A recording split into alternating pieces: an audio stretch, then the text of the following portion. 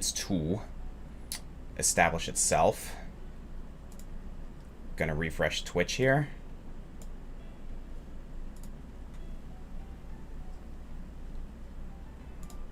Yeah, baby. Move this over here just a tad so that we see the chat for Twitch. And here's the one for YouTube.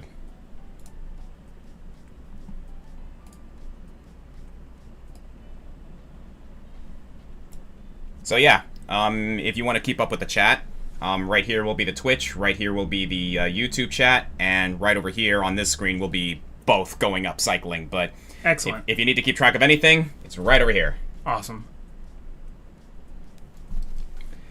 Awesome. All right, and just gonna post the socials. How's it going, Kendrick? Good to see you. We're just getting things started up. We're a little bit late on the draw, but only about 5 minutes. You'll forgive us. We've had a bit of a couple weeks, and we're tired! We both got up late today. Yeah, we did. You, because you watched Deadpool last night. Yeah, I was at a late drive-in show. Yep, me, because I had a D&D session last night. Two of them, cool. as a matter of fact. You'll have to tell me about it. We had D&D on Friday, and then we had D&D yesterday afternoon, and then D&D last night, so... 3 sessions back-to-back. Wow. For me. All fun, thankfully. Living the dream. Say what? Living the dream. Actually, Jeppo, yeah, we were just watching synchronized diving. Yeah, Amber likes watching the aquatic events of the Olympics. I like watching the more big sports. I've been keeping up with the soccer tournaments that they've been doing in the Olympics, so... Yeah, no, we both watch the Olympics every now and again. Alright, so just gonna... do the thing here. Yeah, I actually didn't even know that I didn't even know the Olympics were happening until yesterday. When did they start? Did they... A few weeks ago. Or not a few weeks ago, but like last week. Okay, so I think the main event started this week, but the preliminaries, like the qualifiers and whatnot, I think those are actually technically still going on, but like a lot of the qualifiers for a lot of the big sports, soccer, volleyball, rugby, happened last week. Okay. Hey, Gino. Yeah, we streamed Vernal Edge about a month ago, but we didn't actually finish our playthrough, so we're finishing that up today. Yep. It wasn't last week. It was, like about a month ago. We had to reschedule this stream like 3 freaking times just because of like scheduling constraints. But can you blame us? We're both like adults, full-time jobs, married, and all that jazz. We got a lot going on. Yeah. Plus, it's a summer, which things get pretty active during that time. Yeah, I miss when there was like nothing going on in the summer. Oh my god, right? Like seriously though. Deadpool 3 was pretty good. Maybe I'll talk about it a little bit, but I'll avoid any spoilers because it really just came out. And from what I hear, like it's pretty good. Like yeah, it's one of those movies. From what I'm to understand, like again, I've only heard reviews, but it's one of those movies that if you like Deadpool, you're gonna like it. If you don't like Deadpool, you're not gonna like it. A lot of like every Marvel movie lately, people have been like, "Oh man, is this the movie that's going to save the MCU? Is this going to get the MCU back on track?" And that's not really, like, what Deadpool 3's job or intention is. And I just realized that maybe the mic was a little bit too loud because I had the gain all the way up because of something I was doing earlier. Okay. But yeah, let us know, guys. How's the sound balancing? Are we coming through fine? Is the game's audio coming through fine? We lowered it a little bit. Forgive the audio on Vernal Edge. The sound balancing on the game is a little bit wonky. But, let us know if everything's coming through fine. We're gonna give people a few minutes to, like, start trickling in. I need to do a thing here where I need to let everyone know, hey, we are live. Cleffa, that's a really good highlighted question. I'm gonna save that for once we really get started, but noted.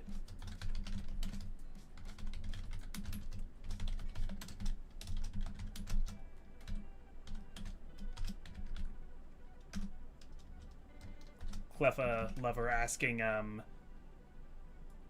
who's your most hated fictional character, not just in gaming, but media Ooh, in that is a general? good question, as a matter of fact.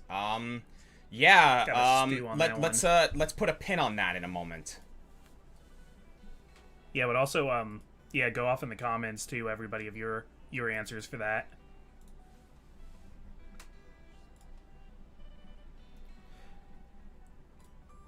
Yeah, you said All for One and MHA. Yeah, I hate that guy too. Oh, yeah, that's kind of a given. That's the thing that's going to be a bit difficult for me, right?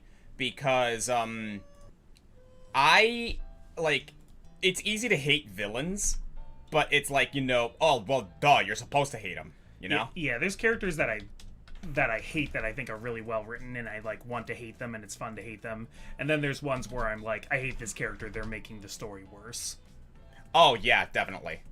Yeah, that's kind of the difference with me is like, I like to differentiate between characters that I know I hate but I'm supposed to hate, but then there are characters who are just like, okay, I don't like the fact that this character's in this thing. Yeah. Or, like, they make my blood boil, you know? Because a lot of my favorite characters and things are hate sinks. Oh, absolutely. Like, my favorite character in Danganronpa is Byakuya, because he's just such a douche. Yeah. and I tend to like that character who, like, rubs everybody else the wrong way. If they're well written. Of course. Alright, so let's see who we got here. We got Kendrick's here. Rodan, good to see you. That castle didn't have a good day. No, it did not. That's just floating in the sky there. Yeah. Magasandris is here. Glitch King's is here. Fifio, hola, ¿cómo estás? Yeah, we got Cleffa Lover. Oh my effing god. Jeppo's here. Gino's here. Mr. Mole. Yep, Magus Andrus, CMJ. Good to see y'all. Oh, Demermole is actually a new guy. Good to see you, man. Oh, welcome. Welcome to the stream, as it were. Is it Demermole or the Mr. Mole? How is that intended to be pronounced, Mole? Actually, it might be the Mr. Mole now that you mention it. But yeah, he just followed. Thank you so much, dude. Thank you for the follow.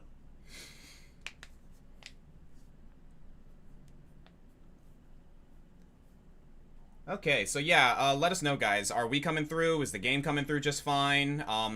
Please let us know throughout, because again, sound balancing with this game in particular is a little bit difficult. We've learned that the ambient music is very quiet and the action sounds are very loud. Yes.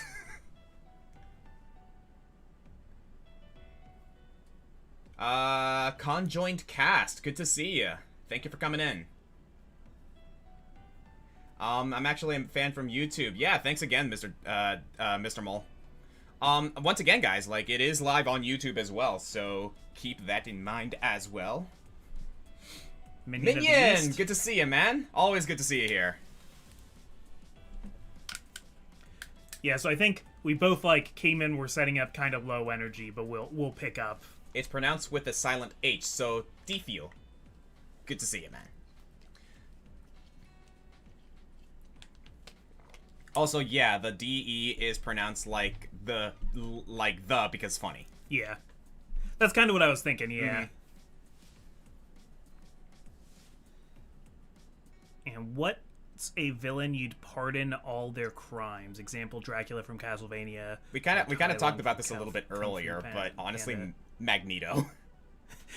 Magneto had some points. He does. I don't know if I'd excuse him for all of his crimes. Maybe not all of them, but like the dude's kind of spitting. He's, he's reacting to genocides. Radon says we sound fine. Awesome. So yeah, let us know. Let us know throughout, guys. Just if things seem out of balance, please let us know. I hate President Snow from the Hunger Games. Black Star from Soul Eater. Oh, you know what? Okay. I got a character that I know for a fact that I despise without question. Not from video games. I don't know if anyone's seen Comey Can't Communicate. I'm pretty sure a lot of people in this chat has. I know what it is, but I haven't seen it yet.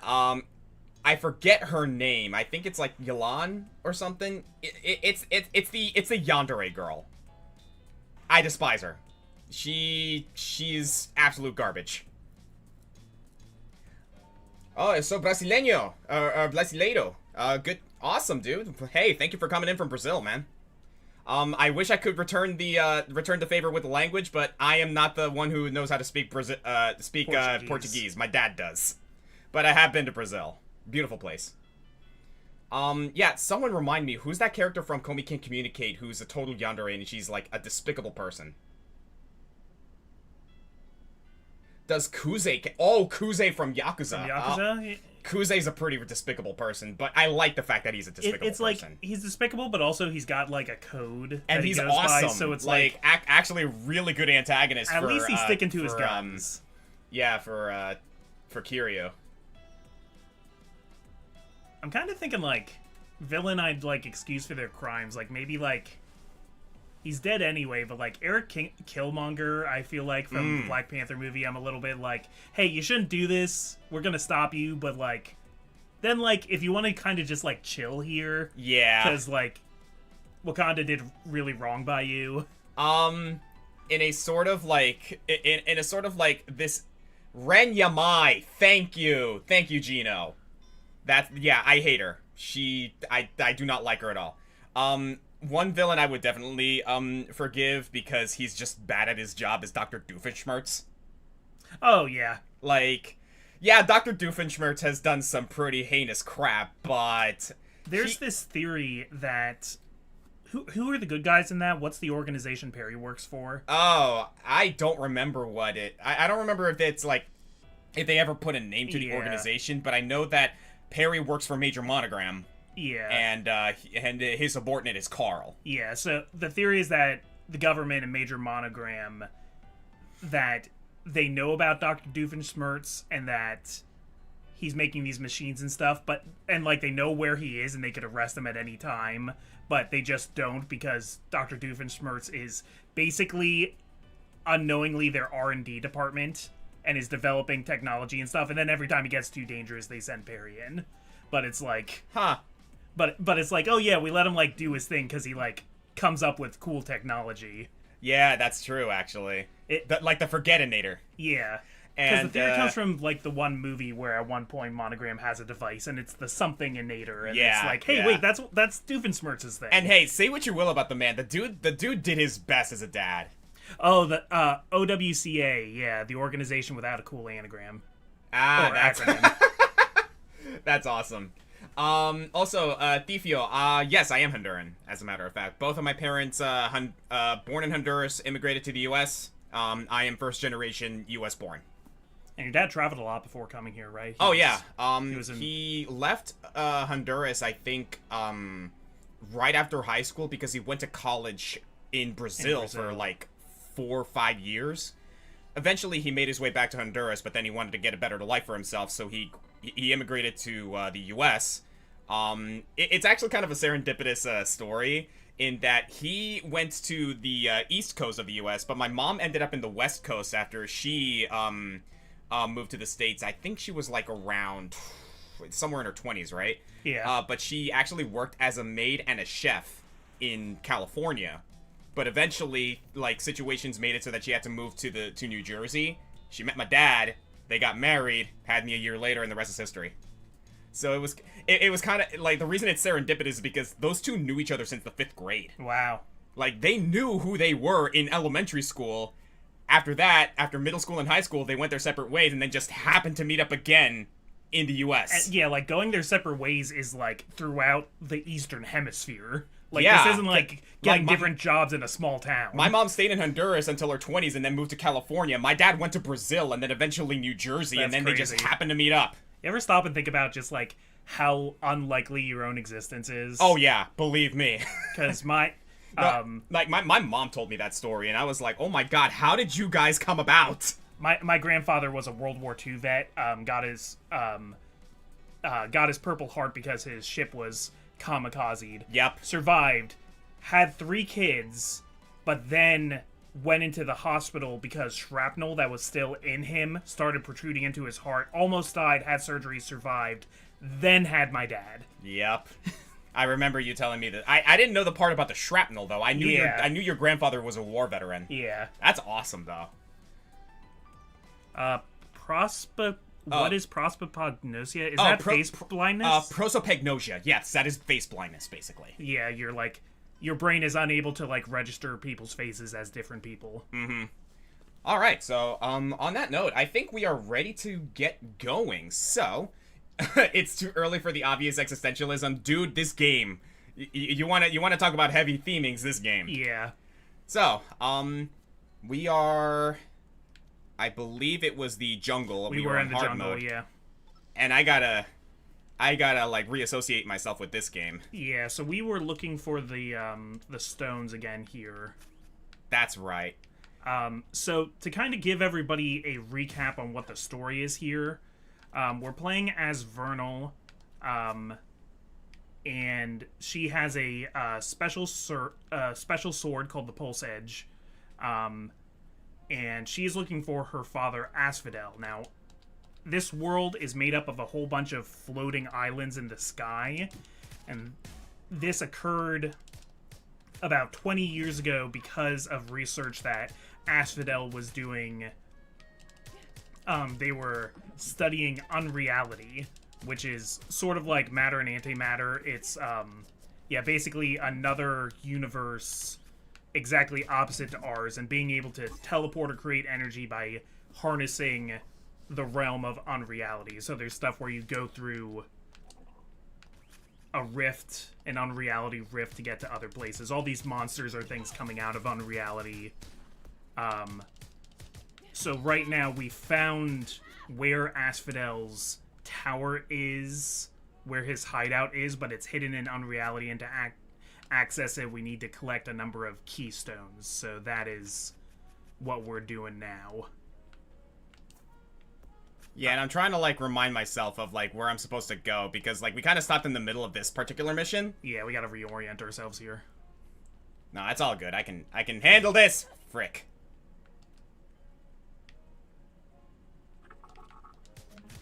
Yeah, this isn't the easiest game to just like pick the controls back up with. It's kind of a... And I gotta remind myself like what the spells I have and everything. Yeah, I'm trying and to remember... that time bomb's gonna blow up. I'm trying to remember what movement options you had. I know the last thing I got was the wall run. Cool. And thankfully we have a map here that tells me where I have and haven't been, so I think I should be able to do what I need to do here. But yeah, in the meantime, like while we're going through this, by all means, guys, if you have any questions, comments, concerns. Clefalover's been talking about the Total Drama reboot, saying they like it a lot. I haven't really kept up with Total Drama since like the first like season 3, the like Total Drama World Tour, I think was when I stopped keeping up. Okay, I'm trying to remember what this does. Guess I'll find out in a moment. Yeah, I haven't really watched Total Drama ever since like Total Drama Action. That was the second season, right? Yeah.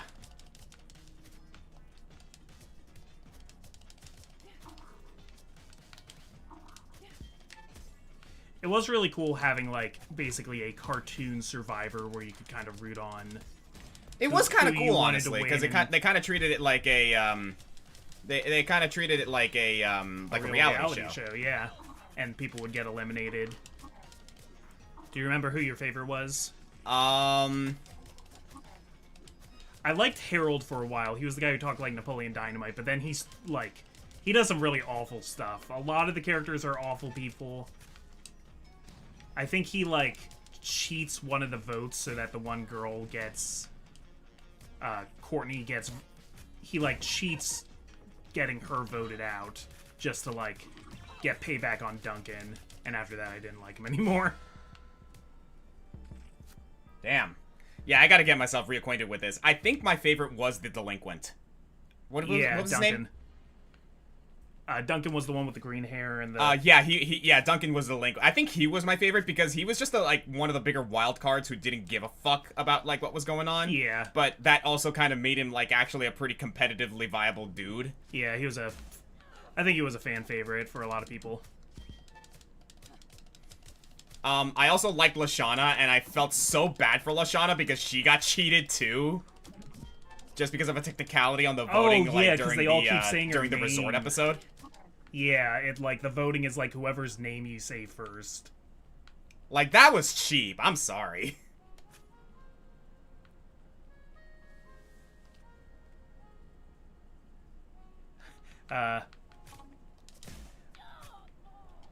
Oh my fucking god asks, what's a great game with the dumbest world building?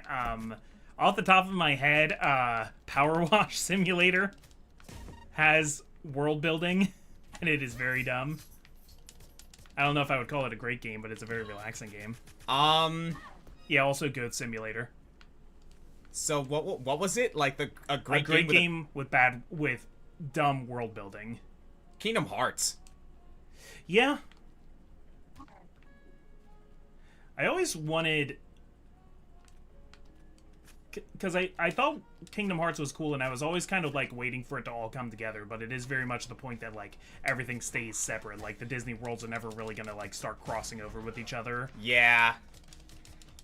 Like, honestly, though, like, I think the one that really defined it for me was, Kingdom Hearts 3 when it came to its storytelling, because, like, that one is truly where, like, things got, like, very separated for all intents and purposes.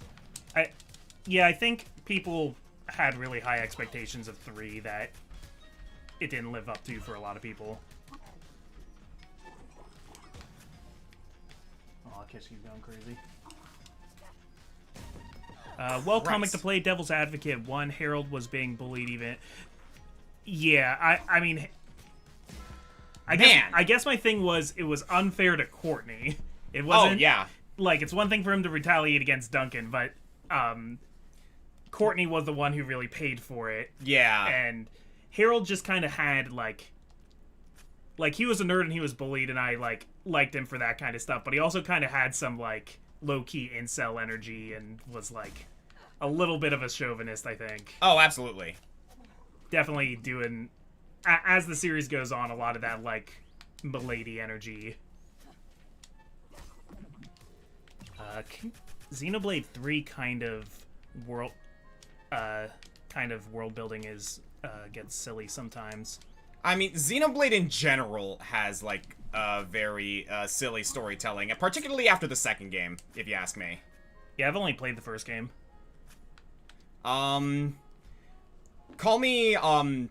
me, like, hate me for this all you want. Anyone who's, like, you know, a Xenoblade fan, like, obviously, like, you know, more power to you. I honestly think you're not missing out much if you're not playing the second game. Really? I mean, there's definitely something there. I'm going to acknowledge that Xenoblade 2 is a great game, like, you know, because, obviously it's popular for a reason. Yeah. But, I don't know. I just could not get into it. Yeah, I'm sort of the... I'm not calling it bad, but, like, the art style went in a direction that, like, felt like less for me. It wasn't even, like, the more art direction. It was, like, kind of just the narrative as a whole. Yeah. And more kind of, like high waifu fantasy, like... Like, when the game starts out with, Rex, put your hand on my chest, I'm going to start asking questions. Yeah, you gotta build up to that kind of stuff. Rodon said for villains he would forgive Walker from Falcon and the Winter Soldier. That's interesting. Huh. That's an interesting one. U.S. agent John Walker. I certainly kind of felt bad for him. Because he was kind of just trying to follow orders, and then he was, like, suffering from some serious PTSD. Yeah.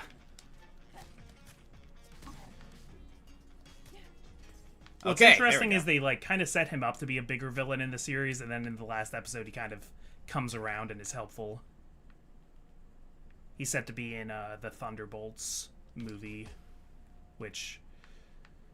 The crazy thing about Marvel right now is that after both the pandemic and the writer's strike and how poorly some of the more recent movies have been received, all of their movies feel a lot like they were, like, made and then reshot and retooled and, like, refocus tested. So it's easy for them to kind of feel like they're all over the place. I think I am missing a... Yeah, there is an ability you'll get later that gives you more verticality. Yeah, I might not have access to it yet. So I'm gonna keep exploring. Oh, actually, I think it might be over here.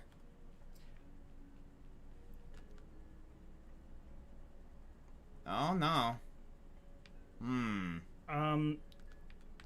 So what's the last...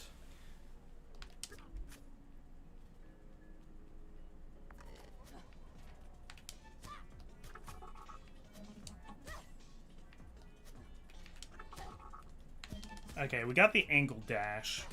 Yeah. We got...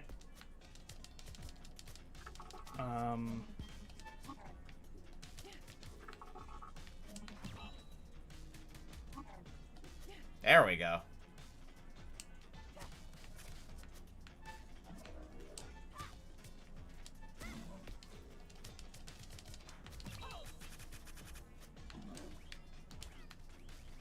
Yeah, somewhere in this area there should be a new major memory that's going to help you.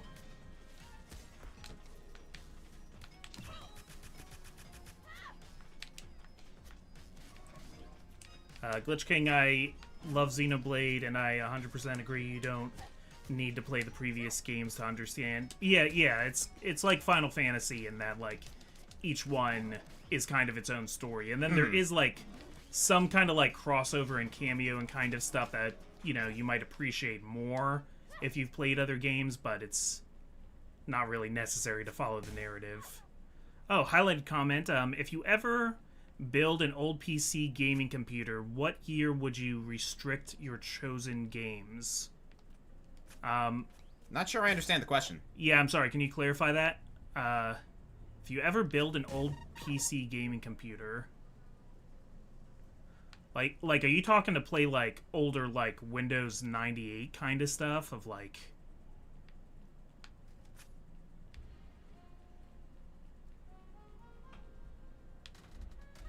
Oh, hello. I think this might be where the major memory is. Yeah.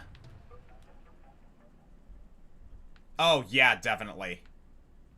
Here we go. You got the pulse flight. Yeah, so this is, like, the best traversal tool. Because you could just launch yourself in any direction.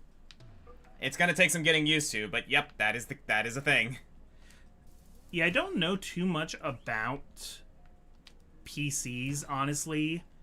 But I know there is some older software that doesn't really work on newer hardware. So yeah, maybe if I were to, like, get a second computer that was meant to be older...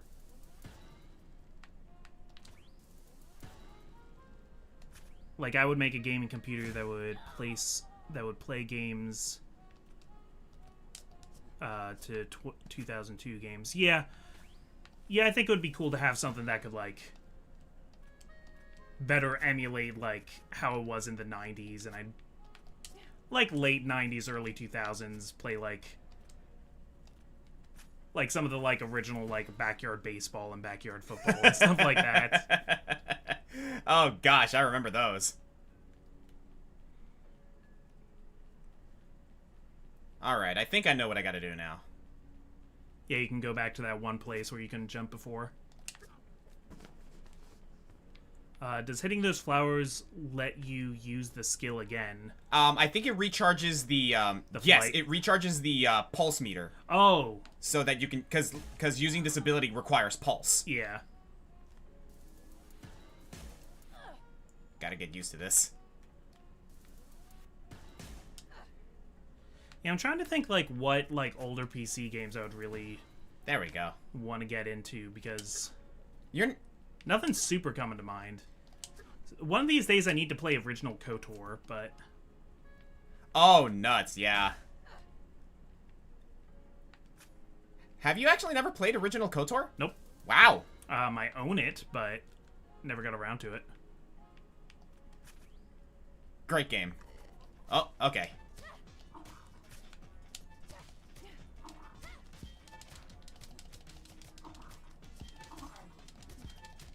Yeah, though I've been very efficient with my backlog. Currently, in the year 2024 so far, I have beaten 35 games that I had never beaten before. Super impressive, by the way. So I'm at a like 5 games a month rate right now. Okay, so we got a green lead. Oh yeah, that's right. We're getting a medicine or something for the what's her face. Yeah, because she's one of the old scientists, and she's going to restore our robot friend's memories. That's right. I remember now. I can't believe this, but I'm blanking on his name. It's like Chervil. Chervil. Chervil, that's it. Yeah. She's hopefully going to be able to restore Chervil's memories, and then maybe Chervil can tell us more about where Asphodel is or what he's doing. Oh, nuts! I didn't even realize you could use it as an attack. That's cool.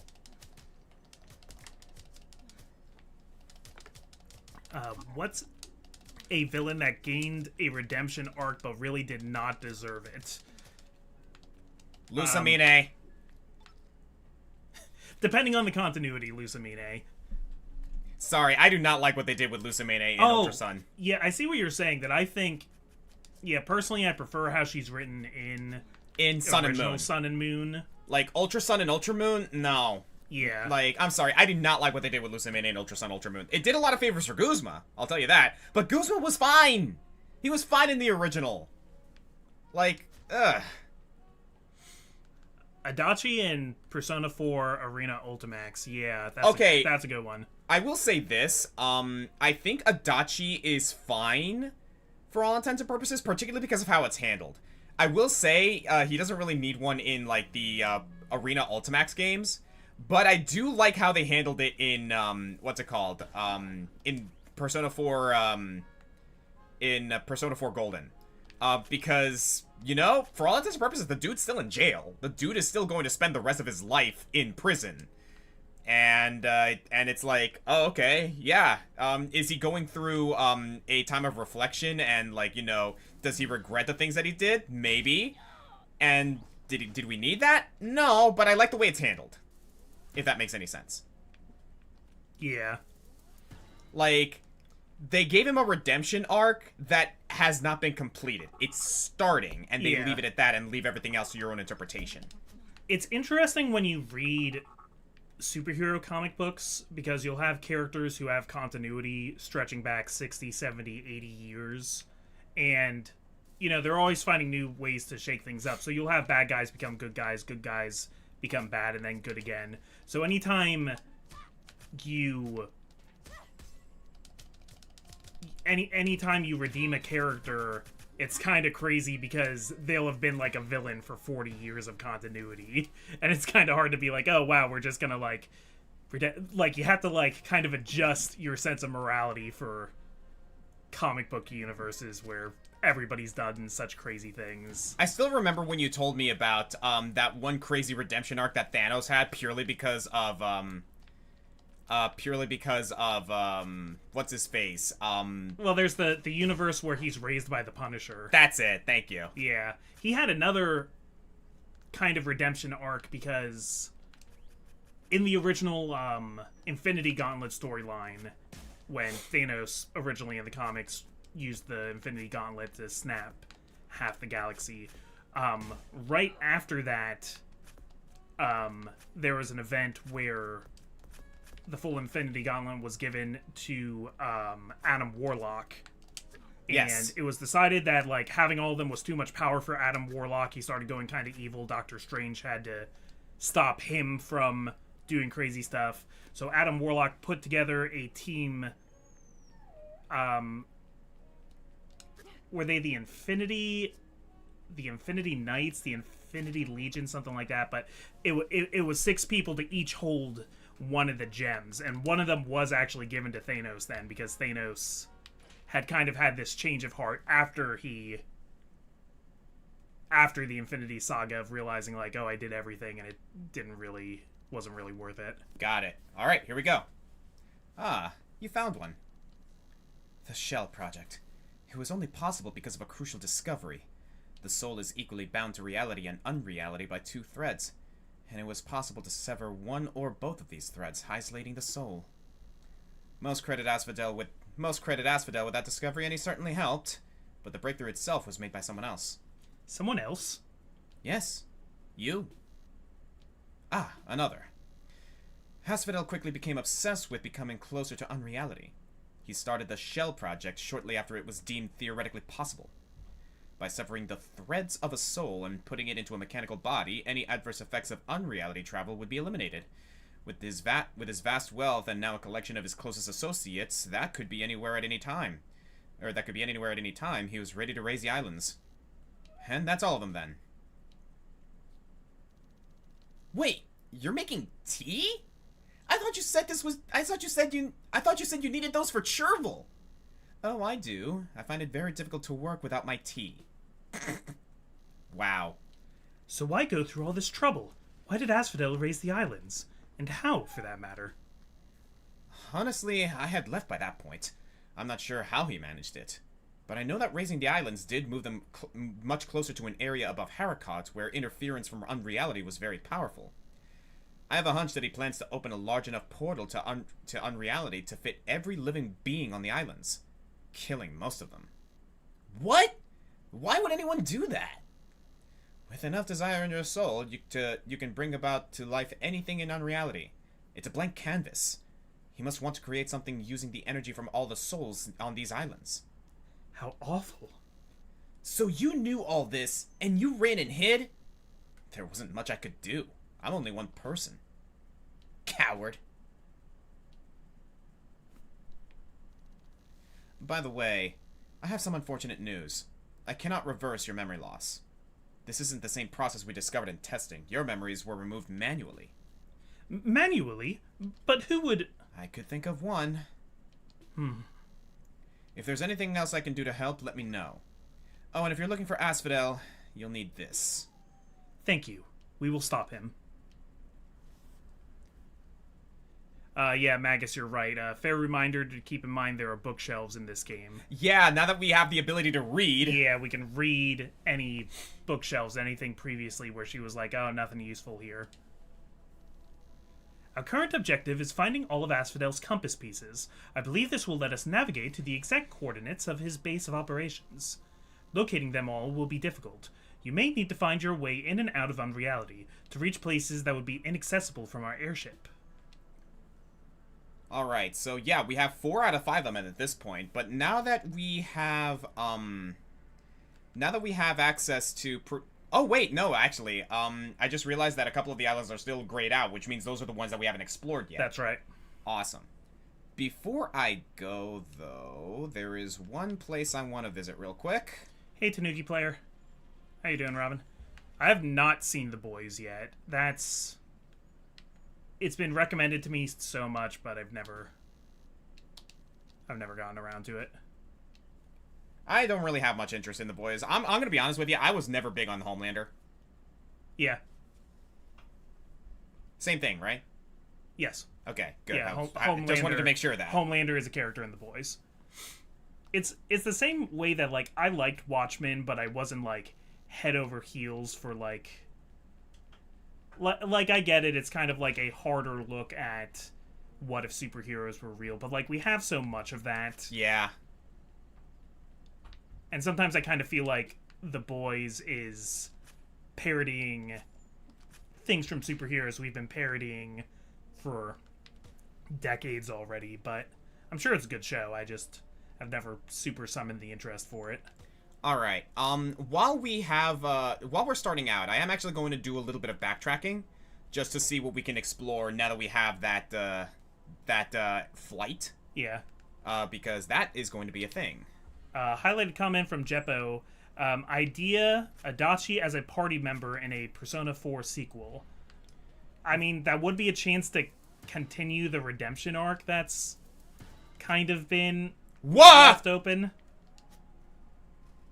Yeah, little Easter egg for you there. Hi. I see this as the game just kind of being like, oh yeah, we didn't finish this area up here. But you found it.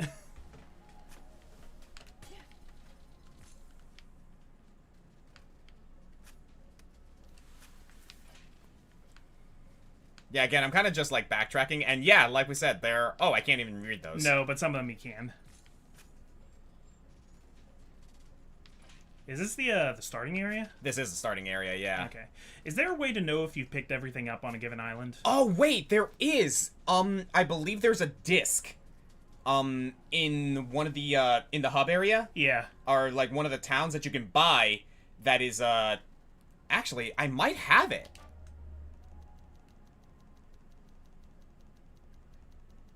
Oh, Magus asked before, how's your new friend George? Yeah, George is doing fine, just taking up space on the ship. Actually, now that you mentioned that, I'm going to check that right now. Because, yes, there is a memory disk that will allow us to check if we've gotten everything in one place. Thank you for reminding me of that. Shadow Mage says, I think The Boys is also a big statement on the negatives of capitalism, which is something that has been done quite a lot. Yeah, and I'm like down with it. I'm down with, you know, I like that kind of that kind of commentary. But yes, I have seen a lot of it, so I'm not necessarily like rushing to something because it has social or political commentary. It's not a matter of me thinking it's bad. It's just my attention can only be split so many different ways. And like I said, I've been playing a lot of video games now and not watching so much TV. Yeah.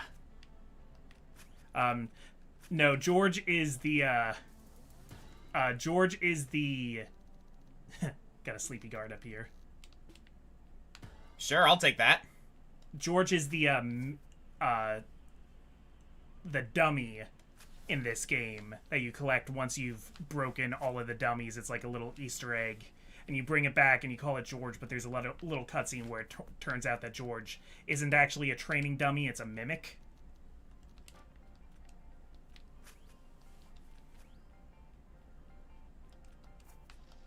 Yeah, forgive me if I'm a little silent here. Like, I'm doing my best to try and, like, find everything here. Yeah, I hope you don't mind. I'm just kind of filling up. Oh, by all means. As a matter of fact, I appreciate it.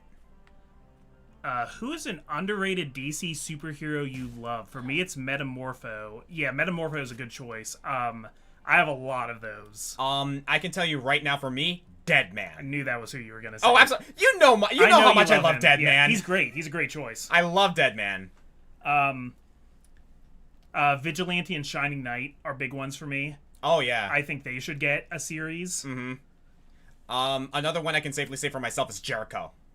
Jericho's a good one. Jericho is, like, has so much... I'm surprised they don't do as much with Jericho as they should, because, like, there's so much hidden depth with him purely from his connection to Deathstroke. Yeah, he's Deathstroke's son. For Pete's sake! And Deathstroke is kind of a big deal! And he has a great power. He can possess people, which is just a great excuse to, like, use other characters. Blue Griffin Arzura. So is this a Metroidvania? It, in fact, is. And first of all, welcome. Thank you for coming into the stream. I see you're a first-timer. But yeah, this is a Metroidvania. Swamp Thing's a good choice, Robin.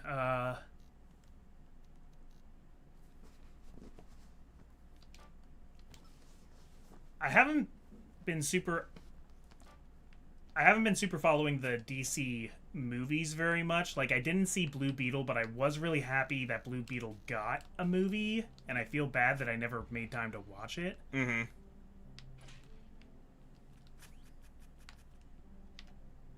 Gino, for my own peace of mind, did you get the videos I sent you, comic? Are you talking about our... For the highlights? Perhaps. I'm checking my Discord now. Okay, the disc I'm looking for might be in the other town. Oh, yeah, sorry, I have them right here, Gino. Sorry about that. I'm so bad about... How long ago... You sent this to me on the 21st. I'm so sorry. I'm so sorry, Gino. For future reference, Gino, he's notoriously terrible at checking his Discord. Yeah, I mean, that's still... We can keep working on Discord. I just need to do better. It's not on you.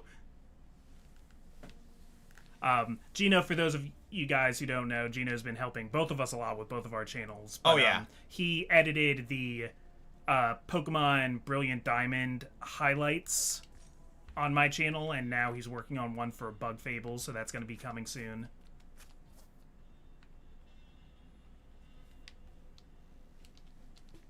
Was always a big fan of John Constantine. John Constantine's cool. Oh, dude, like, I will say this. I know I know Justice League War and Justice League Dark are a little bit polarizing, but I have, like, those movies gave me so much respect for John Constantine. Yeah, John Constantine's a good one. It's a shame that the Black Adam movie isn't very cool because it has a lot of cool characters in it. Mm-hmm. Especially because Black Adam himself is actually a really cool villain. Yeah. Or hero, depending on the continuity. I think it's just that the concept never came together. I think, like, The Rock really wanted to play Black Adam in a movie, and that's as far as they got in the writing process.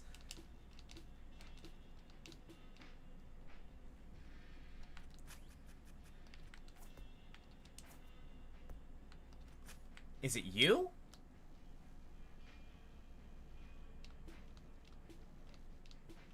Yes, John Constantine and King Shark were an item at one point. We know this to be true. Oh, bollocks, it's my ex. Yeah, John Constantine is a... Ew. Do I look mad? King Shark just, like, smirks at him. Well, that tells you that King Shark is still kind of like... He still really likes Constantine. Constantine is a bi-king. Yep. He's also a hot fucking mess. Yeah. Oh, speaking of hot messes, also, The Question. Oh my god, really yes! Yeah, absolutely. You want to talk about hot messes? We can talk about The Question. You can tell one of my favorite DC things from my choices is Justice League Unlimited, because it gave a lot of these characters a pedestal. Want to give a shout out to Buona Beast. Woo! Which is just a crazy power. He just has the power to take any two animals and combine them into a chimera. Vixen is another good one. Vixen's great.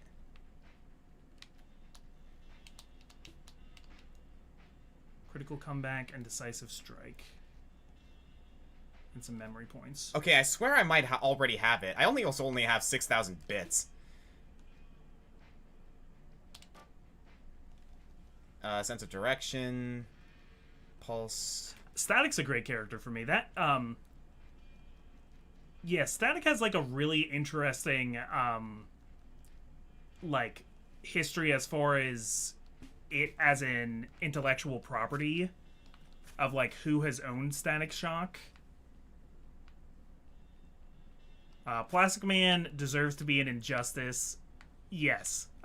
Plastic Man would be a great character for Injustice. I'm surprised they haven't done that. Make him like a Dulzine sort of character. Yeah. I'd say Booster Gold, but Booster Gold actually gets a lot of attention in the comics and stuff. Oh yeah. I think a lot of people know Booster Gold at this point. Also, Booster Gold's kind of a dick, but that goes without saying. That's like what's great about him is that he's kind of kind of actually super fucking powerful, but he's also kind of a jerk. He's sort of a terrible hero. Zatanna's great. I didn't even think of Zatanna as like an underappreciated because in the comics she's such a big player. Oh yeah. But yeah.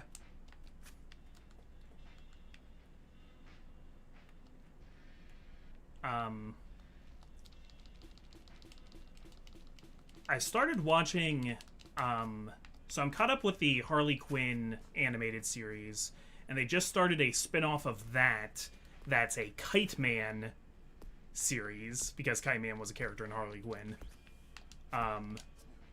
And in that, they just had a cameo from Stephanie Brown, aka the first girl Robin.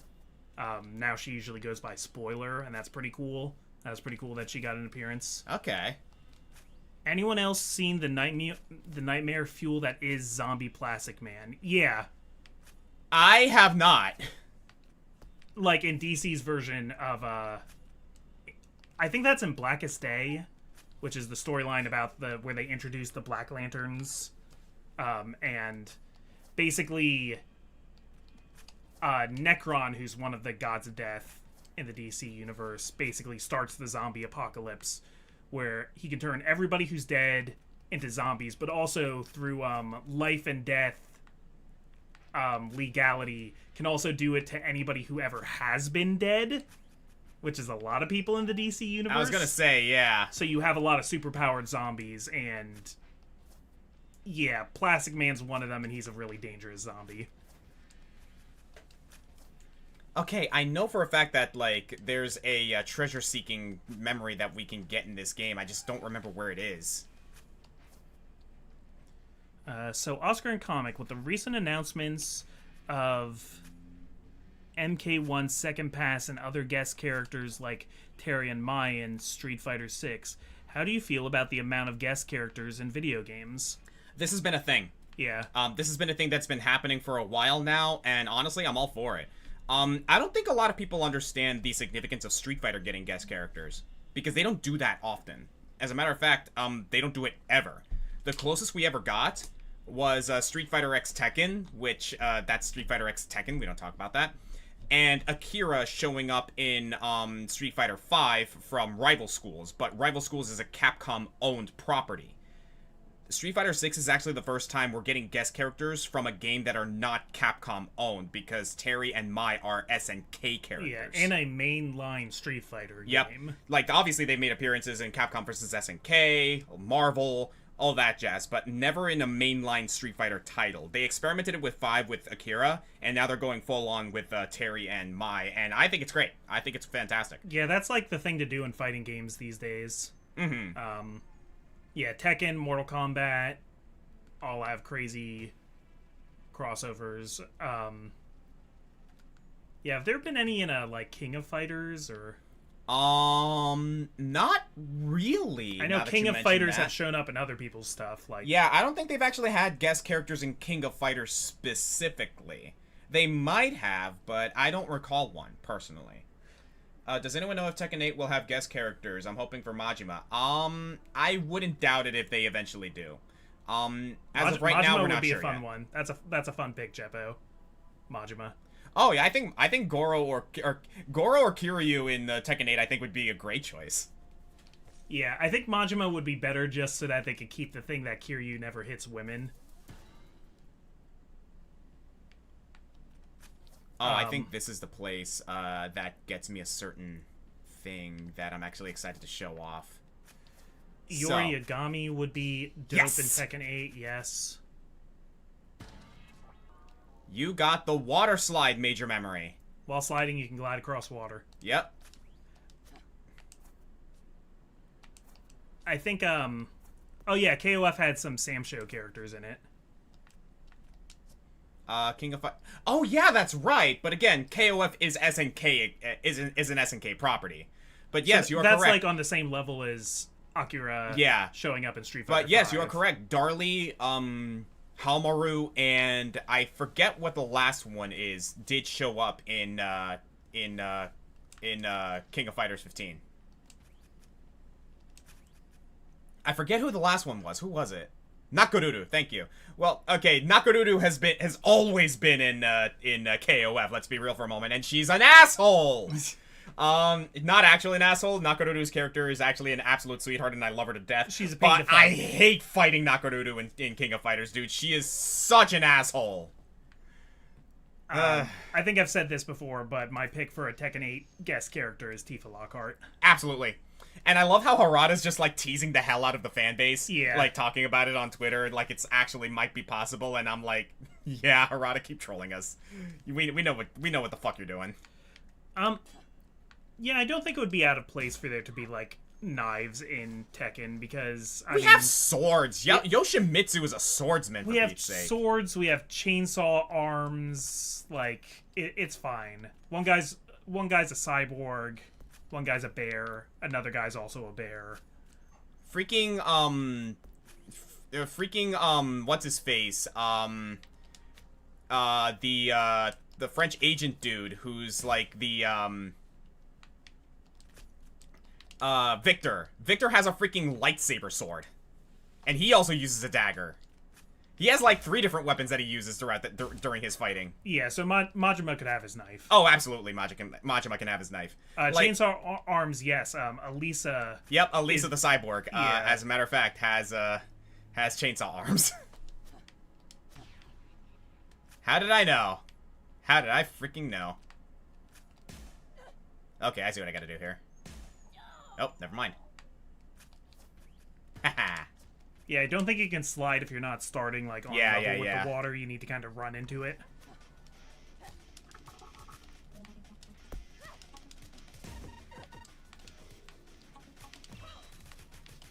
So is that supposed to be a sword or a lance? Are you talking about what Vernal's using? Because that's a sword.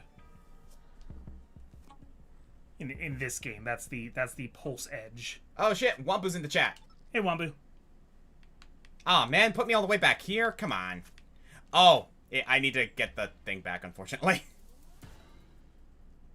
Yeah, I guess it has been that long since we got a save. I can hear freaking Kishki in the background, like, wanting attention. And I'm like, you can come up here! The chat's not gonna mind! Says, you can come down here.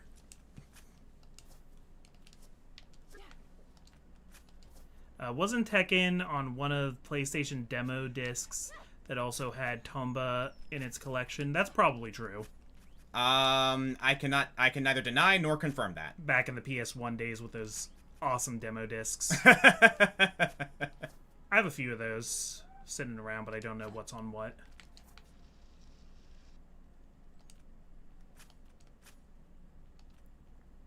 Travis touchdown for Tekken 8. Yeah, I'm down for that. I'd be down for that, sure. I want a Travis touchdown in Smash Brothers, but that's all right. I can understand why that was not the case. Yeah, we got a Mii costume. It's whatever. I love how in the trailer for that they were like, "Oh, this isn't from No More Heroes. This is Travis." Yeah, that's actually because Suda51 only partially owns the rights to No More Heroes. There's another company that they kind of own that with. So every time that they make a No More Heroes game, it needs to be in association with this other company that they sold the IP to. Oh, that I did not know, as a matter of fact. Yeah, so I just figured they did it because of rating. Nope.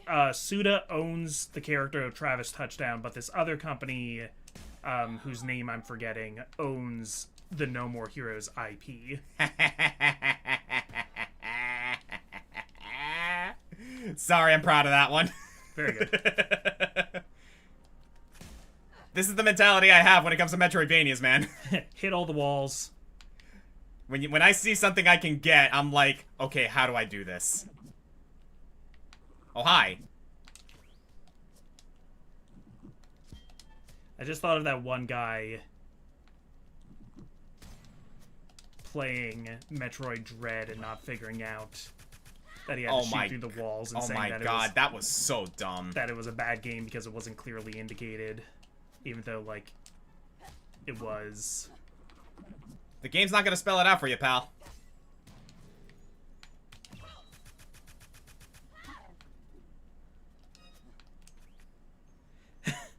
Jeppo says, Oscar, you just did a Seth Rogen laugh.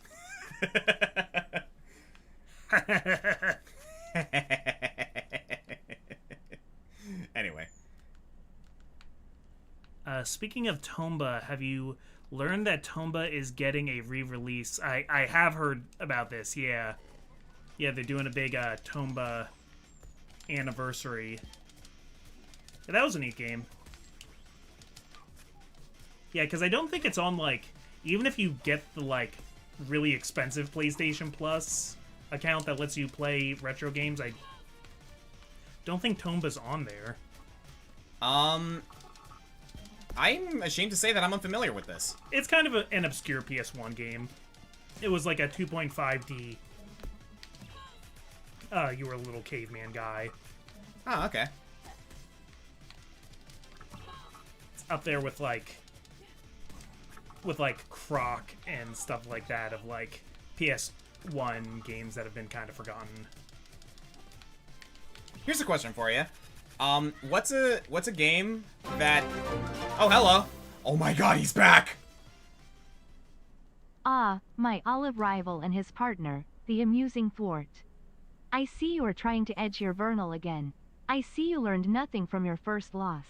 The old dragon may be dead, but there is no release when you do the Vernal Edge. 2 arms. Battle I stations. love this man. He is back. Ready to go. Oh man, dude, his freaking reaction to when we fought White Fatalis in the last game or in the last stream. Oh man, that was fun. So perfect release. What do we got here? So does Yellow Reptile come from like the Bizarro dimension? Like is he the Bizarro Oscar? Probably. Perfect release. Charge attacks released at the perfect time deal more damage. I mean, I'll try it. Oh, I didn't know that. People who worked on the original Tomb games also worked on original Mega Man and Ghosts and Goblins. I might have known that at some time. It's kind of not at the top of my memory right now. It's lost in the mind desk. CMJ Knight writes, so here's a scenario for the chat. You're forced to live in a dark fantasy setting, not the average fantasy setting, of your choice, but doesn't have to be a video game. Which dark fantasy world are you living in? Okay, it's got to be a dark fantasy world. So like if we were forced to live in a dark fantasy world. Yeah, dark fantasy, so I can't say Pokemon like I usually do for this question. So basically like a world where it's like, yeah, we're probably gonna die, but if we had the means of living there, we could probably make it work. Yeah, that's how I'm interpreting the question. Huh. Can you run up waterfalls now? I don't think so. No, I cannot. Okay. I think the waterfalls are usually like disruptors. Yeah. Because like if I'm sliding on the water, if I'm like doing some sort of maneuver or anything, it's usually meant to like disrupt me in some way. Yeah, I was trying to think if like water slide plus wall run. Oh, I still can't read yet. Oh, we didn't pick up the reading thing. That should be in...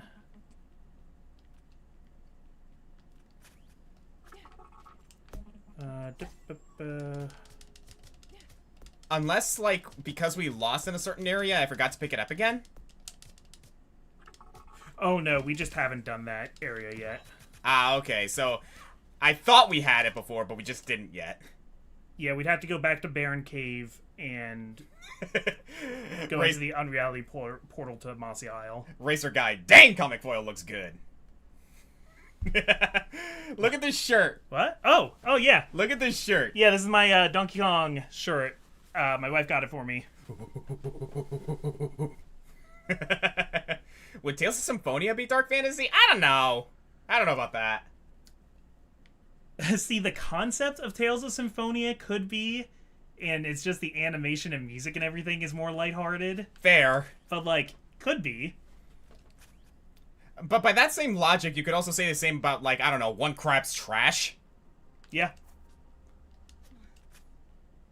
Okay, so what do we have here? Guys, we do live in One Crab's Trash. We're throwing the trash down there. Yeah. We're making the microplastics. And boom. I'll make a snake boss. How you doing? Ah, okay. Yeah, thank you for saying that, Razor Guy. That made my day.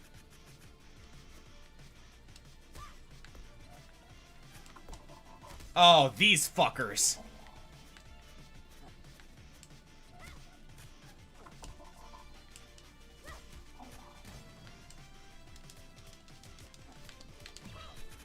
Dark fantasy, dark fantasy. I mean, Game of Thrones would suck. Oh, absolutely. Lord of the Rings would suck, and I don't even know if I would call that a dark fantasy.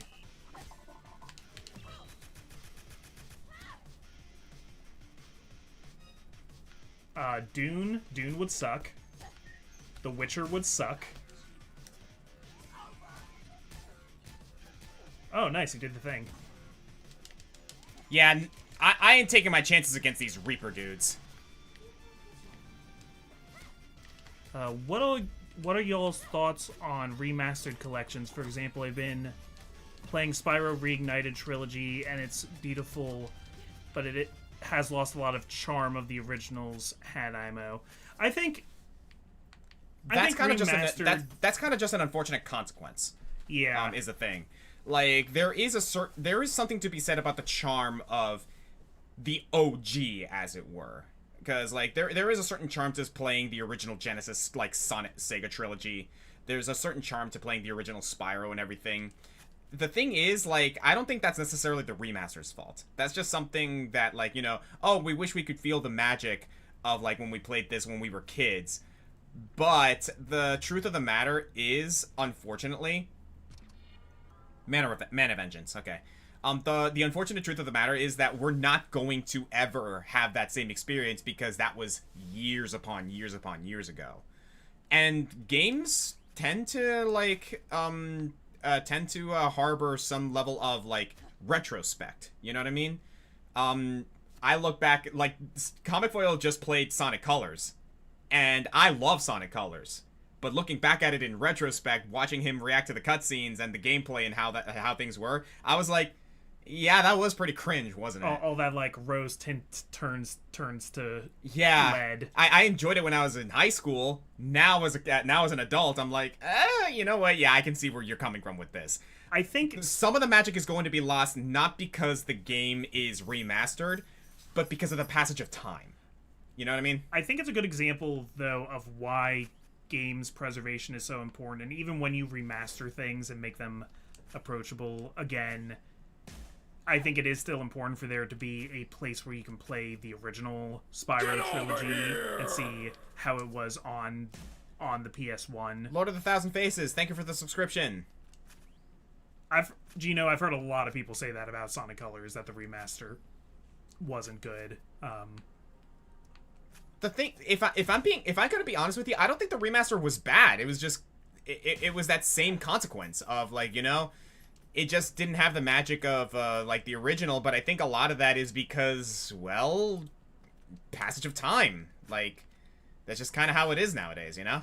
I've been playing the Metal Gear Solid Master Collection, and I've also heard a lot of people be very critical of those ports. And it's not so much because they, like, ruin the games as, I guess, they just think it's not giving the ports as much respect as they think it deserves. But you just got done telling me about that, and you apparently, like, love the games. Yeah, especially MGS3. But on the other side of it, like, Delta, Metal Gear Delta, whatever they're calling it, the Snake Eater remake, I'm, like, extremely nervous for it, because I do feel like they're going to try and, like, improve the quality of life in ways that are going to kill the charm of that game. Mm-hmm. Which will be okay as long as, you know, the original is still available out there for people to play. Yeah. But if we're not doing games preservation, then that's going to be a problem. Yeah, like, I personally am fine with remasters. As a matter of fact, I encourage it because, again, it is that aspect of, like, you know, game preservation. That's just a thing that, like, you know, we kind of have to accept, especially if it means we can get access to games that we didn't have a chance to play in the past. A good example, if you were to ask me, games that were not originally released outside of Japan, the Mother series. Like, we got Mother and Earthbound, or we got, like, Earthbound, like, 1 and 2, I guess. Like, we didn't get Mother 3 yet. Correct. But given the pattern that Nintendo is going, we just might get that. We originally didn't even get Mother 1. That was, like, 5 or 6 years ago that was made officially playable. That's why it's called Earthbound and not Mother 2 in America, because in America there was no Mother 1. Oh, come on! What was that hitbox?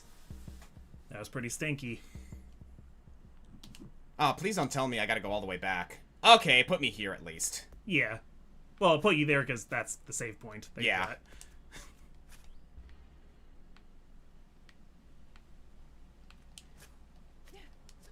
But gosh darn it, now I gotta get all those again.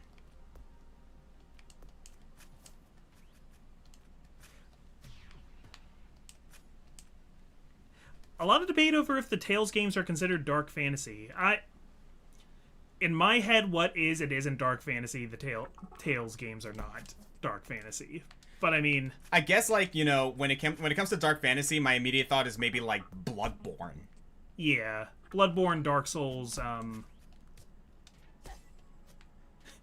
Basically, what dark fantasy world you'd want to live in is a really loaded question because they're defined by places you wouldn't want to live. Mm-hmm. There are places where everything sucks, and, like, the only way to have a good life in one of these places maybe is to be, like, in the aristocracy of something, but... Or like, maybe just powerful enough that you can survive all this bullshit coming at you. Yeah, nobody's having a good time in Dark Souls. No, not at all. Like, yeah, like, Ornstein and Smaug are strong, but they're not happy.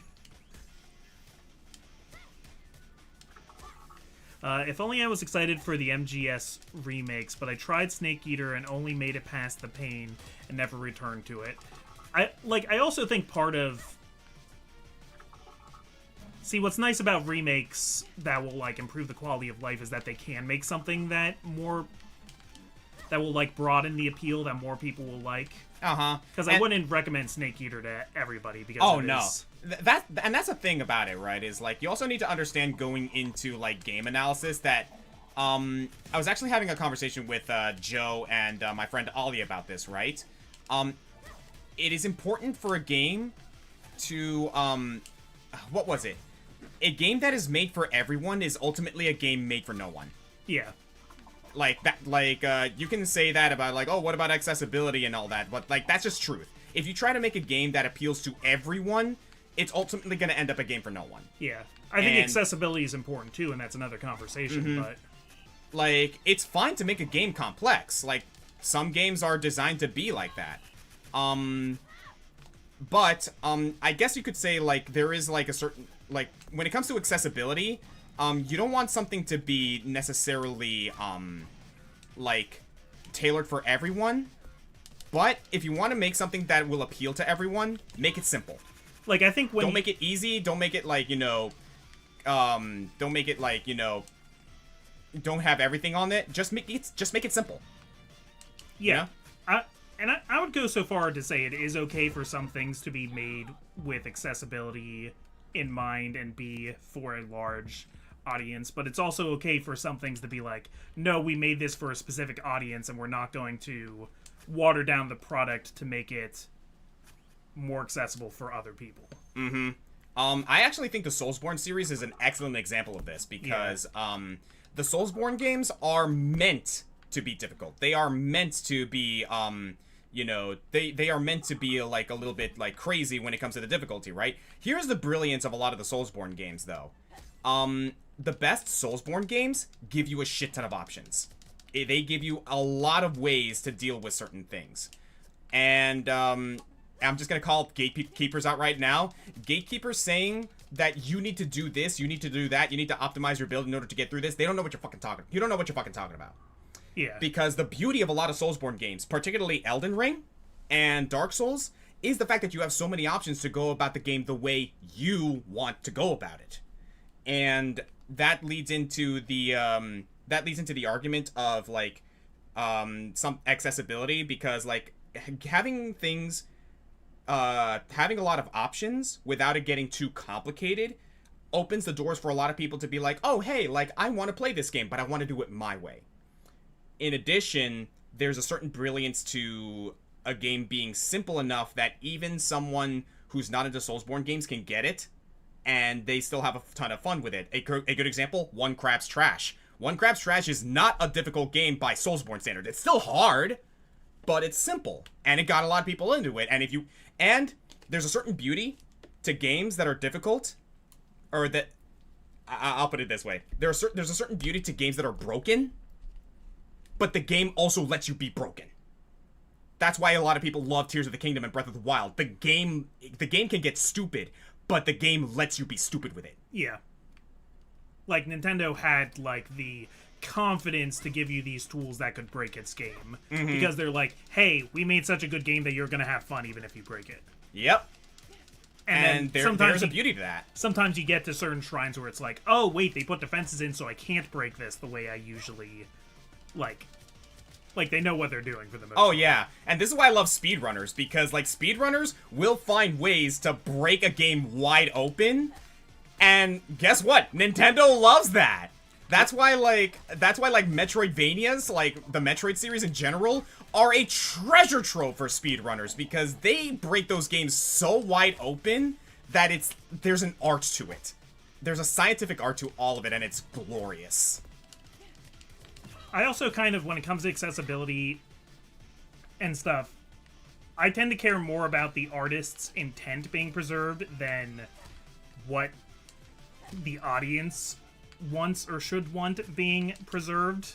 So I'm kind of like, if a developer wants to go the extra mile to make accessibility options for more people to play their game, power to them. Like Celeste having like assist mode in it, and even saying like, when you select it, like, hey, this is not the intended experience, however, if you want to play Celeste and you need assist mode, you know, here you go. Another game that does that is Darkest Dungeon. Yeah. Darkest Dungeon does have a mode where you can make things a little simpler, but they go out of their way to say, yeah, this is not the intended way we want, like, this is not the way, like, the feeling that we intended, but the option is there if you want it. Yeah, so, I mean, that's cool, them going the extra mile. There's been a question posed many times of, like, should Elden Ring or other Soulsborne games have an easy mode? And I'm like, sure.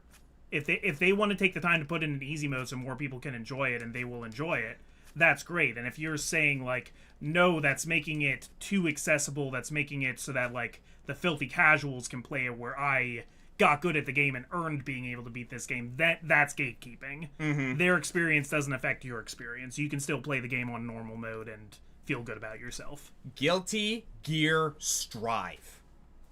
Guilty Gear Strive simplified a lot of its mechanics, simplified a lot of its controls, made certain inputs way easier to pull off, and a lot of the game has that mentality of making it accessible to people who want to get into the series. And I'm going to go to the grave with this one. That is absolutely to the game's benefit. It makes the game healthier. It makes people it gives people newcomers a place to start. But hey, guess what, guys? Newcomers are not going to come in and kick the ass out of professionals, because if Strive is easier to learn, guess what? The professionals are going to get a lot better a lot quicker. They will perfect that system. So they're still on top. So, like, the best way to make something more accessible is what we usually call quality of life improvements. Mm-hmm. And I guess how we started on this is that worrying that improving quality of life too much in the name of accessibility can ruin the charm of something or ruin the appeal, which is why I think it's nice for these sorts of things to be options. Like, even if it's the default, I would prefer there be a way to turn off experience share in Pokemon games, or the option to turn off permadeath. Hi, Fire Emblem.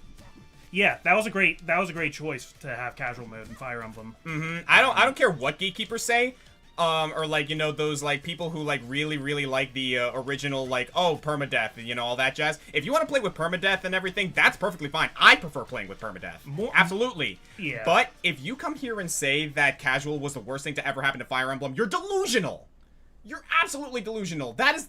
Casual mode was probably the best thing they could have done to Fire Emblem, because they made the game more accessible, and now the game's a worldwide phenomenon.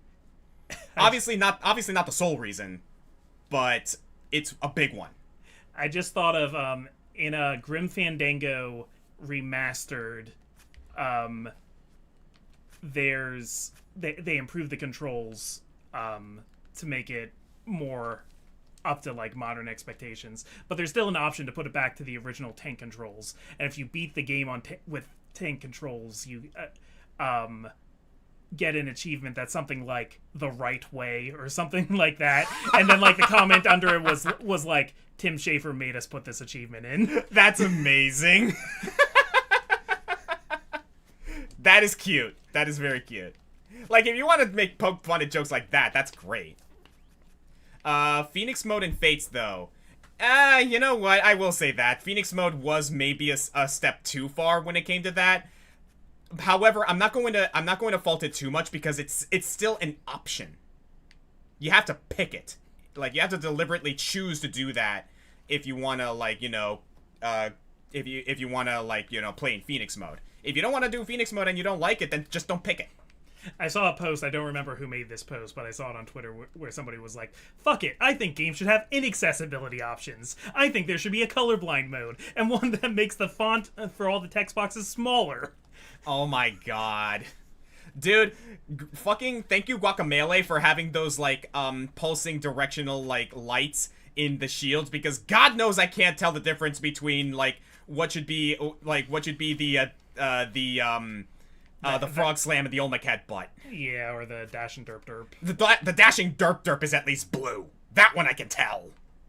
I just got a board game, I don't know if you've ever heard of it, called Hues and Cues, which is all about guessing colors. It would be a nightmare for you. Dude, you gotta put me in front of a camera and have me try that just for the fun of it. That would be fun. Like, I will put myself through that torture if it means you guys can have some fun with that. So I know we're just exploring and picking up stuff still, but whenever we want to try and get the reading ability, we need to go to Barren Cave. Barren Cave? Yeah. Okay, so not the pyramid, right? Right. Okay, so we need to go to the Barren Cave. Can you also look up where I can find the treasure memory? Like, I forget what it's called, but I know there's a treasure memory that tells me how many, like, the percentage of, like, completion I had when it comes to collectibles in certain areas. I'll do my best.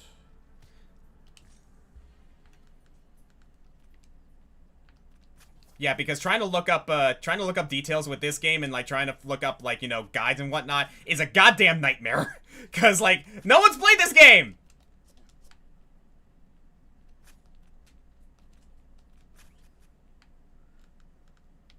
Okay, so we actually need to go back into this place. Yeah.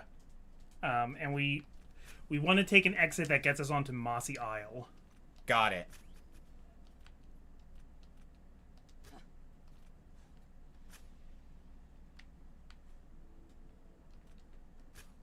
While he's looking that up, I actually want to bring up something that was brought up earlier in regards to, like, forgotten PlayStation games. I'm gonna give you guys a freaking Xbox forgotten title. You guys in the chat, also, hi, Quarter Guy. You guys in the chat, shout out if you have ever played or heard of Mad Dash. I don't know that one. Really, really weird racing game, but it was fun. I remember playing that with my friend Sergio, like, years ago. Any Mad Dash fans in this game, in the chat?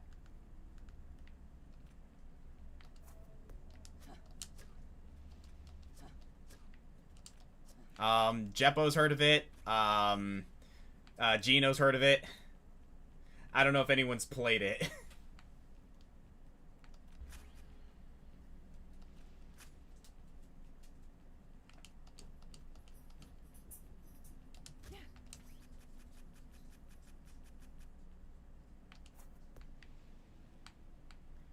Charles Martinet is in Mad Dash. Is Charles Martinet in Mad Dash? Who did he play? Or, like, who did he voice? I did not know this. Hijo de madre. Hello? Hello? Oh, hi. What are you doing here? Looking for someone? I think I went too far. Do you need help? No. I think I'll find my way back eventually. Who are you? Hello there, miss. Have we met? Yeah, you're looking for someone. Oh, that's right. I think I've gone too far, though. Right. Yeah, who might that be? I don't know if that's another Easter egg or something.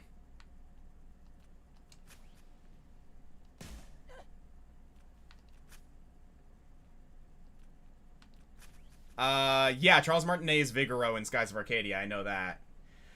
What type of color blindness do you possess? I don't remember what it's called, but, it's like blue-green color blindness. Basically, like, for all intents and purposes, I have serious trouble with, darker shades of color. Like, blue and purple are the big culprits for me.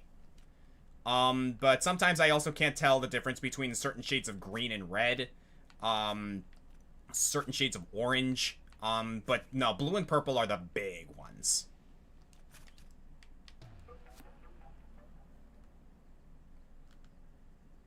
We're in the jungle. Oh, okay, that's where we started today. No, go back. I think I figured out what we have to do for the treasure hunter. All right. So eventually we're gonna want to go back to the arboretum. Oh, the arboretum. Okay. Yeah. We need to get a vegetable there that we trade to the goat guy in Rosales for medicine that we trade to the tiefling girl. That's right. In Pyrena. Oh, yeah, like, that's the disc that she has right there. Okay, yeah, we can go ahead and do that.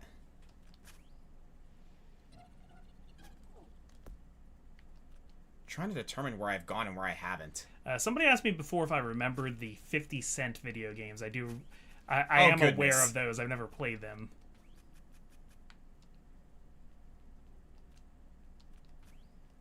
Dylan brought over a game for the PS2 that was something like Streets of New York or something, and it was pretty funny. Oh, what might this be? It's death.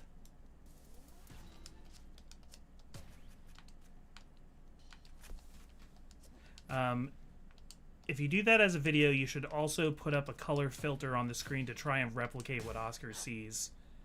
Oh, that would be tough. Yeah, I can try, but I don't know if I'm smart enough to make that work. Yeah, did you know dogs apparently, we all know dogs are colorblind, but a lot of people say dogs see in black and white, and that's not true. It's that they see really high blues. Yes. And really low. Yeah, they're reds and yellows. Yeah, it was less it's less like a black and white color blindness and more like a intensified saturation, I guess you could call it. Yeah. Yeah, they have their blue turned up really high on the RGB. Okay, this is the airship. All right, so we got to go down then, it seems. Did you guys hear about the Doctor Doom actor? I did hear about the Doctor Doom actor. Oh, I have mixed feelings, but it is pretty hype. Did you hear about this yet? No, I'm unaware of this. So, I think yesterday Marvel had their announcement at SDCC, which we were talking at the very beginning of the stream a little bit about. Oh, hello.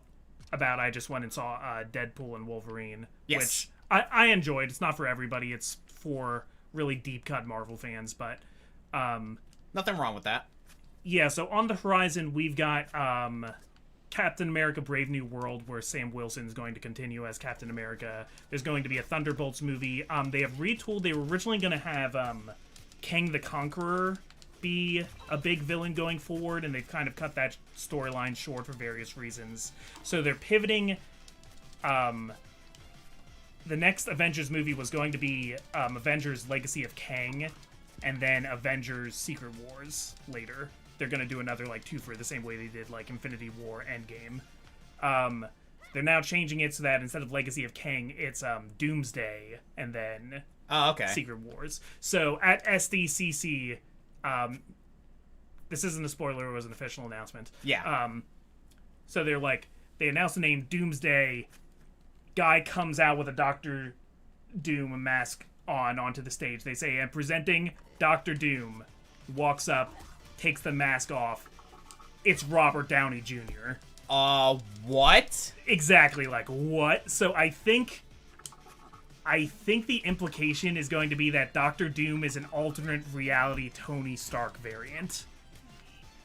Why does that make sense? Which kind of makes sense.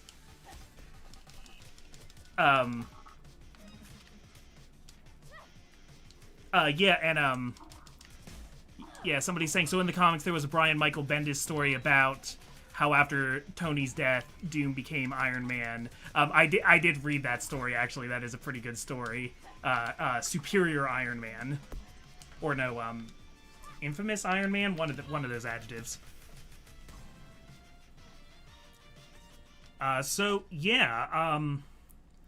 On the one hand, I'm kind of like...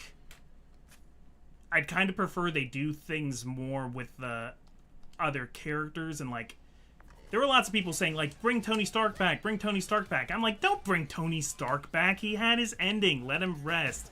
And this is sort of like an inversion of that, because they're still bringing back Robert Downey Jr. I mean, I'm sure he'll do a good job. Oh, yeah. At least they're doing something interesting with that concept instead of just having him come back to life. Like, I figured eventually we'd see him again if they were doing Secret Wars. We would see, like, Tony Stark in another reality. So yeah, like you're saying, CMJ Knight, they brought Tony Stark back.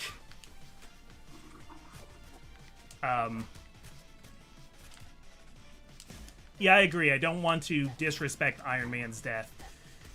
Deadpool and Wolverine actually kind of has some interesting commentary on, like, the state of the MCU right now, and how, like, it being Deadpool, of course, it's, like, very critical, and it's very gonna poke jabs at everything and make fun of Marvel. And the central conceit of it is basically Deadpool reacting to the fact that Fox has been bought by Disney and that he is to be entering into the main MCU is sort of the central premise. But the movie itself is kind of more a, like, last hurrah / an homage to all of those Fox-made Marvel movies that aren't in the MCU. Got it. Like all the past X-Men movies. So if you're looking for, like, more, like, cameos and continuity and stuff, it's much more of that. Hugh Jackman's back playing Wolverine. He's not supposed to be, like, the same Wolverine that was in the X-Men movies. He's from yet another reality, but they draw on that kind of stuff.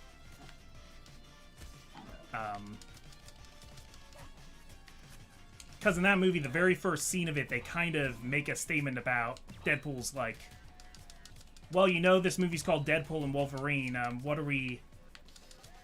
And, like, I know Logan ended with Wolverine dying, but we need him... And, like, everybody thought that scene was beautiful, but we need him back. So, and the first scene of the movie is Deadpool digging up Wolverine's grave. Yep. And then it turns out they can't bring that Wolverine back to life. That's not how it works. But there's, like, this big fight scene where he's using Wolverine's skeleton as a weapon.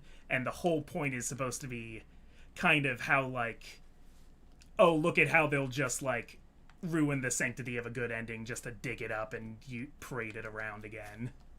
Yeah, no, like, that was the thing I've heard, is that, like, the Deadpool movie is remarkably self-aware in a cathartic way, because, again, if you're gonna do self-aware humor, what better than Deadpool? Yeah. What's up, Kitsune Chow? You look pretty relaxed there. Oh, yes, hello. This place is so beautiful, it makes me want to take a nap for a while. There's so much to see, though. Maybe I'll visit another place soon. Yeah, there's been these, like, interestingly drawn characters all over this unreality. And I can't help but feel like maybe it's, like, some sort of, like, Easter egg on the developer's part for some reason. I always wondered if it was, like, Indivisible, where it's, like, other people's OCs. And that's like, what I'm thinking. Backers of the game got to put their characters in. Oh, Lost Mouse. First of all, welcome. Second of all, thank you for the 500. Hey, thank you so much. Oh, stay hydrated, kids. Thank you. Oh. Before I was so rudely interrupted.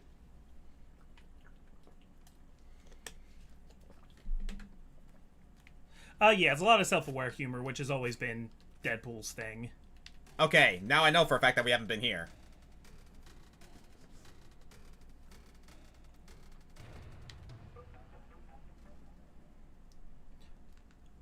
Mossy Isle. Nice. This is where we need to be. Alright.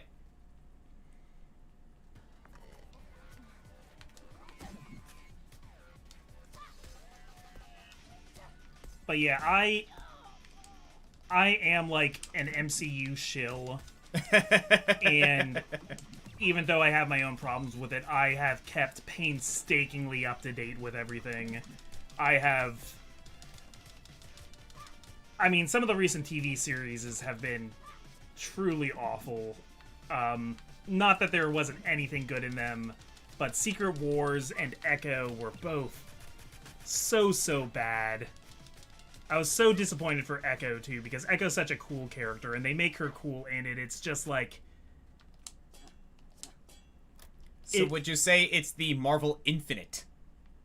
Yeah. Yeah, I would. It's like, it doesn't...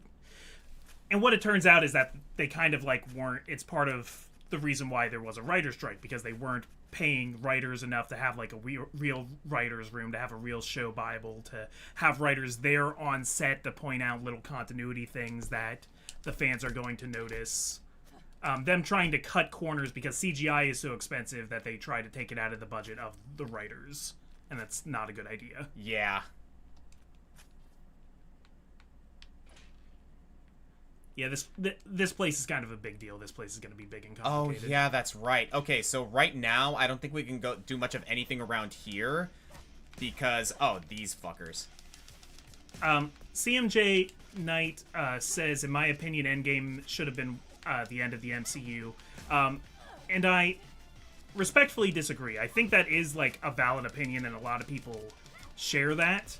I think there's still plenty of great stories to tell in this place, in this setting, and, like, even, like, go back and watch Endgame. They were, like, setting up all kinds of future stuff in there. There's a part where they pretty much turn to the camera and say, hey, Loki's getting a series. Like, I don't think the problem is that it didn't end. I think the problem is that they tried to do too much too fast without enough care from the writers. And they were just so excited by all the stuff that they could do that the quality control wasn't there. Yeah. That's my opinion. I think there's still plenty of good stuff in Phase 4 and Phase 5, as they're now called.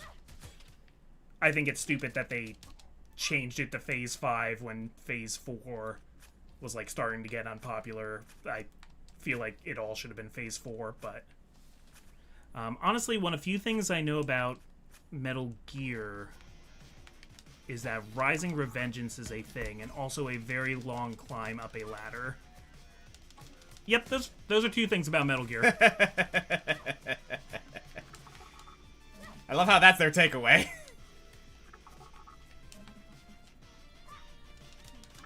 By the way, we picked up one of my favorite memory discs. So normally the ground combo wouldn't be able to, like, break shields. Now it can. Nice. Check this out. 1, 2. Combination 5 is, in my opinion, one of the best memory discs you can get in this game.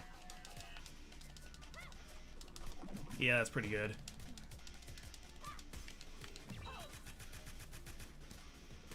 Yes! Yeah, CMJ Knight, I'd say, like, if I had to go through all of them, like, Black Widow feels like a movie that should have been made way earlier, but it's, I think, pretty interesting until the last third, and then it falls apart in the third act.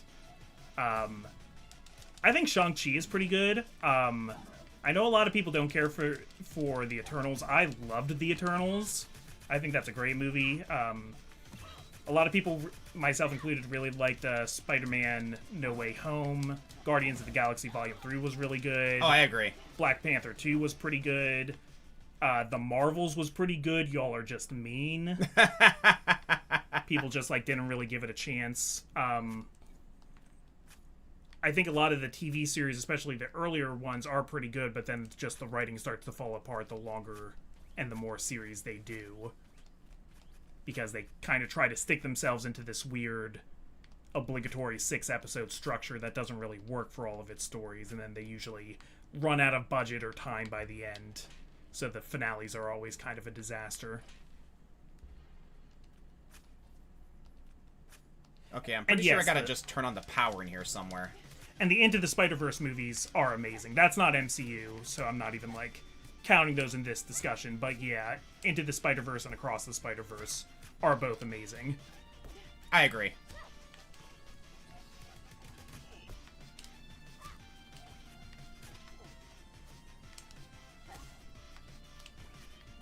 Yeah, sorry, I hope you don't mind. You're fine, brother. I will rant forever about Marvel if you let me. Why do you think I haven't stopped you yet? Yeah. I just, like...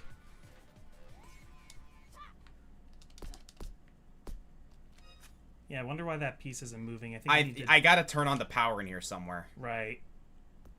I love her foot dive when you do that. Foot dive! Speaking of Doctor Doom, Foot dive! There we go.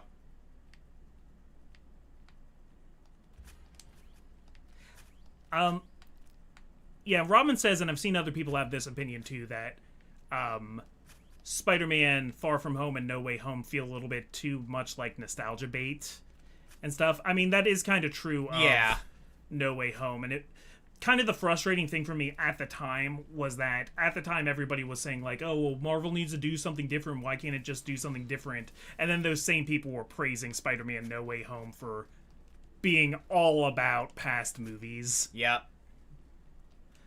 Question for Oscar: what is your favorite Stupendium song if you've listened to any of his work? Can't say I have off the top of my head. You're gonna have to tell. Hello.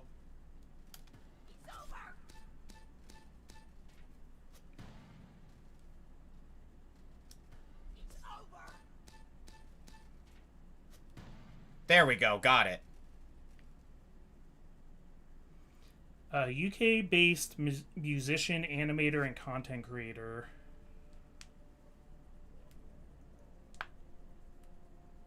Yeah, I don't know if I've ever played or if I've ever listened to Stupendium. I might have, but I cannot think of it off the top of my head, unfortunately. It looks like they make some songs like based off of video games and stuff. Yeah, I'm not super familiar. Yeah, apologies. I got nothing on this one. Oh! This room. Okay. So, I do want to eventually open this door. Okay. I think this is a very, very, very, very cool Easter egg. Apparently, Stupendium has gone on record that they use they-them pronouns. Good to know. Hello. I'll take that. I've kind of gotten into, especially when I'm streaming or I'm online, I've gotten into kind of a practice of saying they, them first for people until I know for sure. Honestly, but I like, do mess up sometimes. Yeah, I've been sharing that myself. Oh, hello. Oh, right. I can call for the ship here. Yeah.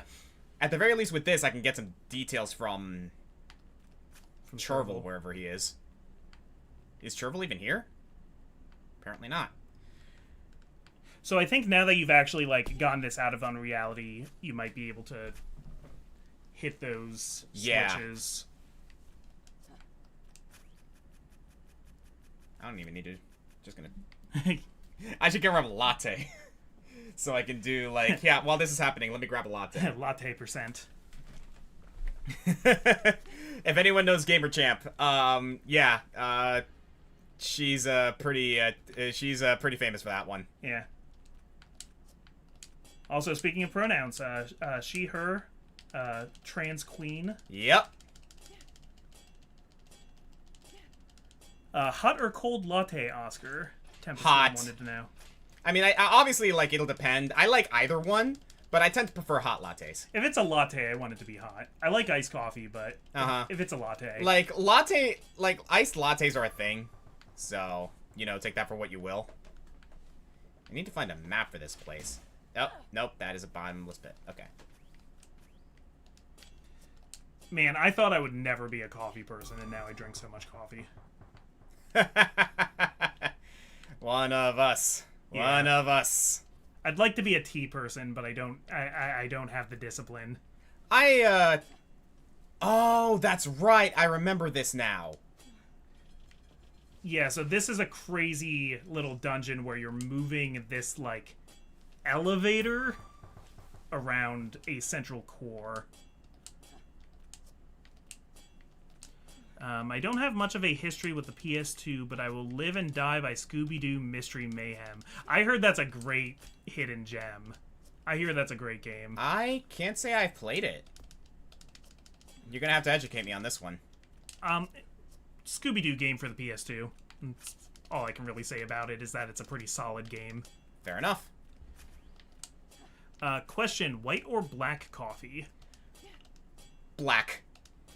I mean, obviously, like, I like my coffee with a little bit of cream, but at the same time, it's like one of those things is like, I tend to like my coffee on a little bit of a bitter side, personally. I'm the opposite. I have to stop myself from putting too much cream or sugar in my coffees. I need to, like, and I'm good and I don't go too far and I try to watch my sugar, but left to my own devices, I will just pour an entire jug of milk in there. Well, good news for you is in order for us to be able to keep up with our energy here, I do have a pot of coffee downstairs that we can utilize if we get to that point.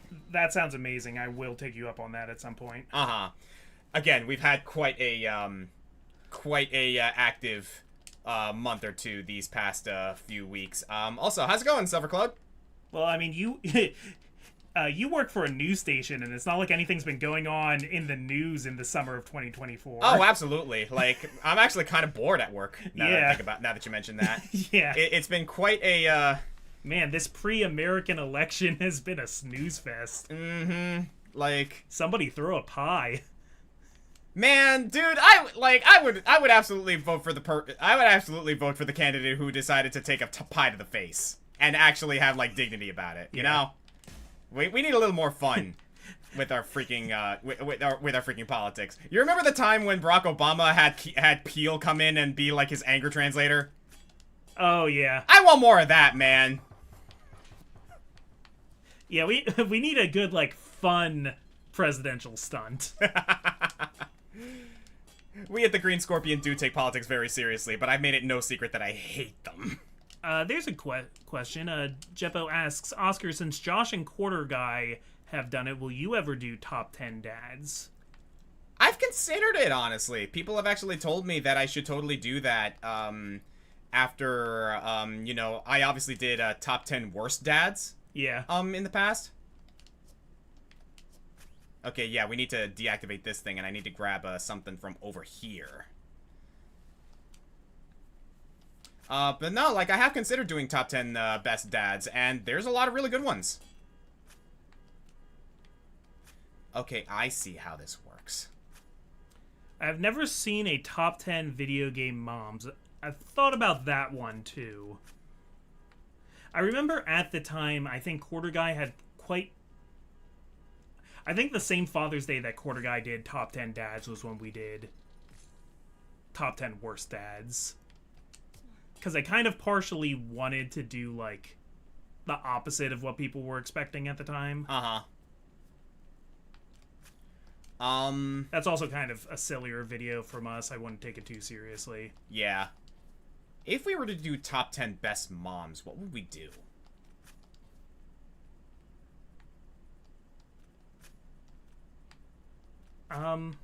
Like, what are some good moms in video games? There's plenty of them. We just gotta think about it. You ever play The Plague? No, I can't say I have. That's a pretty good one. Woman taking her kid through a apocalypse where the apocalypse is thousands and thousands of rats. Ooh.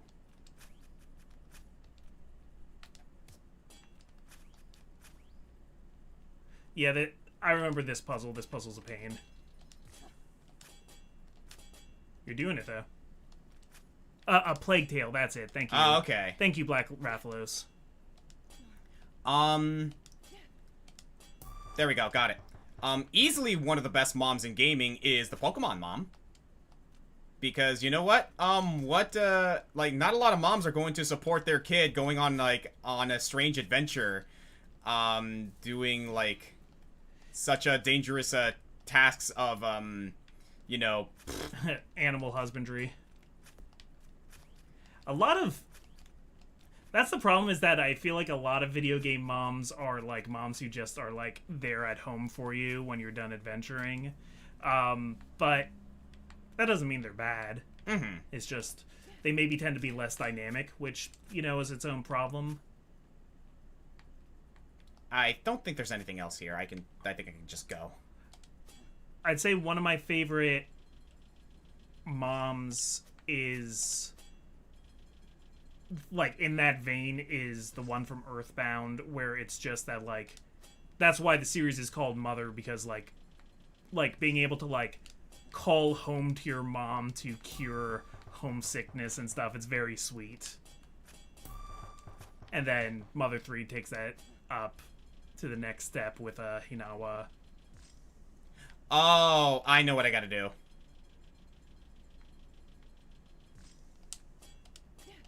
Top 10 parents that don't die. Yeah, that's a tough one.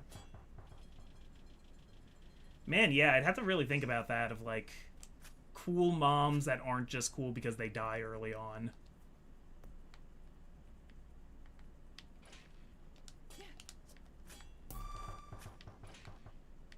Got it. I gotta be honest, I haven't been paying attention to this puzzle as much because I've been focusing on chat, so I'm just trusting you to be doing this right. I'm sure No, I got it. I know we got some good moms now. It's just trying to figure out, like...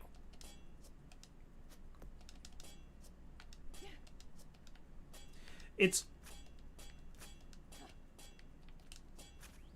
So I'm like, not gonna soapbox it. It's gonna sound like I'm on a soapbox. I'm not trying to, like, do a call to action thing. But it is kind of true that, like, a lot of cultures, you know,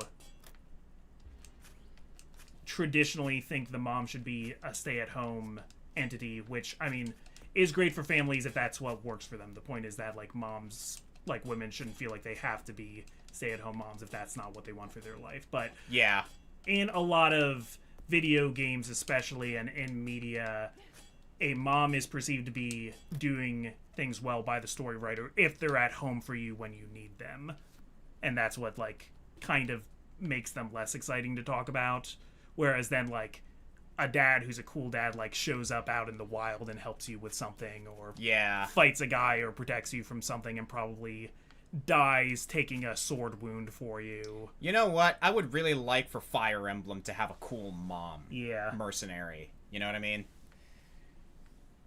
Like, there are Fire Emblem characters you can make into cool moms. Oh, absolutely. Okay, here we go.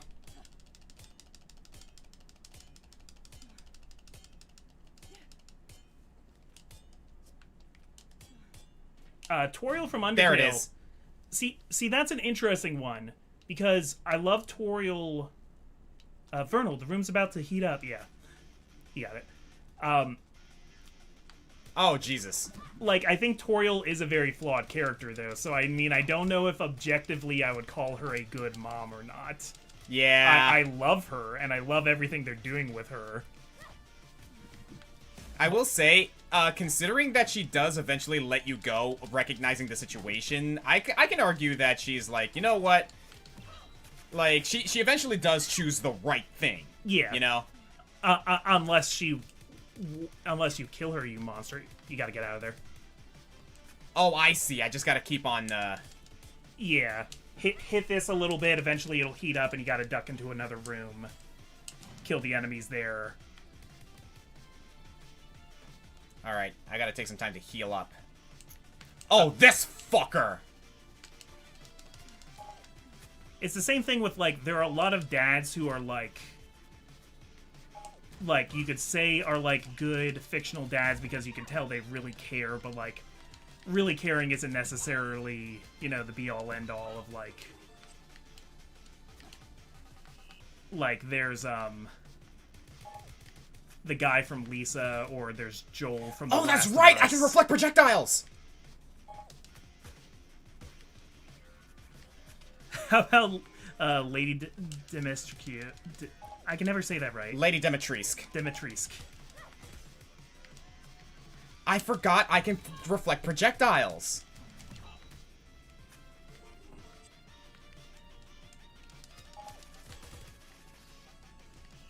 I forgot I had that memory.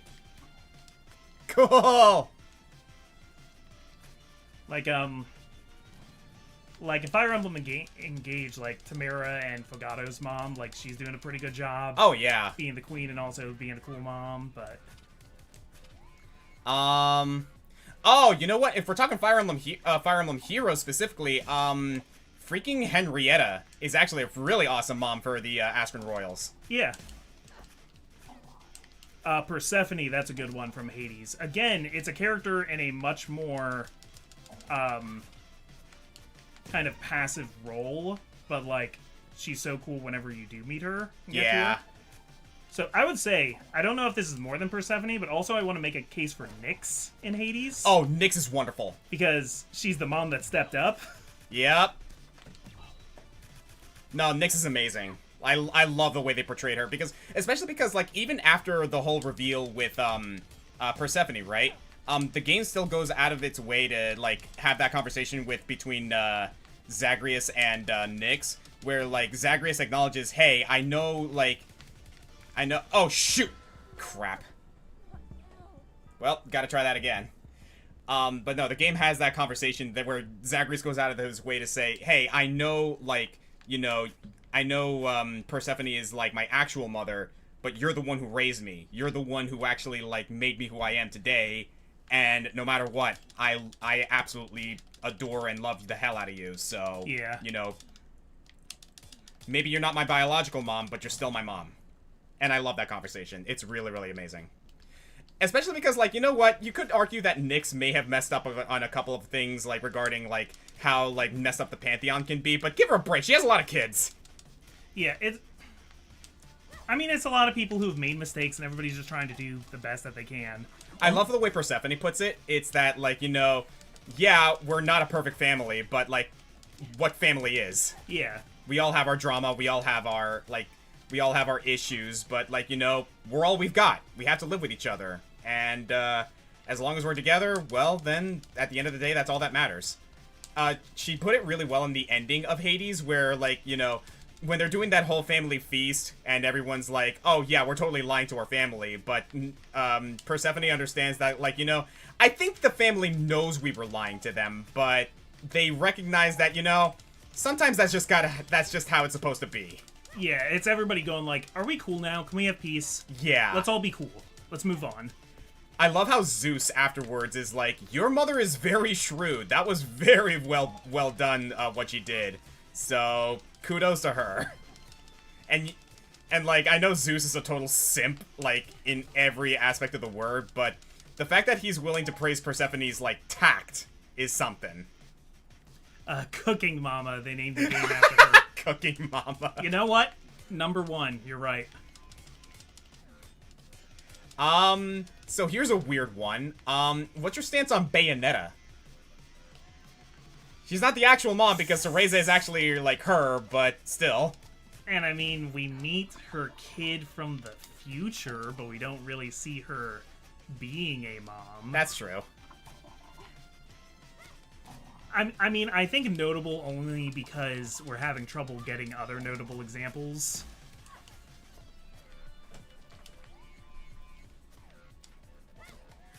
Somebody said Clive and Joshua's mom from Final Fantasy 16. Get out of here. No. Get out of here. I feel like it would be easier to do a, like, worst moms than a best moms. It would. Hi, Sindel. Yeah, Sindel and, what's her name from Blazing Sword? Nino's adoptive- Sonya. Sonya. The mom that stepped down. Why did it have to be him? And, like, original continuity Lusamine.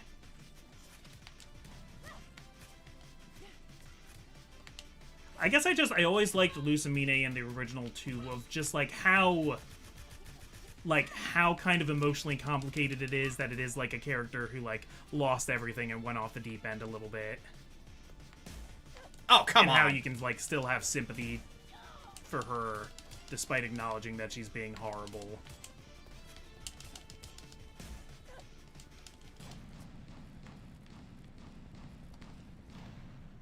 Whew. Core connection severed.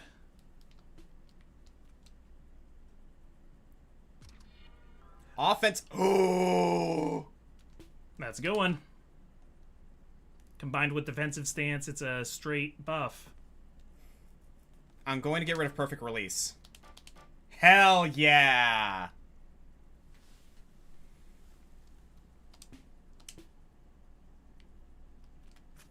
There we go. Honestly, I think best worst siblings might be interesting. Well, if you don't know, Oscar and Josh Scorcher have a collab of Yes. best siblings. Man, that was years ago. We got a redeemed highlight message. Would anyone count Borderlands Moxie as a bad mom? I don't know much about Moxie's Moxie. complicated. And that's saying something, especially coming from Borderlands. But... Meh. Yeah, I guess I'm kind of drawn to the characters who are, like, more complicated and... Mm-hmm. Oh, you want to talk about a mom who stepped up because she raises kids? Freaking... What's-her-face from Beyond Good and Evil. Oh, Jade? Yeah. Who's, working with all those foster kids. So I think there's still more we can get here, though. Did you get the major memory here? I did get the major memory. Oh. Or did I? What was the major memory I could get here? Reading. Oh, no, I didn't. I think. I mean, now that the facility has pretty much, like, shut down, I can, like, explore a little bit. Yeah, there should be a place you can go now that this is shut down. Yeah, because I think there's also a compass piece you can get here. Oh, yeah, you know what? Now that I shut everything down, there should be a place I can go to. Oh, hello. Oh, that's a good one, Tanuki player. Naru from Ori and the Blind Forest. Yes, absolutely. Once again, though, it's like, oh, the best moms are the ones that, like, die at the beginning or get sick at the beginning, and I, like, would want to avoid that, but I do like her.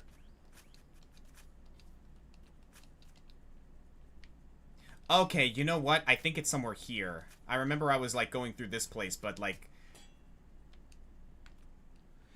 Would Link's granny and Wind Waker count? Aww, yes. Grandma. I mean, we counted grandfathers in the worst fathers list, so I feel like we'd have to count grandmothers in the best mothers list. And she makes a really good soup. Very.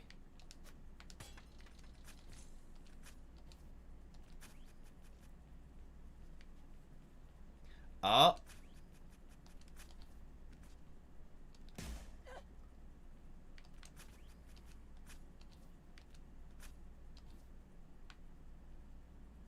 I think you're going in a bit of a circle here. Yeah. Yeah, I don't have a map of this place is the problem. Go back to the central core. Maybe go from there.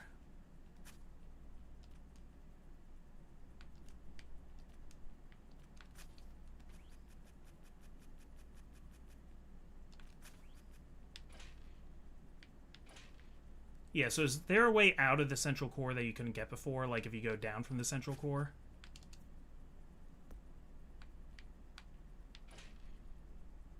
Nope. Yeah, this whole place is basically a big circle.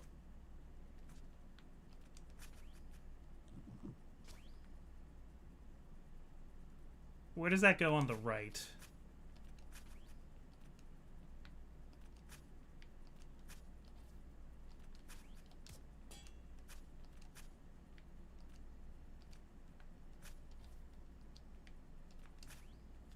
Because I've been to this before.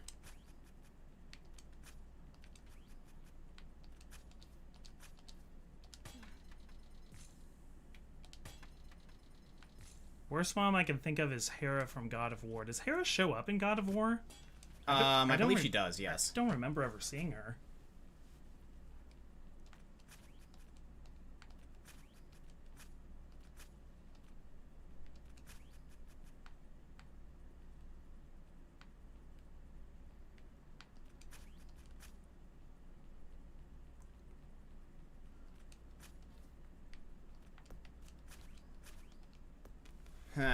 So this is what I have on my walkthrough that I made a while ago. Yeah.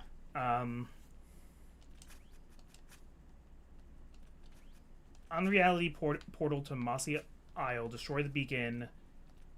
Which I did. Factory area. Destroy the core. Hidden facility C-shaped island. Okay, so maybe it's not here. I don't know. Do we want to leave maybe and go get the treasure hunter thing? We can let's see if we can do that hidden that like treasure seeking thing. Yeah. So that we at least know where we need to go in order to get everything else. Yeah. Then hopefully things will fall into place. Yeah. Yeah, we made a fatal mistake. I should have taken some notes from last time to remember what we did. It's fine. We got plenty of time to do what we need to do. Hera was in God of War 3. I don't remember her. I will say, there is one mom I can think of that's, like, extremely complicated on whether she's a good or a bad mom. Freya. Oh, yeah. Like, you want to talk about complicated, Freya's complicated. Yeah, I mean, she was trying to do something good, but... She was trying to protect her son, but... Mm-hmm. And you know what? She eventually messed him becomes a up. pretty good, like, mother figure to Atreus. Yeah. For all intents and purposes. Yeah, you said, like, there should be the compass piece here. Oh. Yeah, check this little place out. Oh, you know what? I remember it revealed something. It was this. Okay. Alright. Curious. This lab seems to be abandoned, but there's still signals coming from the inside that are disrupting the telecom. It seems you'll be alone on this one. Where are we gonna get that thing fixed? Unfortunately, these are only manufactured by Asphodel's researchers, and I doubt them lending us a repair anytime soon. Whatever. I'd rather not have you distracting me anyway. Be careful, Vernal. Jeppo asked how long we going today. Pretty much as long as it takes for us to beat this game. Yeah, we're probably gonna be here better part of the day. Yep. Wait, who's the auntie of Maya from Ace Attorney? Would she also count? Oh, freaking Pearl's mom. Oh yeah, for worst. I forget her name, but I know what you're talking about. Morgan Fay? It might be Morgan, yeah. I think it's Morgan Fay. Hello. She's really done a number on this place this time, hasn't she? This is going to be a long report. One of the shells. Why are they talking to themselves like that? What a weirdo. Maybe if I follow them, I can get some useful info. Not Misty Faye. Misty Faye is Maya and Mia's mom. Like, actually the good one. Yeah. Okay, we actually got a map immediate. Oh boy. Huh. This one has some back and forth where you have to get to the ends of things to use computer consoles to open walls. Oh yeah, okay, and I see I can't get to that place yet, so. Ihwe! Yeah, it's Misty Faye and her daughters are Mia and Maya, and then Morgan Fay and her daughter is Pearl, but then also you find out her estranged daughters who are Iris and Dahlia. Did I just skip a portion of the platforming? Did you? I don't know if the game knew that we'd have, like, flight by now and stuff like that. Yeah, that's what I'm thinking. I'm gonna run downstairs and refill my water. Do you want anything? Actually, do you mind grabbing some coffee? Sure. Yeah, there's a pot in the kitchen. Okie dokie. Be right back, everybody. Genghis Khan as a mom. That's terrible. She hides behind her kid in battle. I've seen that mega evolution. Oh my goodness. So yeah, looks like it's just me, guys. Oh, hello. See, this is what Metroidvanias do to you. Like, you get that mentality of, oh, like, I should explore every single nook and cranny.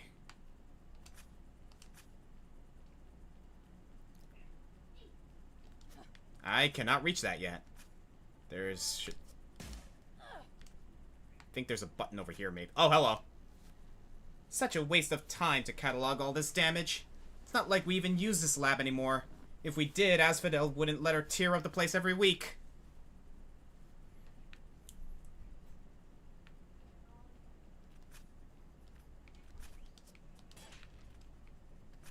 And where did he go? Oh, I didn't even realize I could get past that using that. That's cool. And... you got the reading major memory. You can read now. I love that that's a thing. Want to look everywhere, but want to beat my time in Dread. Oh, man. I gotta speedrun Dread one of these days, man. That game's great.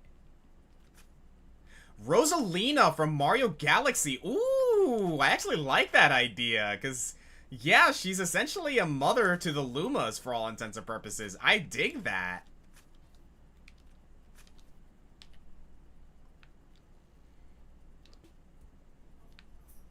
Okay, so I need a key card. I'm gonna save first so that I don't, like, accidentally kill myself again. I almost did just now. There we go. I'm good now. Have you tried Bo, the Path of the Teal Lotus? I can't say I have, actually. I should try that out. And now we can hunt down the bookshelves for one of the achievements. Yeah, you're gonna have to tell me what that achievement is, because, like... I assume it basically is just, reading as many of the bookshelves as I can. That's my assumption.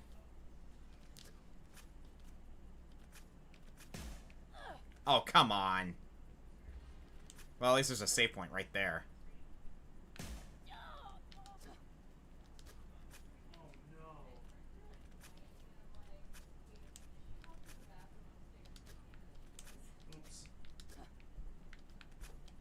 I heard an oops. Oh no, that was a past tense oops. Oh. Okay. So you know when Kishki, when we heard her crying and whining before? Yeah? She was locked in the bathroom. Of course she was! Gosh darn it, she's been doing that a lot. Okay, so I can read now. I'm proud of you. You've worked really hard for this. I'm a little sad I missed the moment where you get it, because it's just so funny getting the major memory and it just saying you can read. Yeah, you got the reading major memory. You can read now.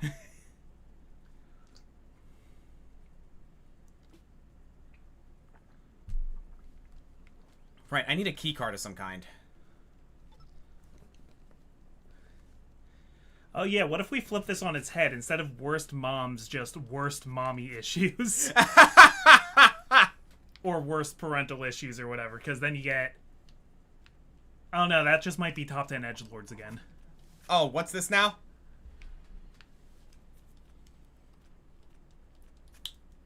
You're being haunted.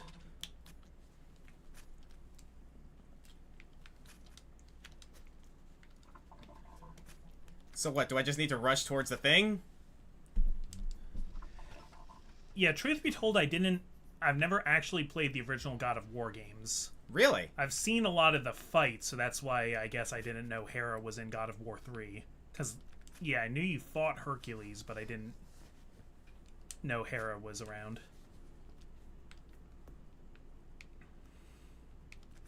Megasandris writing about one of the achievements, deeply rooted. After acquiring the literacy major memory in the hidden facility, you can get this achievement by reading lore in 6 bookcases. Ah. Hold on, I'm gonna take a picture. I'm gonna copy down that comment so we can find it for later. No, that's not gonna work. I'm gonna write it.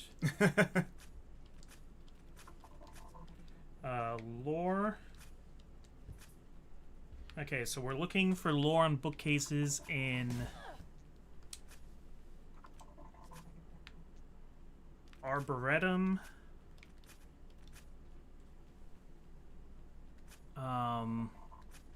Pyrena, Debris Field,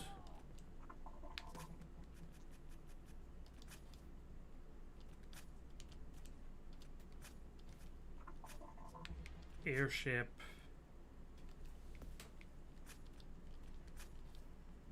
Jungle, and Fungal Ruins.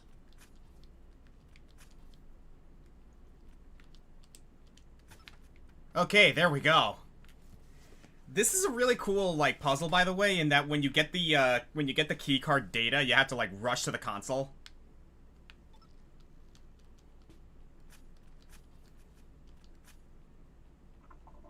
Which is also kind of fun with like the movement options you have now.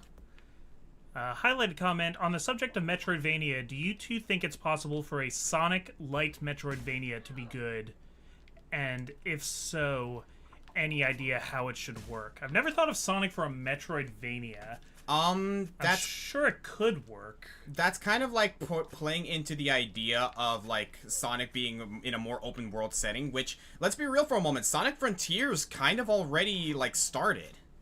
So yeah, I think it could be possible. Black Rathalos just highlighted the word bot. Oh, is there a... Maybe having a modder... Is there a bot? Oh, there's a bot. Oh, there's a bot. Give me a second here. See, my idea I've had before is a Sonic, like, side-scroller beat-em-up, like in the style of, like, Turtles in Time or something like that. I think you could do something really cool with that, with, like, runner sections, but this is the worst. This is the worst it's been in a long time. I wonder what made her so angry. Gee, I wonder.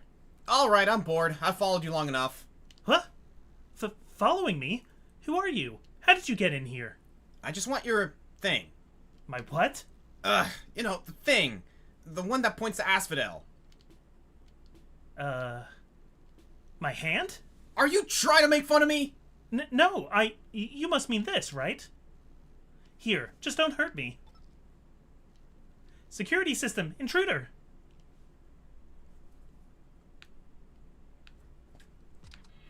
Oh, hi. Yep, the V copy. And that's the last compass piece we need to go to the final area of the game. Is Sonic Frontiers a Metroidvania? I mean, like, sorta. Yeah, that's actually the way I would have, like, done it, is, like, in a 2D setting, right? Yeah. Do it so that, like, you would use some of, like, the more known, abilities that, that Sonic would have, and, like, make them abilities you can get, like, you know, oh, like, you just unlock the, homing attack, you just unlock the spin dash, you unlock the ability to wall jump, things like that, you know what I mean? Yeah, because, like, I think of, like, Sonic Adventure 1 and 2 had a little bit of that. If you knock it into the electric wall, it stuns the V copy. Hang on a sec.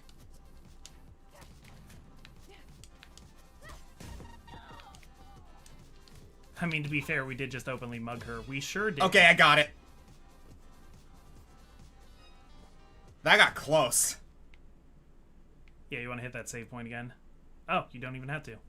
Oh, you found one. Yeah, one of the shells was in there. I see. You didn't hurt them too badly, did you? No, they got away. Thank heavens. I'm sorry, but they were my friends after all. Even if I don't remember them, I can recall that I cared very much for them. I'll try not to beat them up too much then. Thank you, Vernal.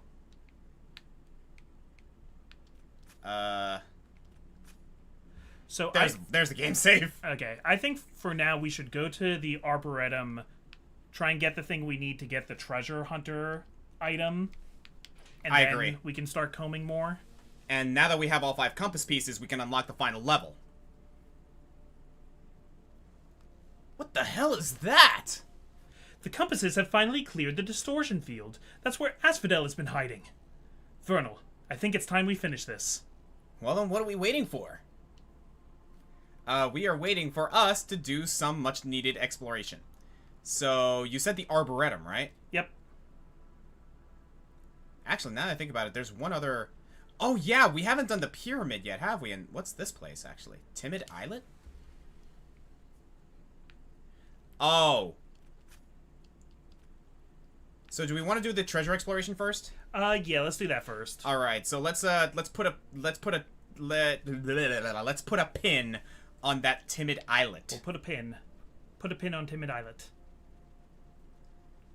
Okay, so where's the Arboretum again? It's in the lower third of the area. Yeah, that is one thing I do kind of wish about this game is that I wish it had a better, a little bit of a better like heads-up display on like, Not there. you know, where the hell you are and where the hell you're going. To the right. That one. Nice.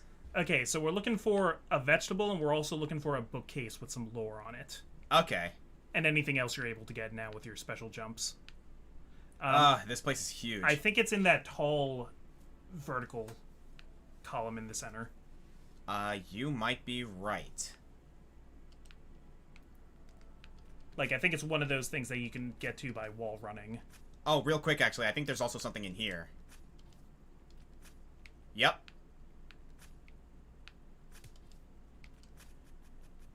What would you say is the hardest optional challenge you've done for a game, self-imposed or not?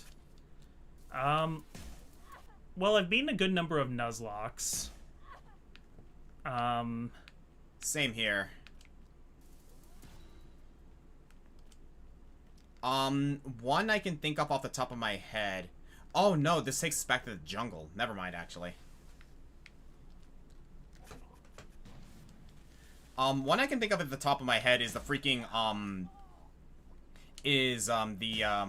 Pantheon of Hollow Nest, in Hollow Knight. Yeah. That boss rush was hard, man. That's a good one.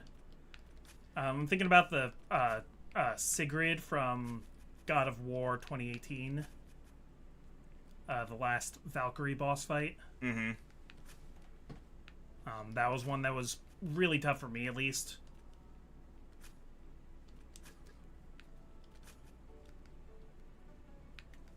I did do a Nuzlocke of Heart Gold Soul Silver. That took me a long-ass time. So, who were some of your mainstays in the Heart Gold Nuzlocke? I'd have to remind myself, but one Pokemon I know for a fact I got a lot of mileage out of was Fortress. Nice. That's it. Awesome. And now we have to find a bookcase. Where the fuck is that? Yeah, let's just find a bookcase. Yeah, I mean, I think we just gotta go towards go through rooms until we find it. It's probably in the, I feel like it's in the lower part of the map. There is one thing I think I can get here that I wasn't able to before, so... Yeah, I think I remember this.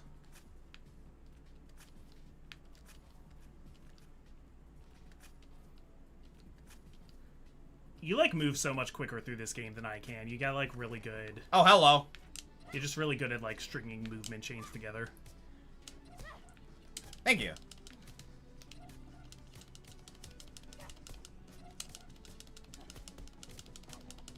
Have you played Path of the Teal Lotus? It's a beautiful and really fun Metroidvania. I have not.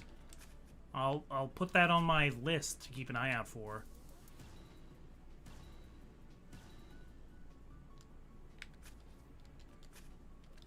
Now you got me wanting to do all these, like, movement tricks. Oh no, I encourage him. Alright, bookcase, bookcase. I'm thinking... It might be up there, actually. There's a door there. Is there a door you've never opened? I don't know about that, but, like, it might lead us to something. Yeah. It's worth a look.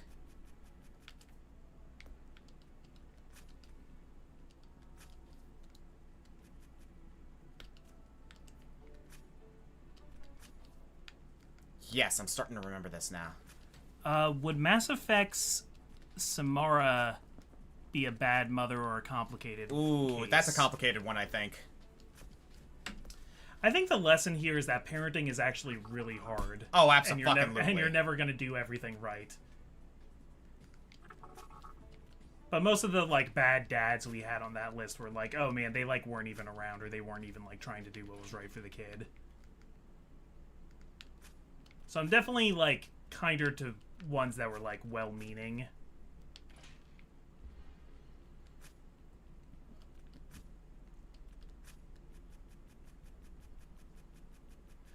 Yeah, this is the area where we fought the Green Knight.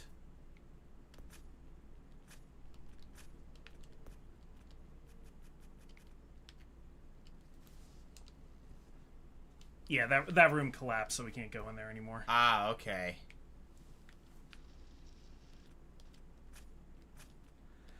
Yeah, I don't know if Magus, like, can give us, like, some insight on where we're supposed to go to get these bookcases. Already did, he said. Arboretum, in the far right part of the Arboretum, in the room where you first acquired the air step upgrade.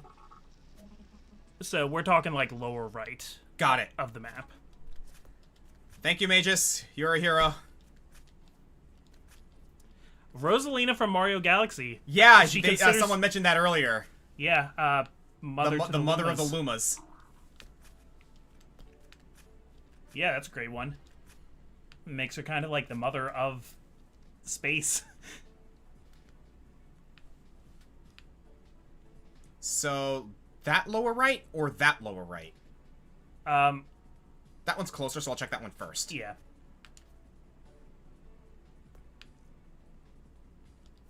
Yeah, I think like the far right. Oh no, there are bookcases here. Yeah, so it's probably close to this. It's amazing. The rising has caused the changes in the samples that we once took care of here in the Arboretum. So many new and diverse mutations are occurring thanks to our research. They're continuing to grow faster than ever before, just as our experiments predicted. I now suspect that energies released during the event have affected other parts of the Harakat as well. I will continue to take notes as I make my way across the new islands. There you go, one down. Alright. That should be everything that we need here in the Arboretum for the time being, right? Yeah, unless the treasure hunter thing says there's more here. We will make that decision later on. So next we'll want to go to Rosales.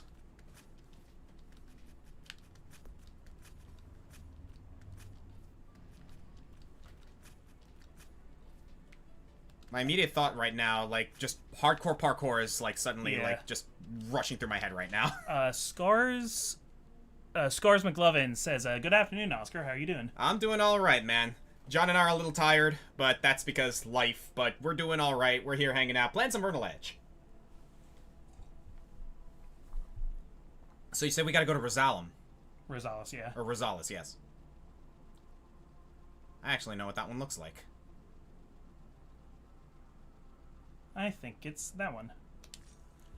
Yeah, so this guy's gonna be in, like, one of the little, like, side rooms. We're looking for, he's like a satyr guy. It's near where you originally broke the sigil to free this place from the unreality storm, so it's not him. Well, technically we are looking for treasure, Vernal. Yeah.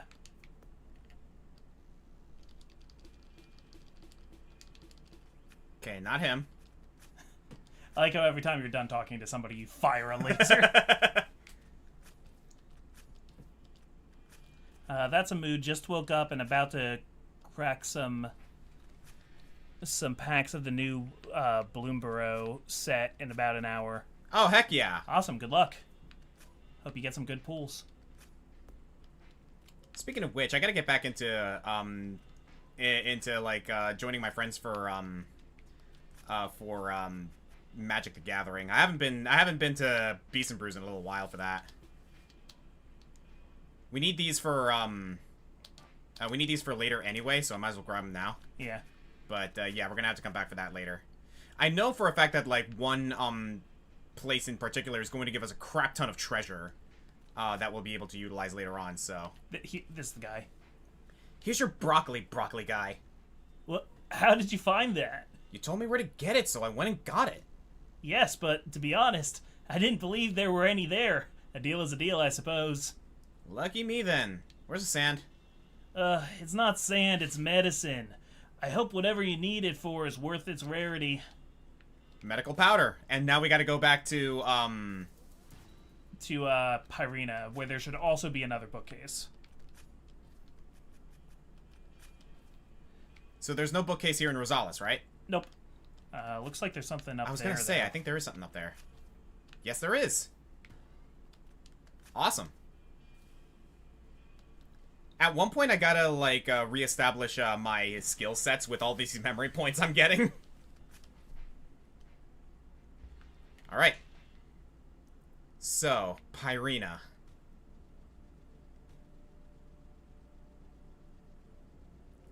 We want to be going south. There it is. Nope, that's the Arboretum. Is this it? Yep, with the windmills. Yeah, so also be on the lookout for a bookcase.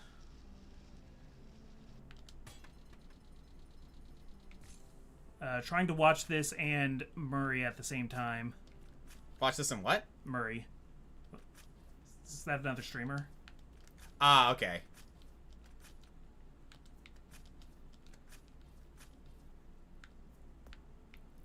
Oh, I think I remember what happens here. Yeah, she was the one who was like, I need medicine for my sister or something like that. And Vernal was like, I don't believe you, but I'm going to do it anyway. Yep.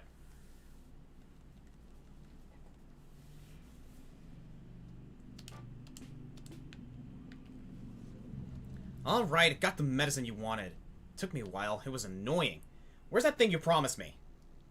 That was faster than I expected, actually. I've just got it, stored here in the back room. Yeah, let me go grab it for you. Are you joking? She's running! That stuff was way too much effort for me to just let her get away with... I have to hunt her down! And we gotta hunt her down. Up Before there that- should be the bookcase. Several of these new islands are covered in what appear to be all new types of flora that I've never seen. I'm not sure what... Ah, fuck. I missed it, yeah. Yeah, I accidentally pressed the button. There are several undocumented species of tree and flower beginning to emerge in this village, though none seem harmful just yet. Hopefully the remaining samples of green-cap mushroom on the Arboretum were the only ones affected by the rising. They seem to be the only thing responding violently to our proximity with unreality. So what was the first part? What's supplanted by this emerging biome, so more research will be required elsewhere. Got it. Looks like you got another bot. Before that I gotta deal with Sen. Oh, no. We got bots and tieflings. Send no, we haven't saved.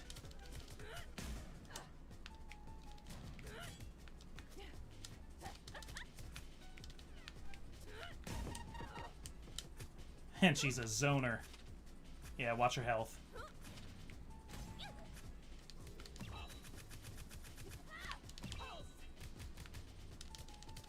Nicely done.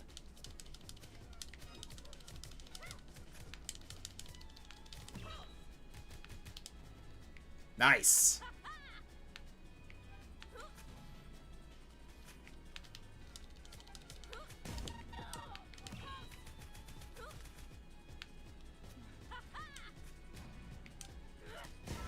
Ihwe. Yeah, I've never fought her before. Yeah, no, Sen's tough. Yeah, do you want to kill this bot before? Yep, I'll kill this bot before I kill Sen. Bye. Yeah, I remember Sen being tough.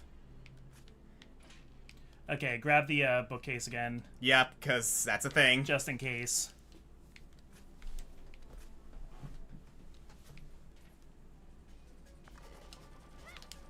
No bots allowed.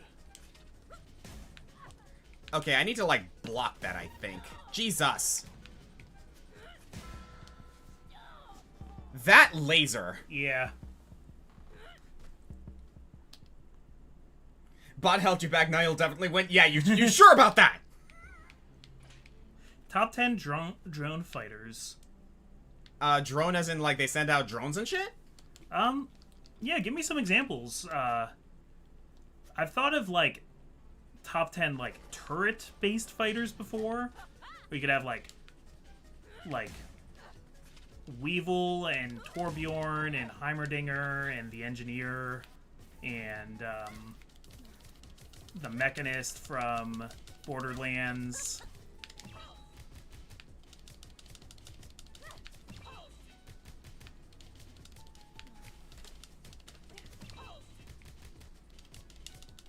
Sonya from MK11 count? Yeah, she does have a drone mode. Oh, nice. There we go. Ah, the freaking, like, hook messed me up. For some reason, the one coming to mind for me is Bentley from Sly Cooper. Oh, Bentley's a great great example. One I can think of easily is Arya from Killer Instinct. Her whole thing is that she has 2 drones. Yeah. Like, she has 3 drones. Wing drone, blade drone, and sonic drone. And she can switch bodies between them during the battle, and they also count as assists. Okay. Like, she literally calls them for assists and, like, projectiles and, like, uppercutting blades and shit like that. Like, Arya's a great example of that. I gotcha now.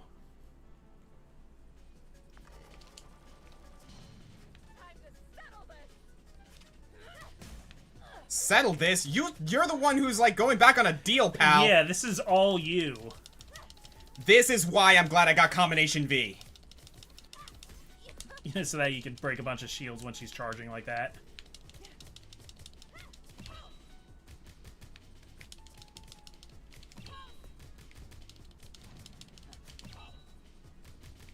Nice. That was a good bunch of damage.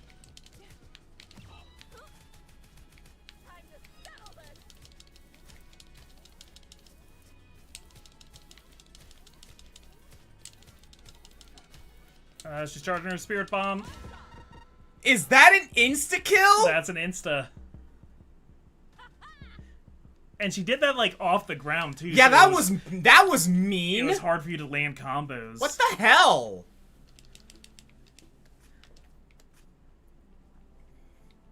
Let's try this again.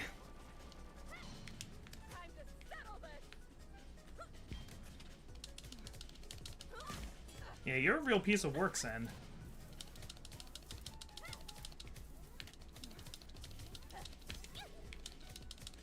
Yeah, one thing you could try, is planting a time bomb on her right before she wakes up.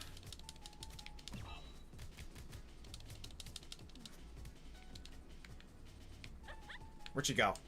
Oh.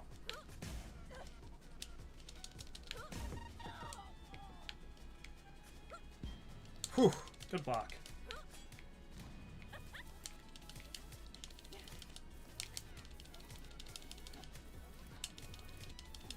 I think we're screwed.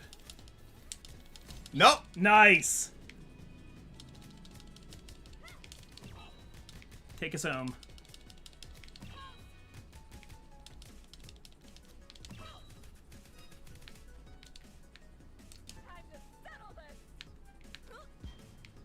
Yeah, if you just wait out that bomb, I think. Ha ha! That's an interesting one. I never saw that one before.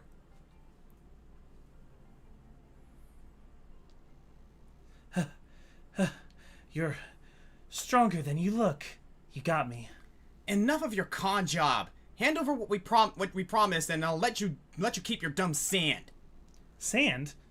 Oh, the medicine. Look, I lied, okay? I don't have a sick brother. I just needed the medicine to trade to someone else for a rare trinket I'm after. You just looked dumb enough to get it for me. No! You're the one who messed with me! That makes you the dumb one! I guess you're right. This memory was another trinket I needed. But a deal's a deal. I'll just need to find a replacement of some kind. You'll figure it out, I'm sure. Now hand it over! Yeah, alright, here. See you later, Vernal.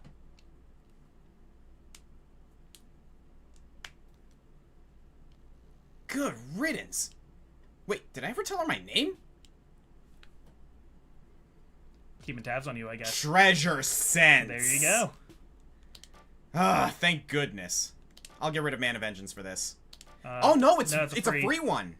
Sense how much treasure remains on an island. Yep, so I think that'll tell you when you're looking at the map for a place. And look at that, 14 out of 14 in this place. Yep, we are done with Pyrena. Man, Sen's an ass!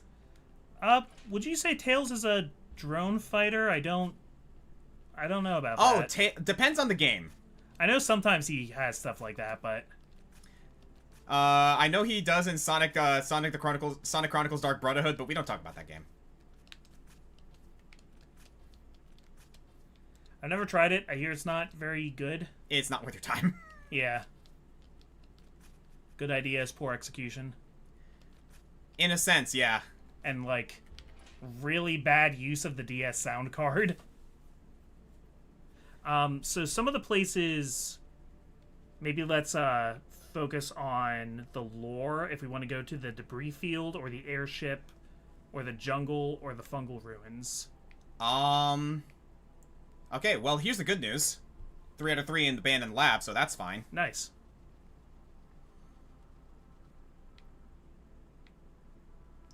We have 3 out of 5 in the shaded cavern. Okay, we can do this first. We might as well, like, Yeah. I figured, like, we could just go, like, across the, we could just go across all the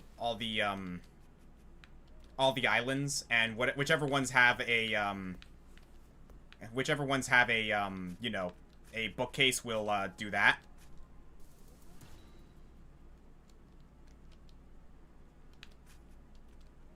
Oh, you know what? I never actually went up here. Well, there's one. And according to this, I never unlocked this. What? I mean, we really haven't been here since the first time. That's true. So the Shaded Cavern is not one we need a bookcase for, right? Right. Oh, I see. Oh, I guess Tails uses drones in Sonic Battle. Oh, okay. That's cool. I haven't really played Sonic Battle all that much, admittedly. Yeah, I missed that game back when it came out. I've been playing the Starfy games that just came to Nintendo Switch Online. Oh, yeah? Yeah. They're cute. It's funny because they have a lot of dialogue and the game has not been translated from Japanese. So... Are you playing it in, are you not able to, like, read it? Correct, yes. So I have no idea what they're talking about.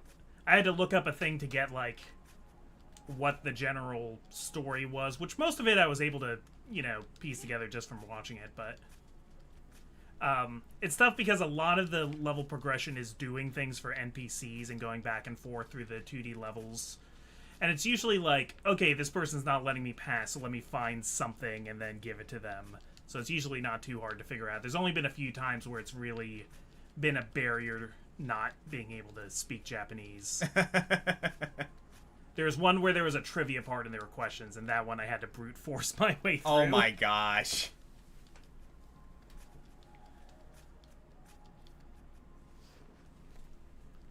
But yeah, it was made by the Kirby people. So yeah, guys, since we're doing mainly treasure hunting right now, if you guys have any questions for us, please, let us know right now, because, like, now's a good time. Okay, so yeah, I'm missing one here.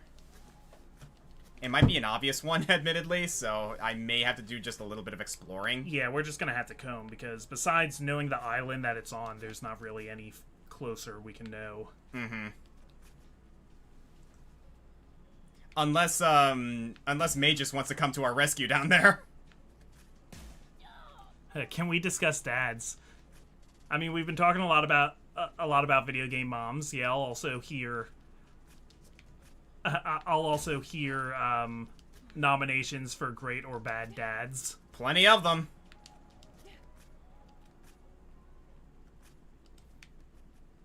Sentinel from MVC as a drone fighter, yeah. For some reason, I'm thinking... Sentinel Force, Air Raid. Remember in Pokemon X and Y, when you have your final battle with Lysander, and he's got those two stupid, like, bug things on chains, like... What were those for? What do they do, Lysander? What were those for?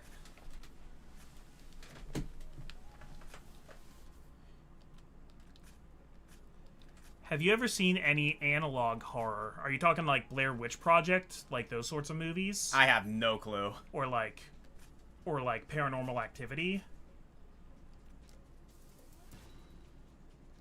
I'm definitely not big on horror movies. Yeah, me neither.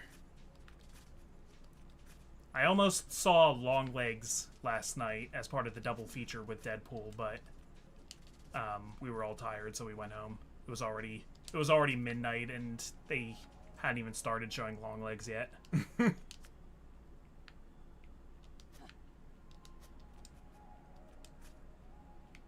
Yeah, this might be a bit difficult.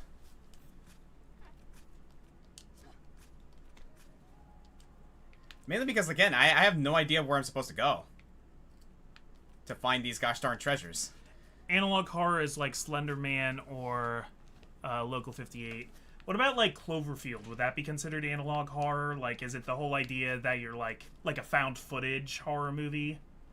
Is that what we're talking about? Or are you talking about, like, real life, like, or, like, real things posted to the internet of, like, oh, look, I found this thing. Look, this is so creepy. Yeah, I have no preconception as to what analog horror is. I've never actually heard that term. I think I understand it, but I don't know if we're talking about the same thing.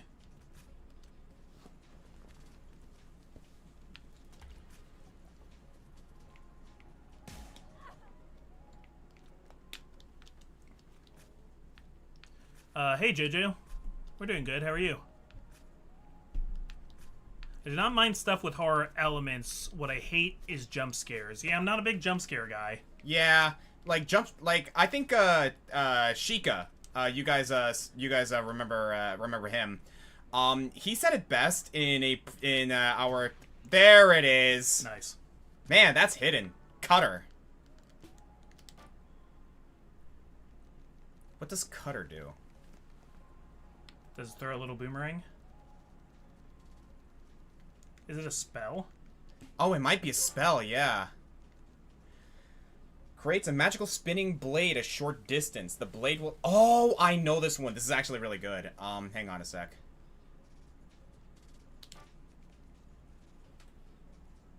I am actually going to replace that for a Searing Knuckle. It's that. I can see that getting a lot of use. Mm-hmm. Sheikah, the cool person who do amazing art. Yes, that's Yes, Sheikah. that Sheikah. Yeah, no, they said it best. Jump scares are but one tool in the echelon of horror, and you cannot make something with only one tool. Essentially. Yeah. Like, jump scares are an important piece of horror, certainly. However, you should not, like, unless it's, like, you know, something that where, like, that's the entire point of it, like Five Nights at Freddy's, it's really, like, not something you should base your entire horror experience around. And Five Nights at Freddy's didn't start that, but it did kind of popularize a lot of games and internet content in general that is all about just the sudden jump scare. Yeah. I think I would even be generous to say that Five Nights at Freddy's uses that one tool well, but... To a certain degree, because, like, here's the thing about it. Like, if you're going to play Five Nights at Freddy's, like, to a rather, like, you know, an extensive amount, goodness gracious. Oh, yeah, that's right. We can actually go back to the Tower of Battle and do some more combat. Cool. Since we're here. The only games that do jump scares right are Bloodborne and Prey 2017, the freaking mimics. I do love the mimics from Prey. Yeah. They're really good. This place looks a bit more lively than the last time we were here. I wonder what happened. They probably needed a branding change after I wiped the floor with everyone.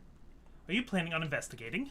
Doi! Another chance to kick the crap out of some losers is just what I need right about now. Interesting. Ah!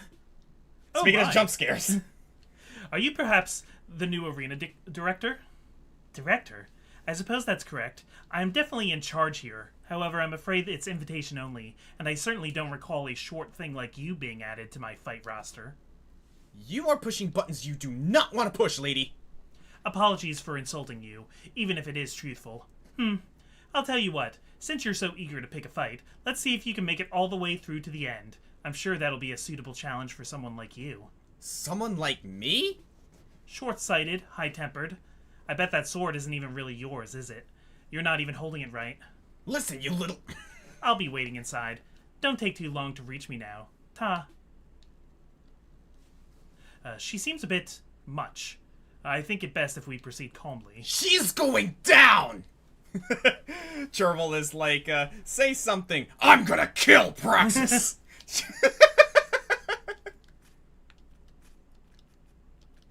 Oh, hey, Xavier. Well, there's one memory point. That's one of the treasures right there. How's it going, Xavier? Good to see you, man. So yeah, really, we're just gonna do a bunch of battles again. I'm fine with this. And there she is. Analog horror uses vintage technology in creepy ways, like old TVs, VHS tapes. Yeah, Oh! yeah, I'm with you. Yeah. So, actually, as a matter of fact, what was that one game, we talked about? Devotion. Oh, yeah. Devotion uses that a lot. Yeah. But in a very, very cool way. Yeah, and I think Blair Witch Project and Paranormal Activity and stuff for movies has that kind of thing going on. Oh, yeah, absolutely. Why does the main character remind me of Ed from Full Metal Alchemist? That's easy, because they're short and they're angry about it. Yep. And they probably don't drink their milk.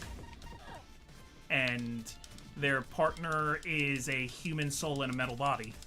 Oh my god, yeah! Vernal is basically just Edward Elric, isn't she? Yeah. They even wear a coat! Yep. That's a little oversized. Yeah. Oh my god, that's hilarious. And also has a lot of baggage over her dead mom. And a lot of hatred for her dad who left. Why are the comparisons so on point? I think because everybody copies Full Metal Alchemist because it's the best anime. That is true. I think that's why. That is very true, as a matter of fact. Granted, I think Ed would beat Vernal in a fight. Yeah, but like Ed's, Oh, yeah, absolutely. I mean, Alchemist... Well, Vernal's got some crazy spells she can do. That's true. Like, unreality is kind of a thing that she messes with. There's some spells that she can get out quicker than I think Ed could get out with alchemy. Even though alchemy doesn't need even though Ed doesn't need a transmutation circle and basically just has to do this. Yep. But like, I'm more familiar with Ed, so I would be rooting for him in that fight. I wouldn't mind seeing fan art of Vernal and like Ed just kind of like looking at each other like with like a certain level of like friendly disdain and being like, yeah, I know you're trying to like steal my shtick.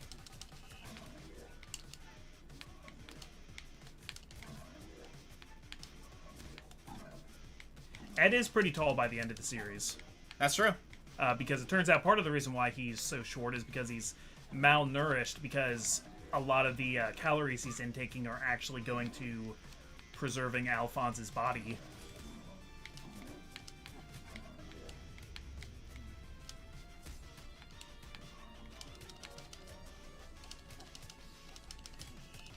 Yeah, they both, which one, Full Metal Alchemist or Full Metal Alchemist Brotherhood? Yes. Brotherhood is better, but there's also a lot of great stuff about the original anime. The parts that are the same, I think the original handles better because it takes more time on it, but also I think with Brotherhood they were just like, oh yeah, we don't want to spend a lot of time on like the same story beats, let's get to the part where the plot diverges. Yeah. But I think both are worth watching very much. Oh, absolutely. Easily one of my favorite bits from, like, I love Brotherhood more, yeah. But one of my favorite bits from the original that I wish they kept in Brotherhood was the Colonel's absolute love of dogs. Yeah. Like, Colonel Mustang's, like, rant about dogs is just amazing. There's a lot of good Team Colonel stuff in the original anime that Brotherhood doesn't get around to as much. Mm-hmm. Christ, that dynamic entry! I like the whole storyline of Alphonse rescuing a cat and keeping it inside his armor. Oh my god, yeah. Dude, when freaking, the general just, like, stabbed Edward and freaking... Oh, killed the chimera that was hiding inside him. Yeah, that part. Oh no, you know what? I'm thinking of something different. Not the cat, but it was the, It was the snake girl. Oh, snap, I'm surprised I managed to block that. Major Armstrong is my favorite character. That's a great character, yeah. Oh, yeah. Yeah, and Panda Girl, May. That's it. Yeah, May only shows up in Brotherhood. Yeah, if you don't know, the reason why there's two anime is because Full Metal Alchemist was a manga, and it became an anime, and the anime was really popular. and they had to keep making the anime, but they quickly got past the point that the manga was written up to.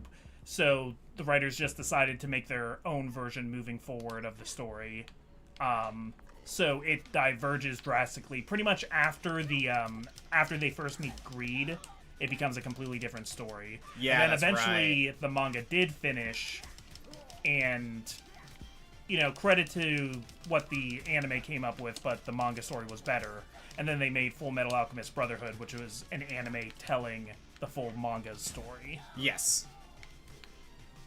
Yeah, same reason One Piece has so many fillers. Yeah, because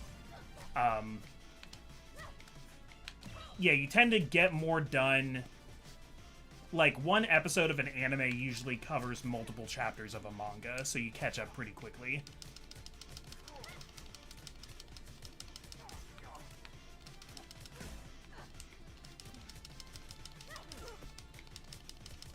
Oh, are we still talking about dads? Because if you're talking about dads in a...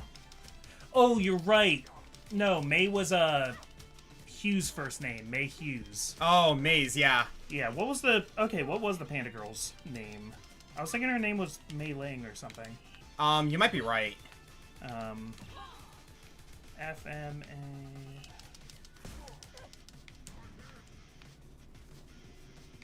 Oh, I was right, though. Her full name is Zhao Mei, and they called her Mei. So you were kind of half right. Yeah. So technically there are two characters in that series named Mei, but they don't usually call Mei Hughes by his first name. They usually call him Hughes. Yep. I hate these enemies, by the way.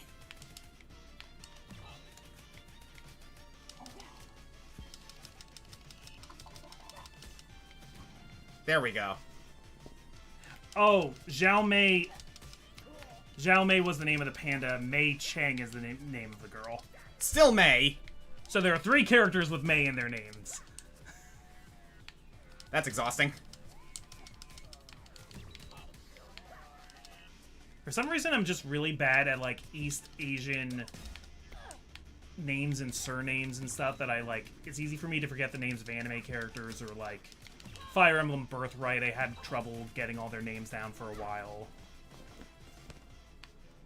Because whenever you have characters that are supposed to be, like, from a vaguely Japanese place, they reuse a lot of the same names, and you get a lot of Hinatas and Sakuras and Oboros. One thing that, like, I learned pretty quickly is that with the exception of, like, some instances, a lot of the time, like, you know how people, like, speaking in the English language, right? The accent syllable comes just before the last one. Like, hero or, what's it called? Like Naruto. Yeah, like, a lot of people say Naruto or Sakura or, like, Hinata, when, like, the proper pronunciation oftentimes is Sakura, Naruto, Hinata. Yeah. That kind of thing. Usually it's the, what's the term for it? It's, like, the ultra-penultimate? Antepenultimate. Antepenultimate syllable, third to last.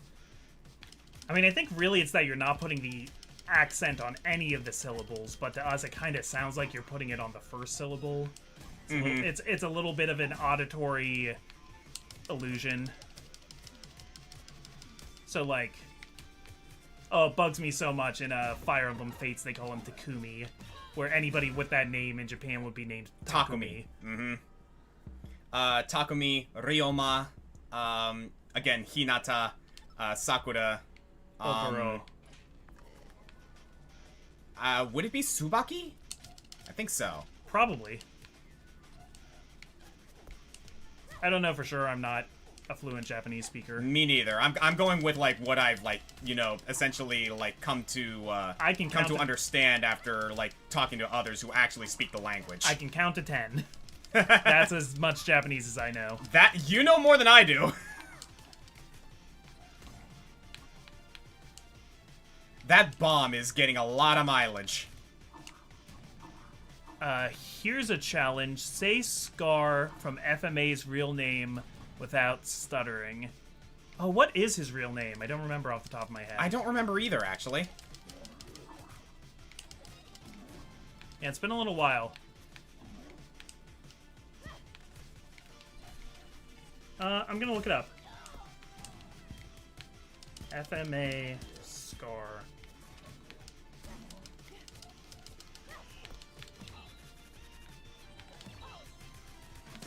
I paid for that one.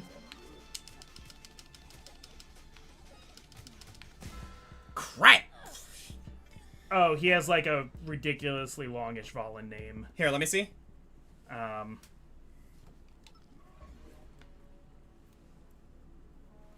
Okay, so, Scar's real name is, Jugamu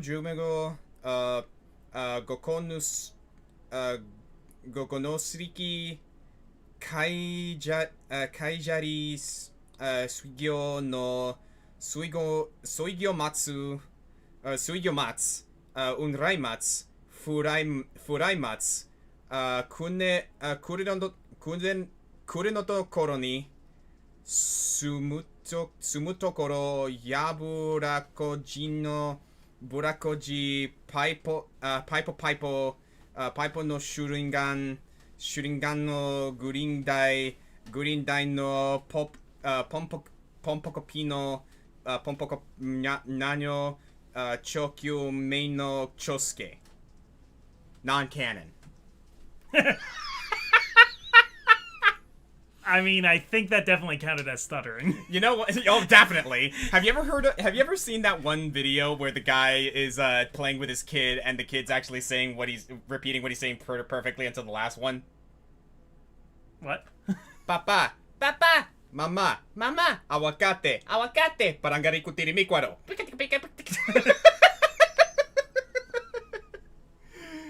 For those who don't know, Parangariku Tirimicuaro is a Mexican town who's like it's actually like Parango Micuaro, but they elongated it to kind of like better like fit with the translation of what the name actually means, which is Parango Tirimicuaro. Got it. There's also like I remember I showed you this. There's that long ass name in Israel. For that one town, and the weather guy actually pronounced it perfectly. Yeah. No, not Israel. Like, it's like Welsh or something like that. Yeah, I believe it's in Wales. Yeah, that's it. Someone find out the name of that town and put it in the chat. I'm gonna try and pronounce it.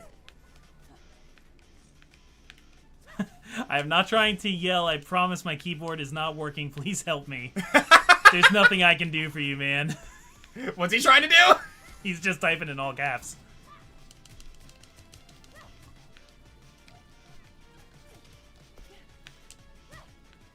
As a Welshie, you are going to fail. I mean, I don't speak Welsh, so yeah, obviously. You know, I was in the bar last week, and two ladies sat down to me, pretty big, muscular, I would say burly women with thick red hair, and they had this kind of peculiar accent that I picked up. And I said, "I'm sorry to interrupt. Excuse me.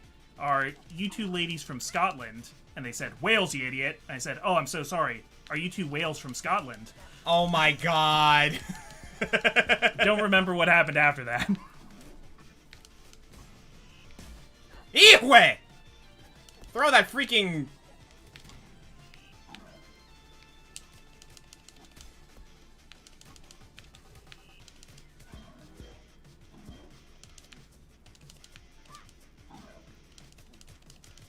Americans, in my experience, have never figured out how to pronounce the double L. Oh my god, dude, don't get me started with that! It's not that hard! Just freaking use the Y sound! So what's your favorite internet video? Llamas with hats? I know, because that's not in Spanish, so it's fine. That's actually funny, though. Unless you want to speak Finnish, which that language is not Germanic and Latin. Finnish? I haven't even started yet. Oh my fucking god.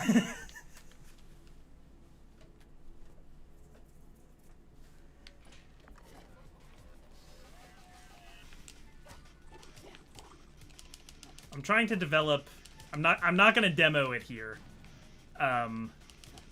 but I'm doing a murder mystery party in a few weeks where I've been given a character that's German. So I'm trying to work on a German accent. Oh, good luck. It's not very good. I've never been good with accents. Yeah, I'm not even gonna demo it here. Whoa! I forgot how much damage that skull does.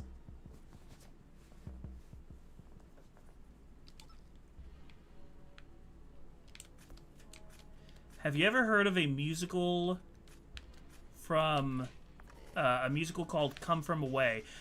Heard of it? I haven't really listened to this one.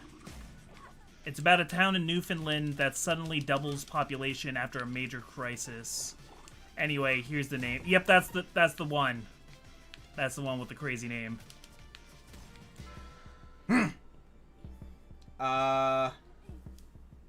Yep, Lunchfish, Plugwin, Gil, and Gogolish, Windrop, Wilsis, Silly Gogogoch. Something like that. What is the double L in Welsh?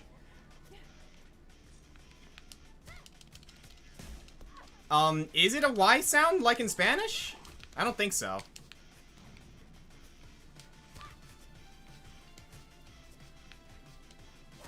Okay, Come From Away had its first production in 2015.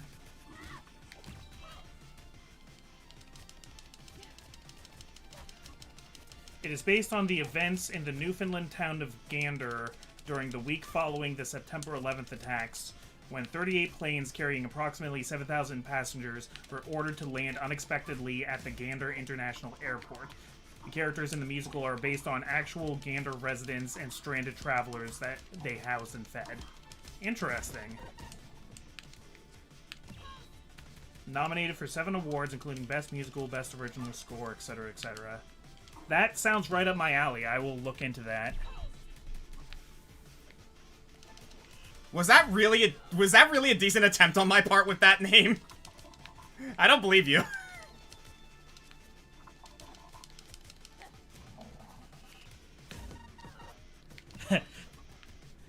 You know, 2 wrongs don't make a right, but 2 L's make a Y, apparently.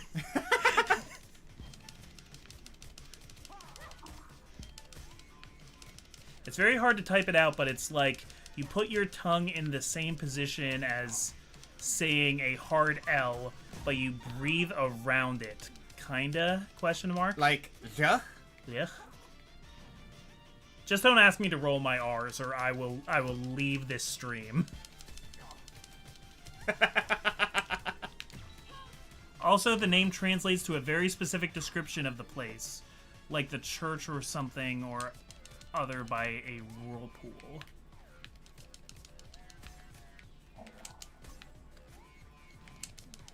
I mean, I know me some long words. Yeah, you do. You got anti-disestablishmentarianism, which is the idea of a separation between church and state. And there's also pneumono-ultramicroscopic silico-volcaniconiosis. Which is the, basically, miner's cough. Yep. That one I know. Those are my 2 fun big words. They're not words you just bust out of nowhere. Oh, wow, I got 2 memory points right out of the gate. Pretty cool. Yeah, the treasures you get here are basically entirely based around this, tournament, which, like, ultimately makes things easier. It's interesting, because the first time we were here, there was, like, a crowd watching, and now it's just her. Yeah. I am getting my ass kicked right now. Work thought I was American because I say I roll my R's because they say I roll my R's when I say card. Like card? Card?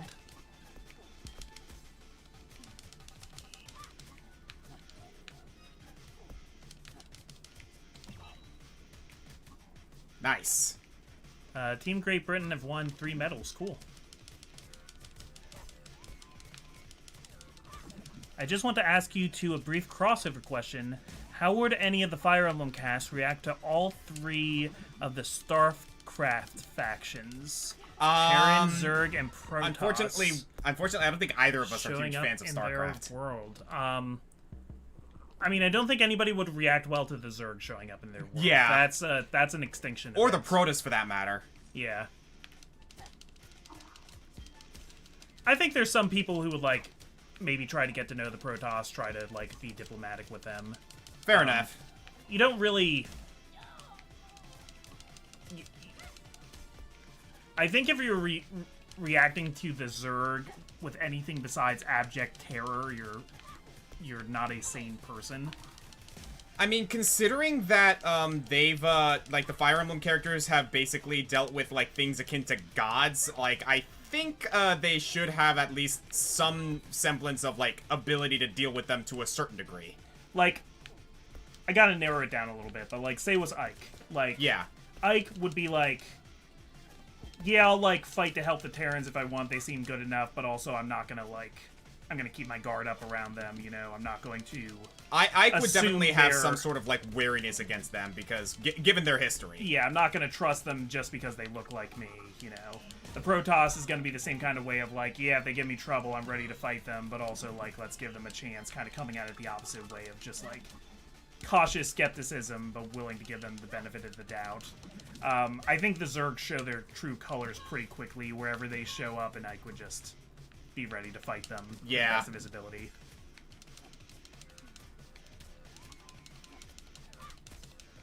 Okay. So how do you lads feel about Greek mythology and also musicals? Because if you're favorable to both, I have a recommendation. If you're going to say Hadestown, I have seen it on Broadway, and it was very nice. Great show. I saw that, not this past July, but a year before it. Oh my god, that reach on that sword. I'm very into musicals, though. Oh, yeah. And I'm pretty darn into Greek mythology.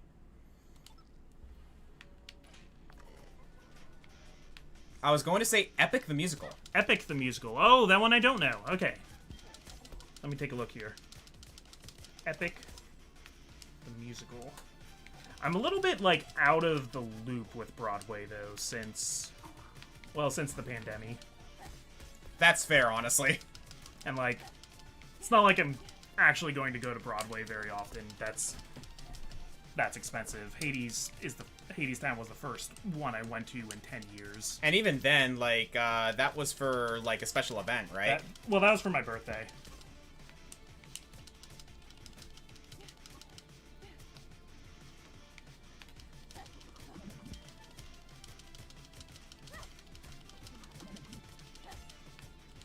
Based loosely on Homer's The Odyssey.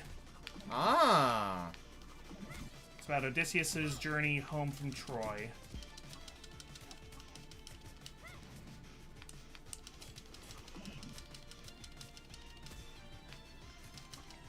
Okay.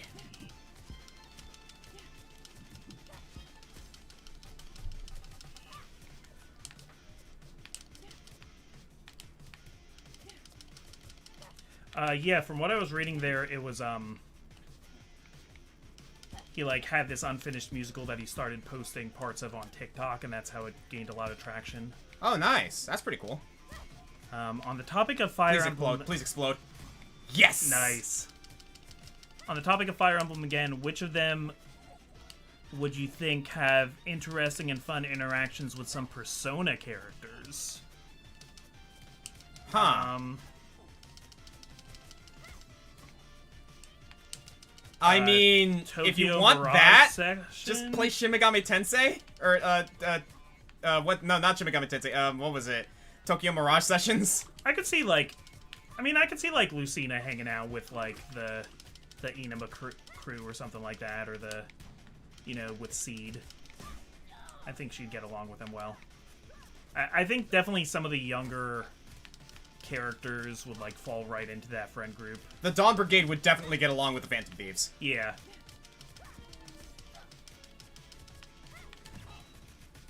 Oh, please don't blow up. Okay, phew. That was close. Yeah, this is a long one. Also, Alir meeting anybody from Persona would be interesting, because they'd summon a Persona and then he'd summon an emblem. Yeah. Kind of the same principle there. Yeah. Ketchy and Hubert. Yeah. Similar types. Sorry, it's a neat idea. I'm just having trouble wrapping my head around the concept right now. This is a tough one. So I have 2 musical recommendations to look up after today. I have Epic and I have Come From Away. Have you seen Twisted, The Untold Story of a Royal Vizier? You bet your butt I have. That is a great musical. I love Star Kid.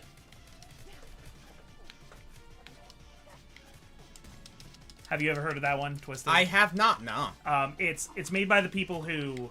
You probably know them from making a Harry Potter musical and stuff like that. Oh, okay. They're much more, like, professional nowadays. They're much less just, like, a dorky college group making YouTube videos. Though they do put like we were. Yeah. They do make their... They do put their productions on YouTube, though. Nice. But they also, like, tour with them. They're really legit. So around, like, the middle of their career, they made a show called Twisted. It was inspired by Wicked, which, you know, is a retelling of Wizard of Oz from the point of view of the witch. This is Aladdin from the point of view of Jafar. Oh! And has a lot of, like, 90s Disney iconography in it in general. But it's about... Oh, you turning-ass motherfucker! It's about how, like, the Sultan is actually kind of, like... what you'd expect from, like, a sultan of kind of, like, a horrible, hedonistic fascist.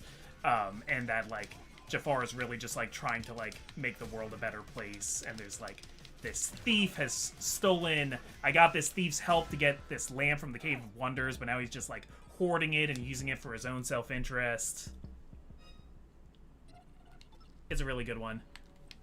Oh, man. This is a tough one, guys. We're getting twisted quotes in the chat. I love it. I'm actually quite impressed to see how many blokes in my audience are actually big musical fans. It's nice to see. A lot of yeah, there's a lot of overlap between gamers and theater kids. And that's not saying all you guys are young. I'm saying once you're a theater kid, you're always a theater kid. Oh yeah, absolutely. Some more than others. You've definitely delved into a theater far more than I have. Yeah. I like to think I've kind of, like, channeled that energy into our YouTube stuff now. Oh, absolutely. Absolutely. Of, like, I need some kind of artistic outlet, so... yeah.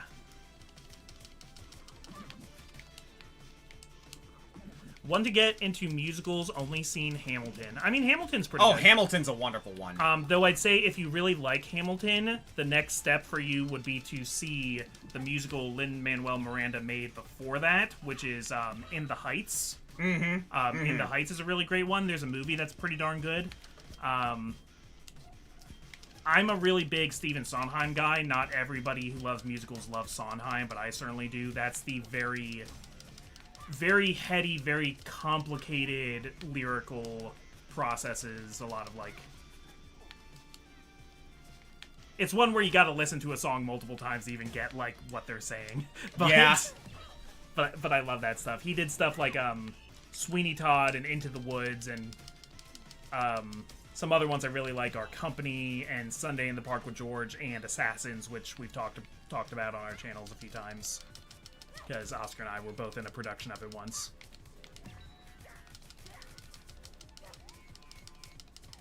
I am fine with this setup right here.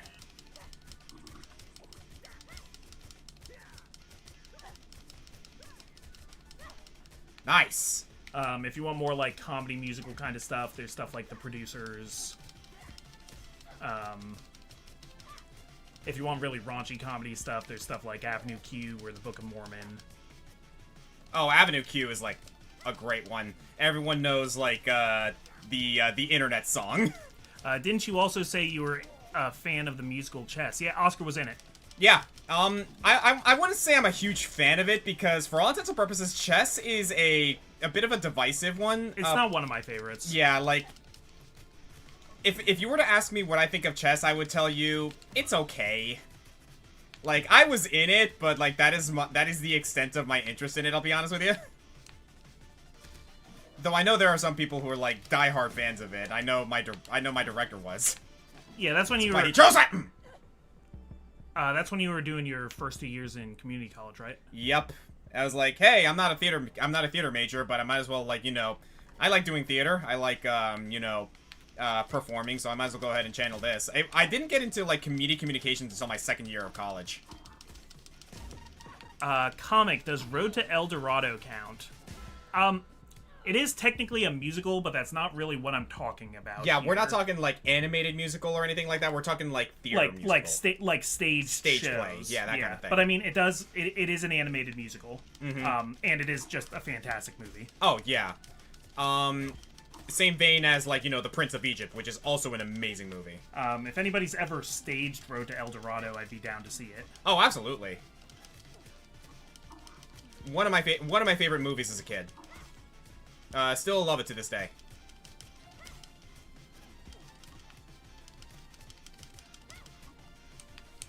Naturally, I'd recommend Come From Away. The music flows seamlessly into the story, and it has everything: humor, drama, romance, and tragedy.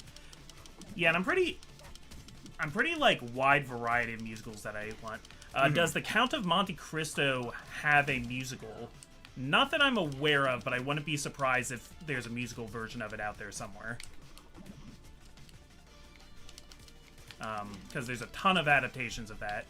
Hey, Oscar, played any of Thousand Year Door's remake? Not yet, but I'm actually going to get to it soon. Because I recently finished Super Princess Peach. And I just got done with basically going through... Sitting here on his... Yep, basically desk. going through Monster Hunter Generations Ultimate. So now I have the room to be like, okay, yeah, I might as well go ahead and start going through Paper Mario. Can you tilt it a little bit the other way? Sorry, I just committed a horrible party foul and hit the monitor while Oscar's doing high-stakes combat. How dare you?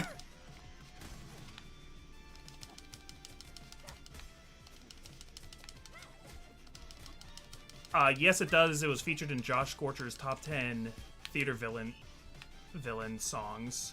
Count of Monte Cristo does?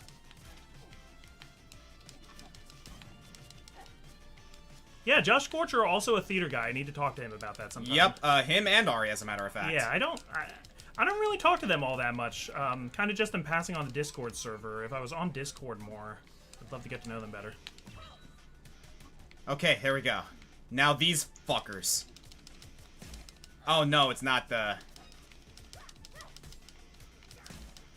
Hijo de tu puta madre.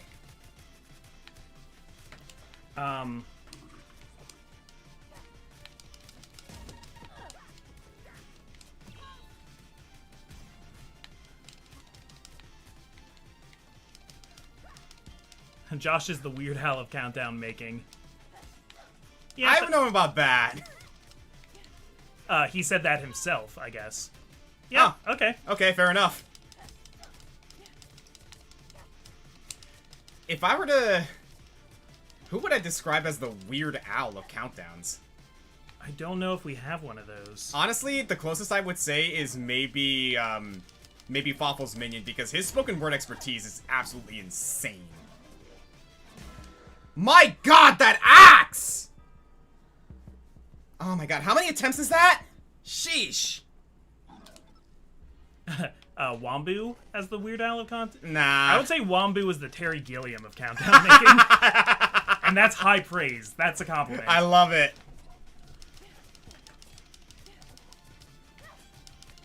Since Josh has a military background, I'm curious what he'd have to say about Come From Away. Yeah, I don't know. Again, I don't know enough about the show firsthand. I kind of just found out more details about it now.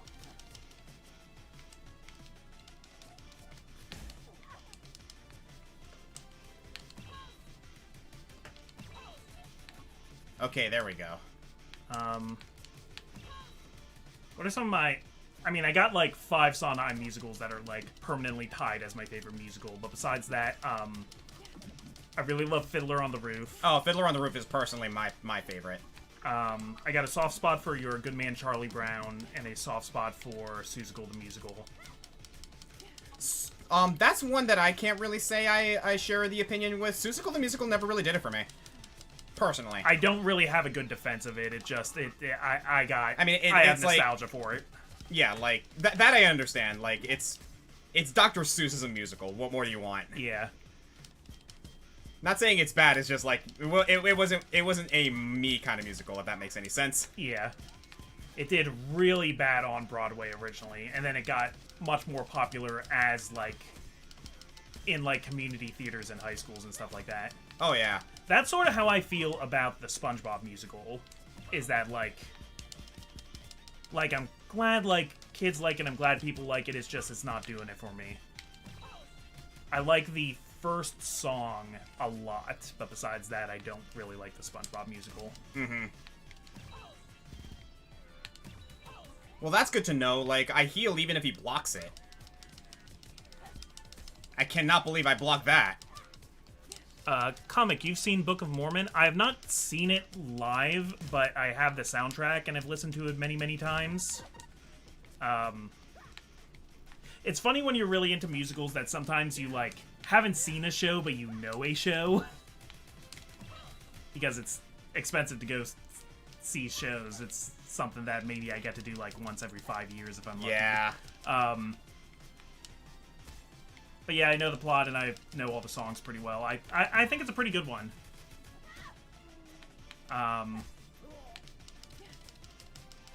You know, it's the South Park guys making it. And it seems like it would just be like an irreverent, anti-religious musical, and it's kind of that, but it's also kind of about, like, what is important about religion. And kind of has, like, a good message at the end of it.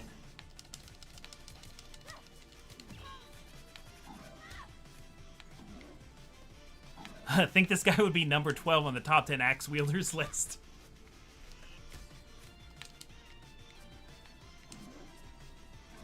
Yeah. Oh, I saw that coming.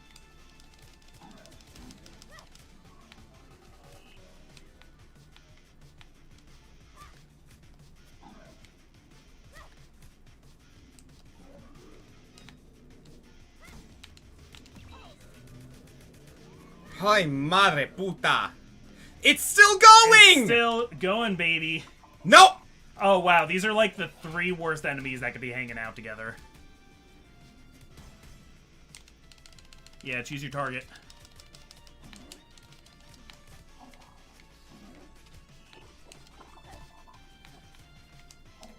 This is a mean combination. And that's after all of that! Oh boy. Okay. Posture check. Thank you. And stay hydrated. I'll stay hydrated in a moment. I'll hydrate for the both of us. Thank you.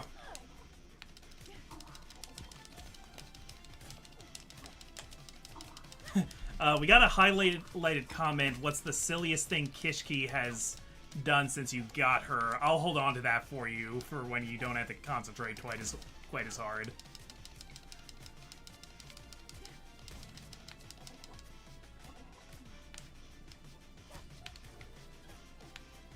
I'll tell you guys about Oscar's dog Kishki though. She goes crazy every time I come over. Oh yeah.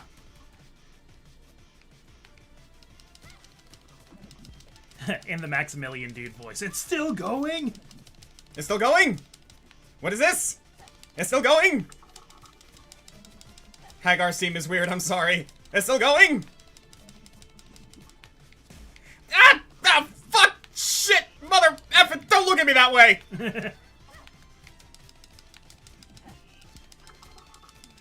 Vernal is like, I'm really glad I entered this tournament. It's so much fun. I'm having a great time. If you ever get the chance.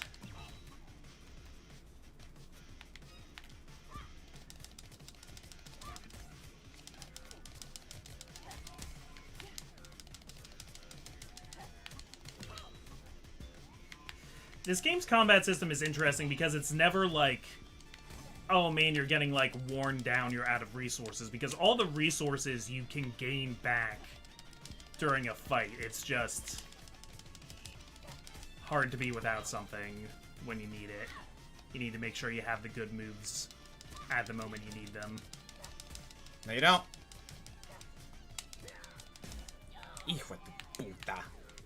I remember that in Akuma Legacy for Street Fighter Alpha 3 Reverse Dramatic Battle.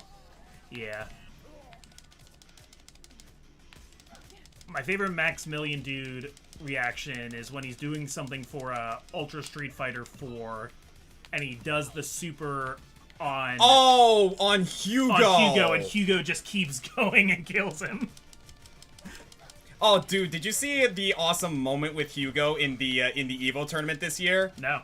Evo moment 38, where he parried Ken's air tatsu to stay in the game, and then used a useless-ass heavy drop kick move that actually ended up winning him the fight. Nice. It was amazing.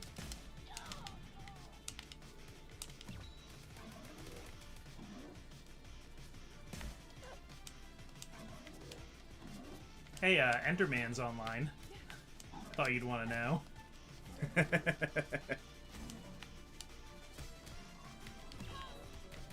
Okay, so you got your super ready. The next wave is the really hard one.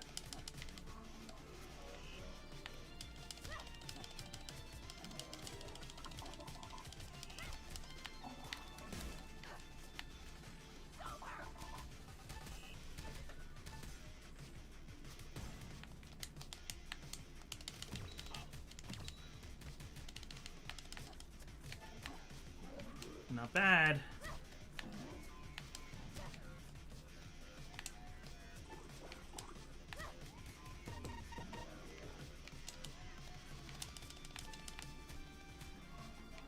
Alright, just got the one Reaper. Oh, no!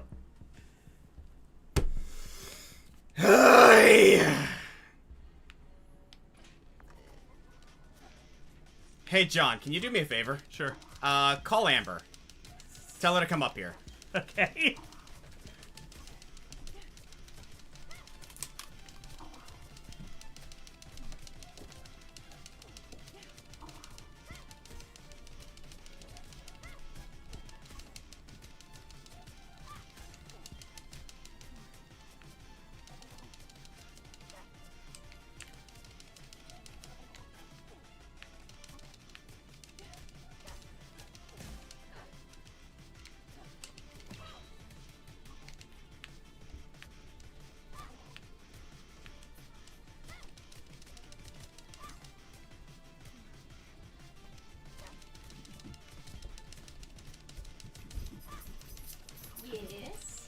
So, the audience wants stories of the silliest things that Kishki has ever done. I cannot think of any right now because this challenge is kicking my ass. So I'm calling on you to help me out with this. You don't have to put that on. Silly shit that Kishki has ever done. Yes. Okay. Well, first thing that comes to my mind is the time that she bit my own ass. Oh yeah. That hurt. If you've ever been bitten in the ass before, it hurts. It does hurt. Let's see. Kishki has just left the room. She does not want to. Kishki. She does not want to face these charges. You know what you did. I'm trying to think, what else has she done? One cute thing that she does a lot is she chases her own tail quite a bit. Oh yeah.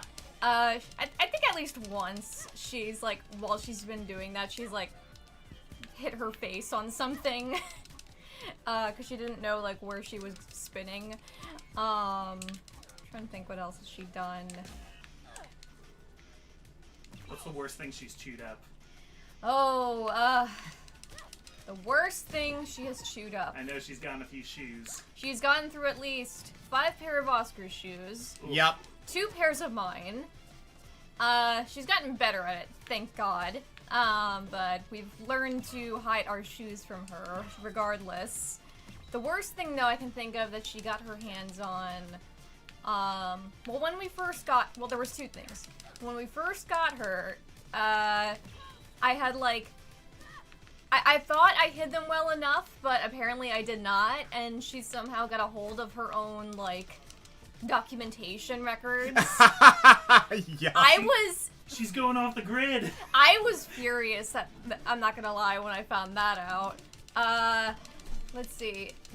Although the second worst thing I forgot a hold of, she was okay in the end, but unfortunately she got a hold of an aloe vera bottle at one point. Yup. We had to take her to the vet for that. That was a very scary time. That was a very scary morning, I should say. I'm trying to think what else. What else has she done?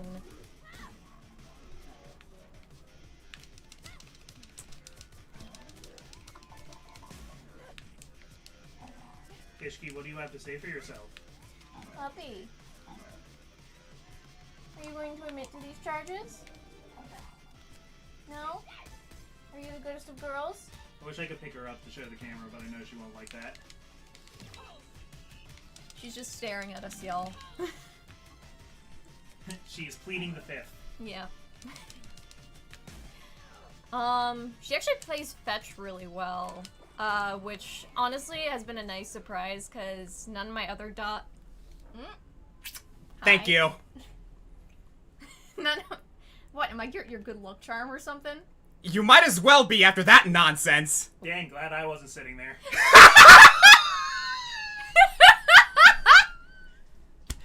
I got out just in time. Oh my god. Christ almighty, that challenge! And that wasn't even the final fight in this freaking... But please, go on. Oh yeah, what was I talking about? Fetch. Yeah, so she plays fetch really well, which has always been nice. Hang on a sec. Like the goddess watching from her throne, I watch and laugh as you edge closer and closer to the end. When will we reach the Vernal? When will you hit the edge? My olive rival, fight. Oh my god. You can read it right there. Gosh darn it, reptile. Okay, I'm gonna ask we turn on the air conditioning because I am sweating right now. Alright. That was a tough challenge. I need a moment. Air conditioning break. Yep. Yeah. But nah, she's been a good girl for the most part. Like She's very antsy. she's very sweet though. Mhm. Like she is loyal. She is loyal. She's very loyal. She's very like friendly. She will throw herself onto people. But yeah, she's been wonderful. Again, the biggest issue that we have to deal with is that she's an attention hog. Yeah. Like she wants attention all the goddamn time. Yeah. She's right there sitting. Look at that dog, right over there. I think you gotta move the chair. Like, yeah. You're not gonna move it like that, honey. But yeah, you can see her through the chair. There she is. Stay. No, you're not staying. Oh, nope, there she goes. Photogenic. Usually when you like go towards the stairs, that's like that's her indication to be like, oh, is it time to go downstairs? Okay, I'm gonna go downstairs now. Yeah. Yeah. She's a visual learner. Like she tends to like follow commands when you do something. She'll start sitting. I don't even have to say sit for her to sit. I just have to walk in front of her a certain way and she'll sit. She does really well with the hand signs. Mm-hmm. Oh yeah, definitely. She knows like when you put your hand out, she knows like she'll paw at it, like like she wants a handshake. If you put your hand down on the floor, she'll be like, okay, it's time to lie down. That kind of thing. Yeah. She's very good. She's very good. She learned quick. She learned very quick. All right. I think I'm good. Thank you, honey. You're welcome, sweetie. I couldn't think of anything about Kishki because I was just so focused on actually beating this gosh darn challenge. Christ. Nah, Kishki's a good girl. Very good girl. There she is. Puppy, come here. Come on, pup. Come here. Come here. You don't want your face on the internet? No, come here. You have to show them what a good girl you are. Just kidding. Nope. Yeah, she's no. She is her own girl. Alright. Shall we continue then? Thank you, Amber. Thank you. Welcome. Man, that was hard. I got a lot of memory all of a sudden, though, so... Nice.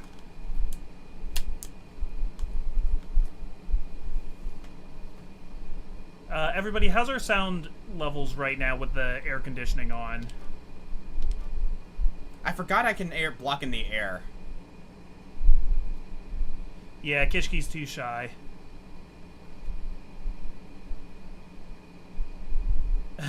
Highlighted comment, Kishki, quote, I'm very sorry, I like Evo and FGC, please don't hurt me, I'm a real ninja. Favorite Japanese band. I don't know Japanese bands very well. Me neither. So, off the top of my head, The Pillows. What?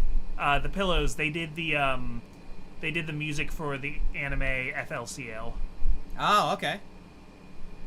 Here we go.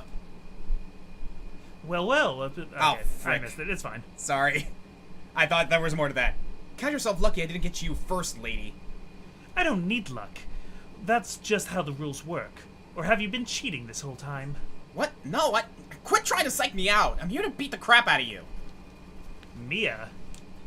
Have you ever faced her? Nope. No, you're showing me a lot of stuff I didn't know was in this game. I like never thought, I wasn't trying for 100% anyway. Oh yeah, she has wings. I never thought to go back to the Tower of Battle. Cannot block that. Good to know. That was a reference to Yo Video Games' first time playing Super Nintendo version of Street Fighter Alpha 2. Okay.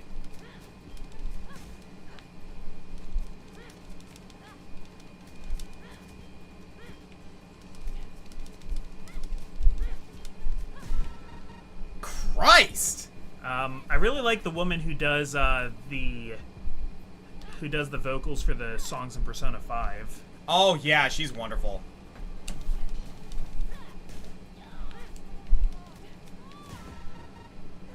Yeah, you're getting two-shot, bro. The hell?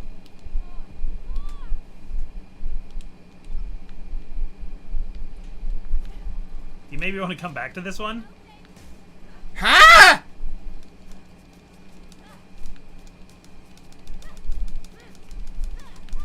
I mean, it's cool seeing all these other bosses that are in the game because to be honest, I was a little worried when we were like, maybe we'll 100% that this, like, wouldn't be very fun to watch us just picking up, you know, other collectibles. But no, there's, like, a lot of, like, capital C content that you get for doing stuff. Between this and Sen.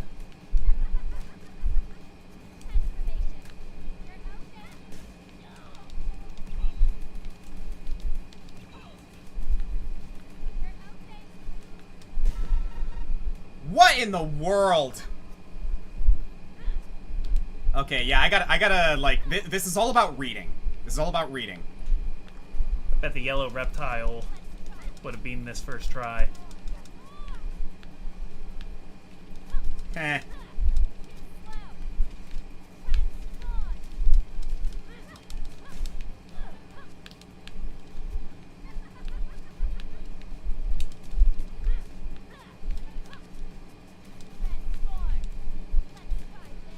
Okay, so she's got two stances. What is that hitbox? She's got like winged stance and fox stance, we'll call it.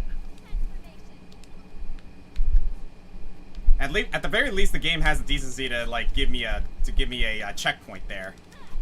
Yeah.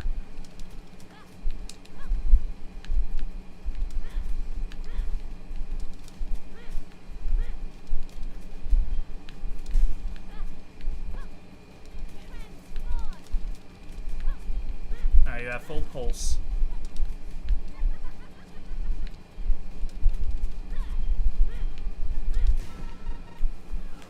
See, sometimes she does two. Sometimes she does three.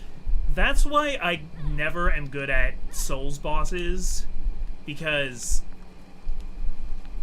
Oh my gosh, I was playing Bloodborne with Patty, and I love that guy, but oh my god, I was at my wit's end, and it was so much like, okay, when he does that, get ready, because he's gonna do one more swipe and then he's open.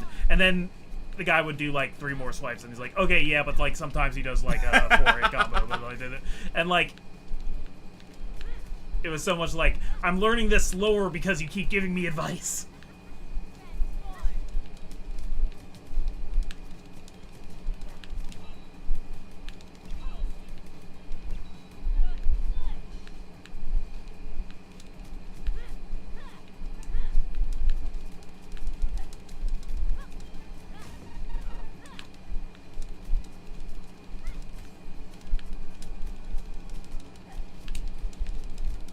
Keep her in the air as much as I can. The best Pokemon mom would be the one from Gen 2, since she helps you save your money. As I recall, she spends your money for you on items you don't want, and then sends the items to you.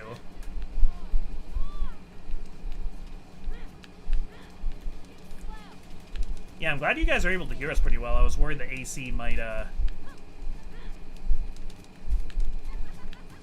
be drowning us out.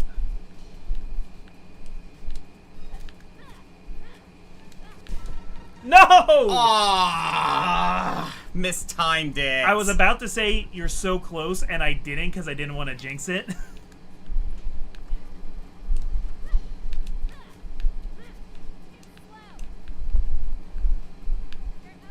Yeah, I mean, money's not so valuable a resource in Pokemon Gold and Silver that it, like, ever really bothered me that she spent my money. I was just always like, oh, come on.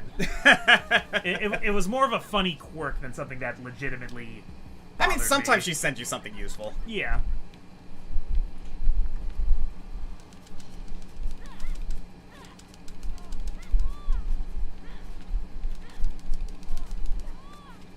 Okay, calm down, lady.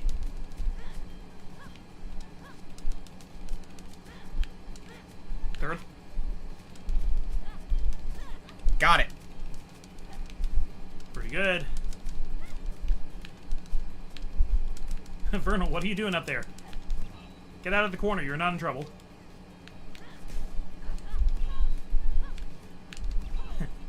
Hey, could you come over by this bomb? What's a JRPG party member that serves no purpose but simply I'm just happy to be here?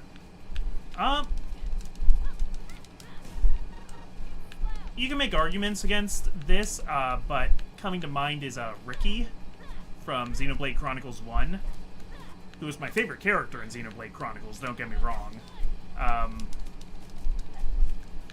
But I feel like a lot of JRPGs have that, like, one character who's kind of just, like, morale.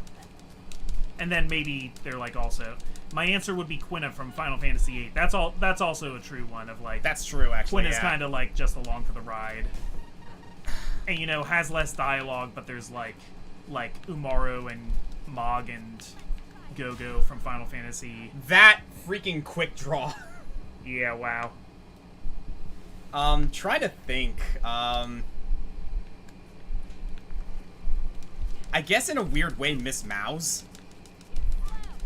Particularly because she's optional. Yeah, she is technically optional.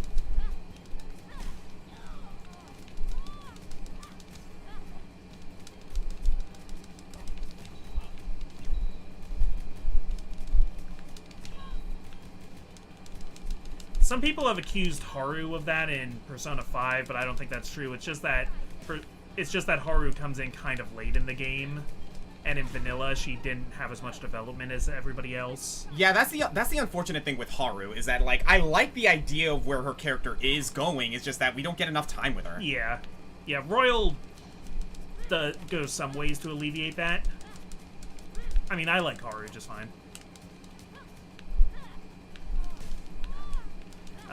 Tales of Symphonia doesn't really have that. For me, Patty from Tales of Vesperia always feels a little, like, vestigial, because I know she wasn't in the original release of the game. But, like, once she's there, I mean, I think they do a good job justifying her being there. I like Patty, personally, but Yeah. maybe it's because, like, her character is just really charming to me. Yeah.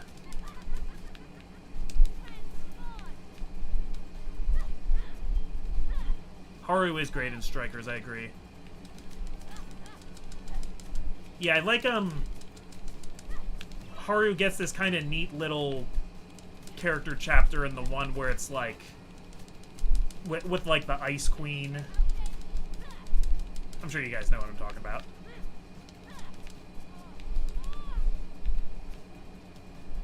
Like, just psychologically speaking, yeah, like...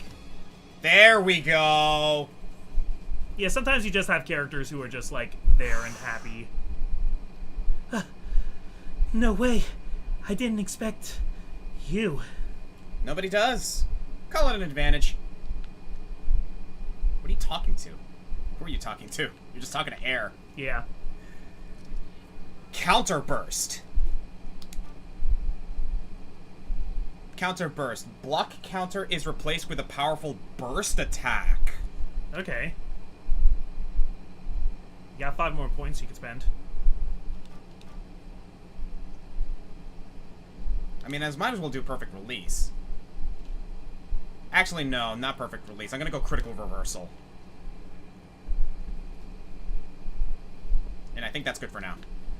There's also the kind of party member who's like, I have the least business in the story, but I'm the main character's friend, where you get, like, Rhine in Xenoblade Chronicles, where, like, the story kind of, like, struggles to justify him being with the group for parts, or, like, keeps trying to find more business for him, which it doesn't have to. He's there for... Yeah, he's like, yeah, man, I'll just drop everything. Road trip! Yeah. Stay hydrated. Thank you. But I really like Rhyme. Feel free to turn that thing off whenever you want, dude, because I also know it's probably, like, I mean, I'm comfortable. blowing right on top of you. Like, not now, but, like, eventually. Yeah. Okay, Fallen Tower has all of them. Remind me which places we have to go for the lore bits, by the way. Fungal Mines is one of them. As a matter of fact, Fungal Mines has a treasure that we have yet to get, so this is perfect. Fungal Mines, Jungle, Airship, and Debris Field are the lore places. We got the jungle so far, right? What? Which ones did we get so far?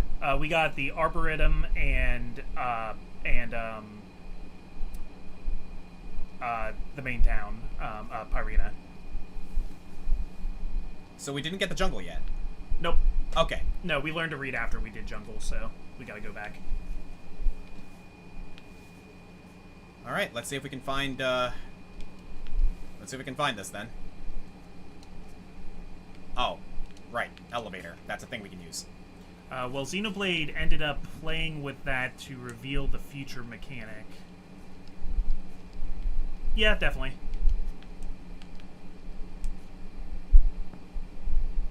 Oh, Persona 3 Konomaru. That's a good point, because literally a dog. Yeah, that's... I mean, I feel like that's cheating a little bit. Yeah, but, like, they're absolutely right. It's just the dog is here. Okay, what does that make Repeat? Oh, man, yeah, Repeat might arguably be that too, then. What I think is interesting in Persona 3 Reload, so there's moves that's kind of like your Ultra when you've, like, built up enough of, like, whatever meter that each character can do. There's, like, a big cinematic attack they can get. Yeah. And each character eventually gets 2. Except for the hero, who gets a bunch of them. But for the most part, it's tied to you get your second one when a character's persona evolves, you know? Yeah. Which happens when they reach, like, a certain critical juncture with I'm getting my ass kicked. with their character arc. Except for Koromaru, who just comes in with both of his supers. So it's kind of funny to me of, like, the dog just, like, shows up fully, like, self-actualized and, like, oh, he doesn't have any more, like, psychological growing to do. He's a dog. He's the best he's gonna be. Okay, so, does Magus know where the bookcase is in this place? Because I found the last treasure. He does, and he already posted. He's way ahead of you. Nice. This one's a little tricky.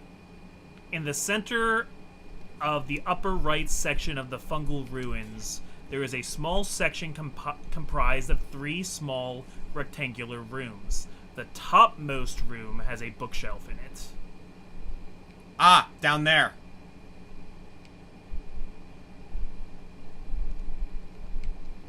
Did you see it? I did not, but I trust you. Upper right section.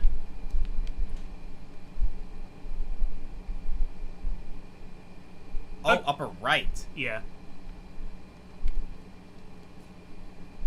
In the center of the upper right section, there's a small section comprised of 3 small rectangular rooms.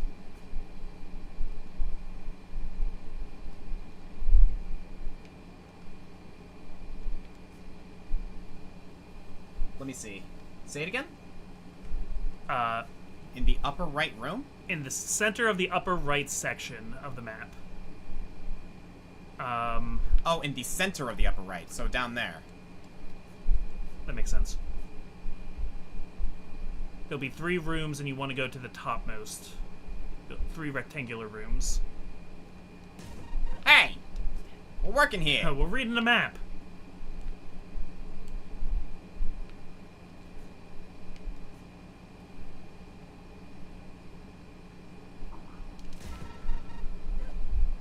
Oh, no. Really? Well, you hadn't really picked anything up. I did get the you treasure, did. but Got I one know where treasure. it is. Okay.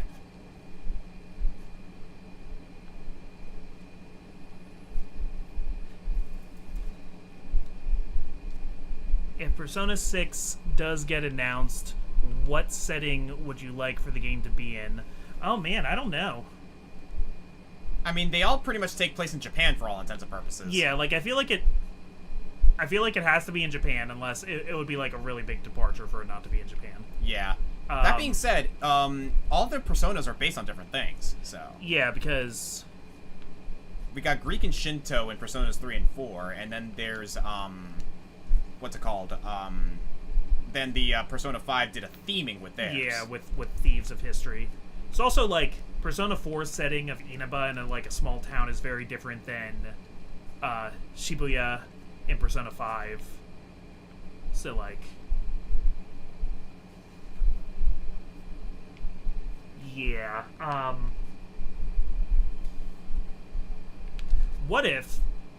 Guys, I don't really know that much about, like, Japan's, like, place and culture, but just, like, off the top of my head, I'm kind of thinking, like, what if we did one in Osaka? And, like, a more, like, watery region of Japan?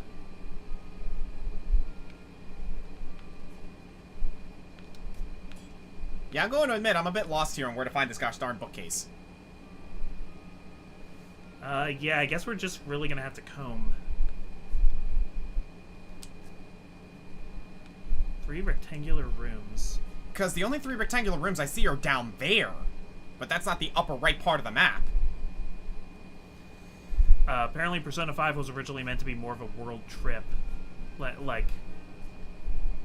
I know, because Persona 5, Strikers was like a road trip around Japan. Yeah, that's I do remember that. Yeah, but like a world tour.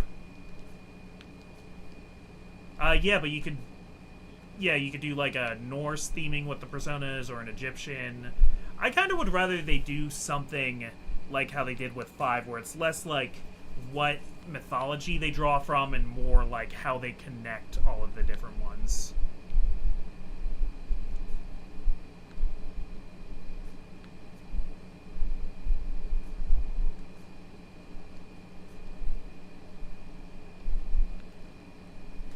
Okay, so there are the rooms, but, like, I don't even know if I'm going the right way here.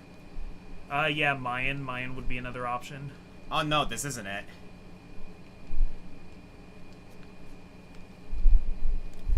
Yeah, Magus, I'm lost here.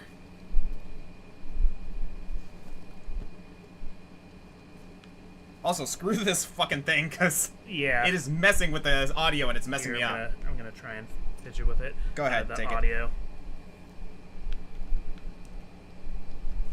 Okay, now I hear it just fine.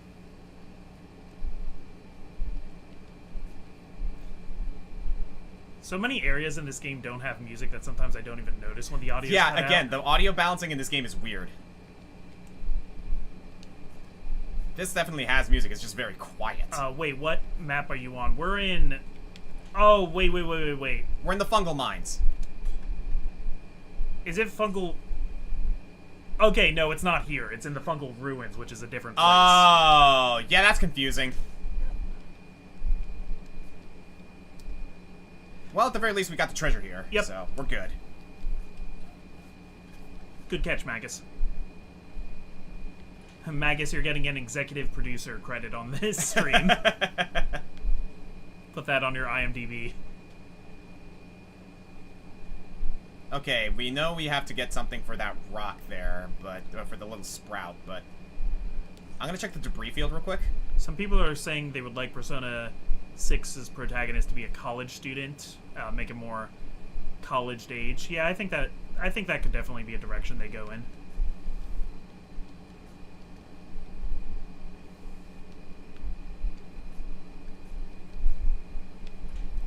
Oh man, I don't even know where this treasure could be, but I guess we're gonna... Oh, hey! I just received news of a spore sickness outbreak spreading across the islands. This new strain seems to be much more deadly than the previous. If this new strain is at all related to the green cap mushrooms in the arboretum, then I am extremely concerned. Our previous experiments with unreality before the rising proved that these particular mushrooms mutate when exposed to unreality energies. If our new proximity has somehow affected other mushrooms on the islands, then I fear the worst is yet to come. I hope dearly that my sister is safe through all this. Interesting. What map are we on now? We are in debris field. Alright, I'll delete that one. Yeah, there's one more treasure here that I need to find, but hopefully it won't take me... If I can just be a little patient. What's something niche that you're super into, but you never get an opportunity to info dump about? That's a good question, actually. I just did a lot of info dumping about musicals. And I did a lot of info dumping about Marvel stuff before, so... There was that one episode of Fire Emblem we did where you info dumped about Star Wars. Yeah, that's true. I could info dump about the Discworld novels by Terry Pratchett. I've been reading those lately.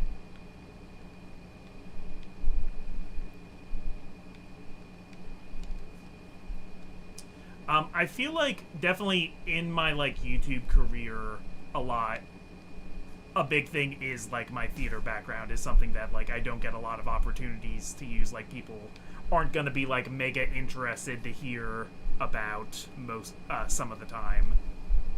I can understand that, honestly.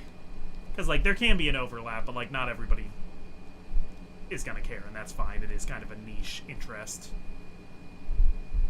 Is it really though? Musical stuff, yeah. I mean, maybe not any more so than gaming, but I understand that it has... Oh. Chaos Jester AC is following. Thank you so much, dude. Thanks. Also, Yellow Reptile tipped $5 before. Oh, yeah, he that did the comment. message earlier. Thank you.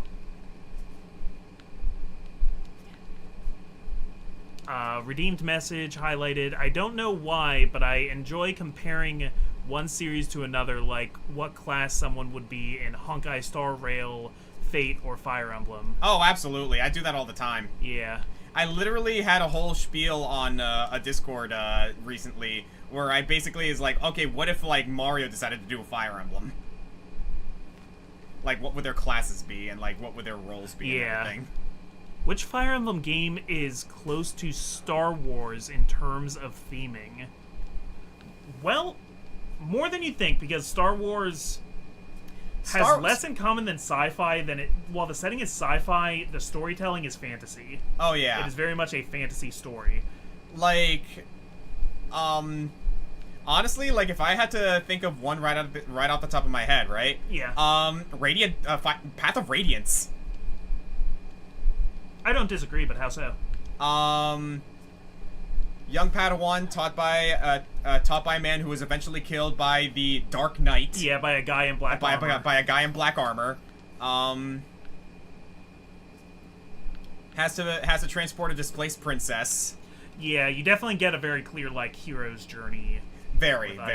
But again, like that's less on like that's less on Star Wars and more just Star Wars follows a lot of like classic story beats that you've seen over and over and over again throughout all of media. Star Wars very much, yeah. George Lucas was drawing off a lot of like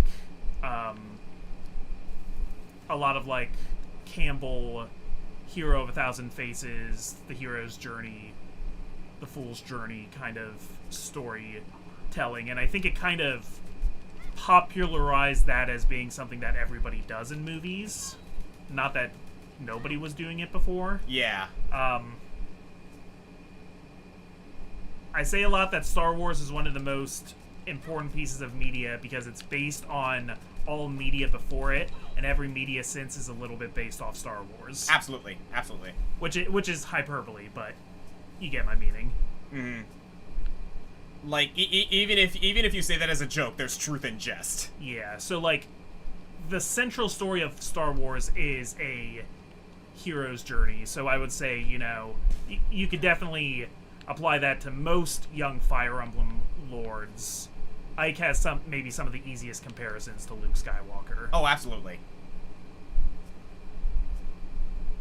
But, like, you could also make a point for, like, Marth being like that, or Roy being like that. Yeah. Another one that I can think of, like, if we want to go more the Obi-Wan Kenobi route, I would say, like, Sigurd definitely has a little bit of that. But again, Sigurd is totally based on the actual, like, you know, Nordic tale of Sigurd the Knight. Yeah. So, you know, take that for what you will. Man, this is a huge area, so finding this treasure is going to be a bit of a pain. Star Wars was inspired by the Hidden Fortress. Yes, very true. Also, a lot of it is taken from that, and a lot of what Jedi have more in common with samurai than, like, knights, like they sometimes say. Oh, absolutely. Jedi Knight. Absolutely. But yeah, you watch the Hidden Fortress, and you can see a lot of, like, point-for-point comparisons. Mm-hmm. But also, I'm not denying that he copied a lot of stuff from Hidden Fortress. I'm saying he also copied a lot of other stuff, too. Because there's a lot of just, like, Flash Gordon film serial kinds of stuff and, like, the iconography of it. There's some Shakespeare in there. I believe I got everything that I could from that guy, so... Redeemed highlight message. Olympics update. U.S. secure another silver in the 400-meter medley, while we got a silver in 100-meter breaststroke. So swimming. Yeah.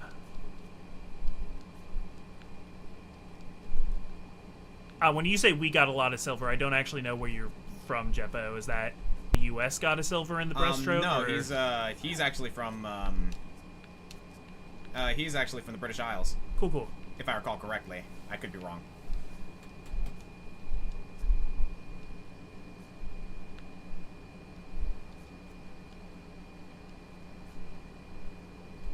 Where, oh, where could this treasure be at? Oh, where could it be? I find I'm not so enamored with... Sorry, are we still in the debris field? Yes. Yes. Oh, no, we're not. Are we? Yeah, we are. Yeah, there's one treasure that I haven't found yet, it seems. The comics of Star Wars are interesting to look up. Yeah, I've read a lot of the more recent ones that are canon now by Marvel. There's some great Darth Vader stories, some great... I like Dr. Aphra a lot. She's a cool character.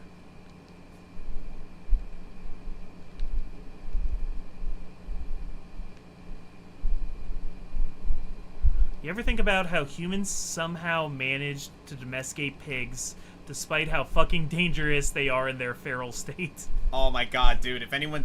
Good point, yeah. No, dude, like, if you want a D&D monster that's, like, super freaking dangerous, that, like, you want to scare the piss out of your players, have them fight a razor boar. Yeah, razor boar are great.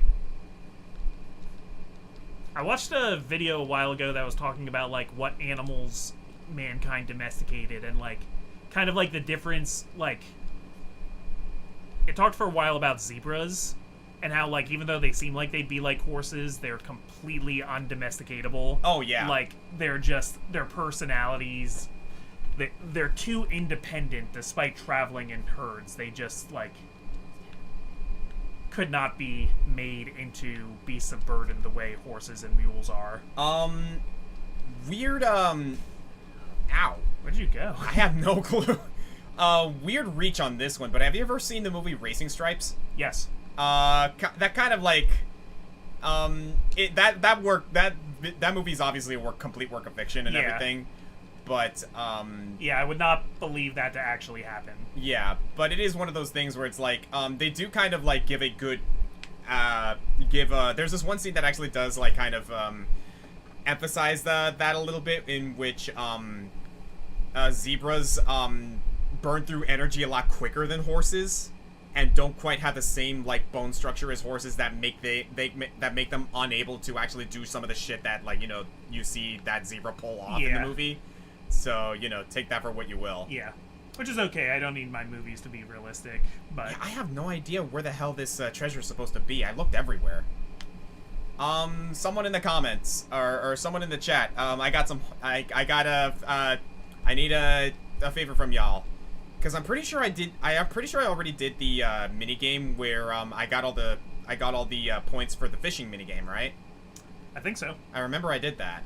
So someone in the comments, if there's a treasure that you think that you I'm missing one treasure in this area. Please let me know what it is, or if you can find out what it is, let me know where I can find it, because I'm stumped on this. Do you want to check the fishing minigame just in case? I don't know if he, like, adds another treasure at some point. I'll do the fishing minigame once, and do the whole shebang if, like... Or is there something in his area that you didn't pick up? That's what I'm thinking, but it's like, okay, where would that be? Whoopsie. Huh? Yeah, it kind of looks like the map keeps going over there.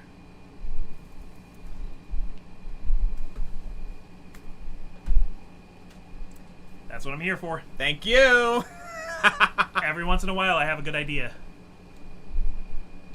Oh, snap, I can even make it without the flight. Well done, man! I didn't even consider that. We got a Ask the Green Scorpion favorite style of eggs. How do you like your eggs? I like my eggs, my favorite style, sunny side up. Or, according to Amber, apparently some people call them dippy eggs. Because, like, you dip them in, like, you dip your toast in the yolk, yeah, and then you eat it, which, like, I totally understand. I'm gonna be honest, like, I enjoy the white by itself, and then I just eat the whole yolk whole. But I like dippy eggs. I like scrambled eggs, because scrambled eggs you can just use with anything. You got a rice bowl, you got a soup, you got a stew, you got, like, chicken, you got, like, just scrambled eggs go with everything, practically. Yeah. Great breakfast, too. And then third, poached eggs. Poached eggs are so good, and it's so simple. All you have to do is season a broth, and then just crack a couple of eggs in there, and they get poached. Yeah. You just leave them in there. It's so simple. I was like, how can something so good come from something so easy? Eggs are kind of like a miracle item. Like, yeah. Honestly. My favorite way to eat eggs on their own is scrambled. My favorite, but what I like more is to put eggs in things I cook and cook them into stuff. Like, I'll make turkey burgers out of, like, ground meat, and I'll crack an egg in there, and it'll give it kind of an air and a puffiness. So is the Foggy Ruin another place where we can find a book, or no? No, there's no lore here. Got it. Then in this case, it's just a treasure, couple treasures that I need to find. Guess I'll just come around. I like dippy eggs. That's fun to say. Yeah, we were at a diner that we like to go to here, and turns out that, yeah, that's just the way that... Because I went sunny side up, and Amber was like, oh, can I get dippy eggs? And I'm like, oh, what are dippy eggs? And it's like, they're sunny side up eggs. I'm like, what? Okay, apparently they're the same thing. Ironic that zebras run in herds but are highly individualistic. Yeah, they have... Because their personalities are more like mules. They're, like, kind of smart in a way and stubborn and stuff. Mm-hmm. But they still stay in herds because of the whole thing of how their stripes are, that they...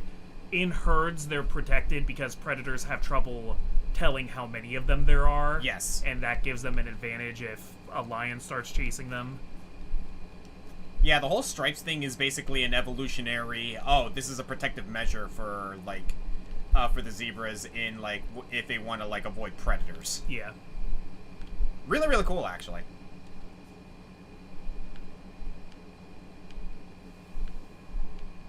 I haven't played this game yet, but this game does look interesting to play. Yeah, it's really cool. You're seeing a lot more, I think, of, like... It's more exciting at other parts, too. You're watching us do the... Is that one chest closed? Is it? I think you missed a chest. Ah, yeah, I did miss it. Yeah, that wasn't the treasure, but there's some bits for you.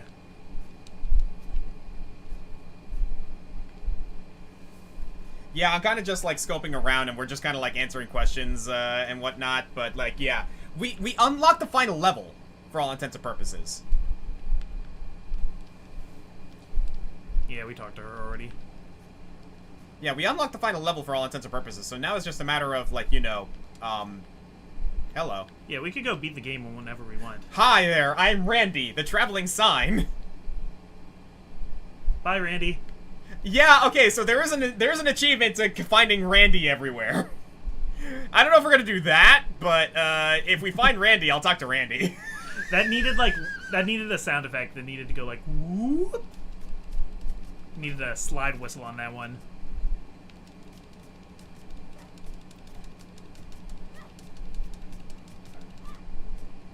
Just so I'm not, like, running into him while I'm trying to check the map.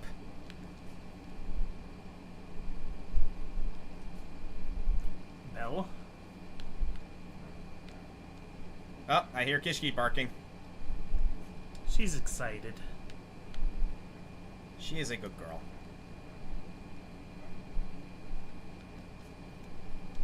She gets so excited whenever I come over. It makes me feel really special. No, she adores you. I am going to check down there first. So do you recommend this game, and what platforms are it on? I know it's on Steam and it's on Switch. Yes. I recommend this game if you like Metroidvanias, and my only concern to some people is you might not like it if you're afraid of getting lost, because it doesn't give you a lot of direction a lot of the time. Yeah. And because it's so obscure, finding help online is tough. Yeah, no, like, John had to, like, jury-rig a guide for us just so we can, like, actually try and, like, you know, get a feel. Ah, here we go, there's one. I had to watch a speed run and then write down Time the step. sequence. Time step. Air stepping off of enemies slows them. Huh, cool. I forgot you can air step off of enemies. Okay, I think I actually might know where the last treasure is. If I'm reading this map right.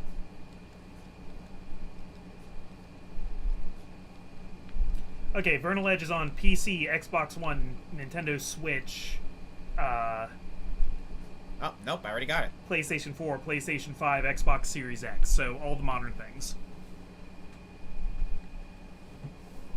Wait, am I reading this right? Oh, okay. Have you played Nine Souls? No, not familiar with that one. I've played 999. Nine hours, 9 persons, yeah, 9 doors. Hours was the word I was missing.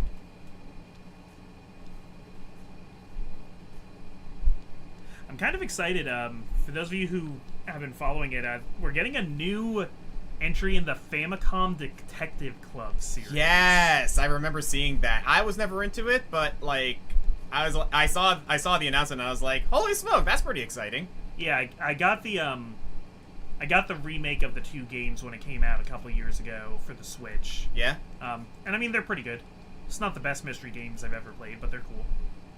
And I love playing, like, obscure Nintendo titles that I've never gotten a chance to, so... What was that one you played that was, like, a super, like, obscure, like,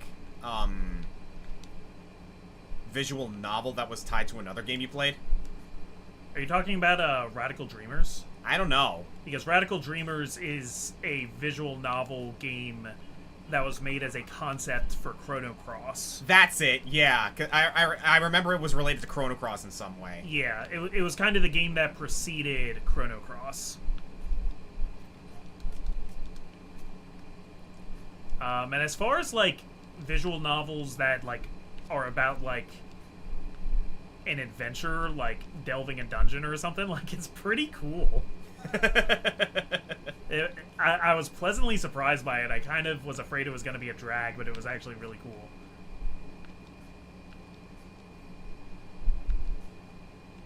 It's like playing D&D with a really inflexible DM.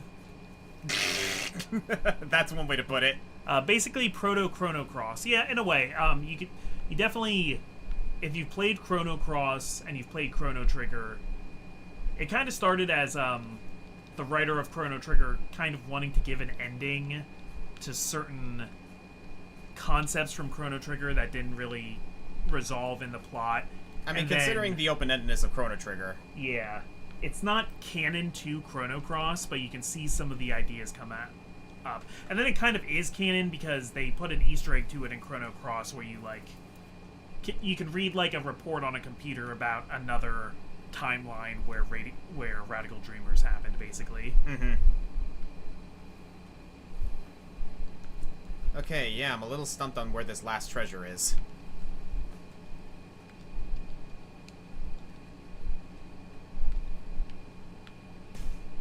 Ah! See, the difficult thing with, like, looking for treasures in this game, right, is because there's a lot of those hidden walls. And you kind of have to keep an eye out to make sure you can find them. Yeah, I'm trying to decide, Robin, whether or not I want to get the physical copy of Famicom Detective Club. I might as well. Yeah, I guess I will. It's $50, which is a little steep to me, but... it's nice to buy physical games when I can. Yeah, that's where we met Randy the Traveling Sign.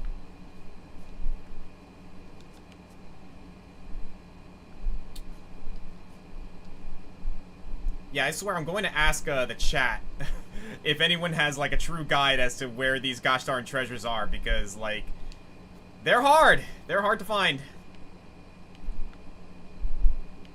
While searching online, I have seen other people complain about that some treasures are just, like, so out of the way.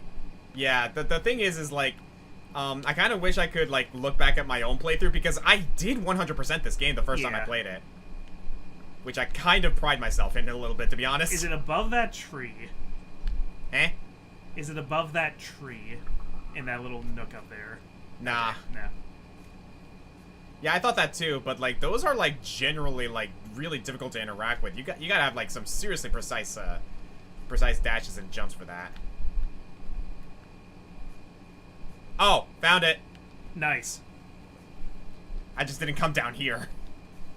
See, we just gotta start complaining about, like, where the fuck is this treasure, and then suddenly we just find it. As soon as you give up, you find it, yeah.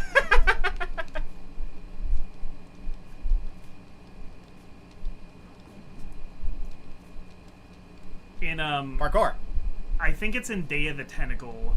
Oh, God, I know that game. There's a part where the solution to the puzzle is you need water. You need it to be raining. And how do you make it rain? You get a sponge, you get soap, and you wash your car. Actually, though? And then it starts raining. Because every time you wash your car, it starts raining. And apparently this is like this famous, hey Mechasol man, thanks for coming by.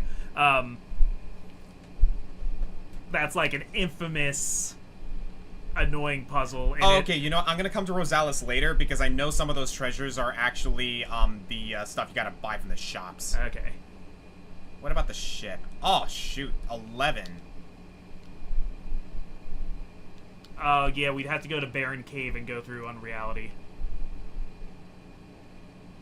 All right, let me go check that debris field real quick. I think that is the debris field, and we already got all the treasures there. We're actually making pretty good progress, honestly. Yeah. No, we're gonna get this today. 6 out of 6. This is the Timid Islet. Oh, actually, we might as well do this now since we have the treasure center. Yeah, let's do it. So four treasures here. 4 treasures. Oh, this is why. It's because we got to go into unreality.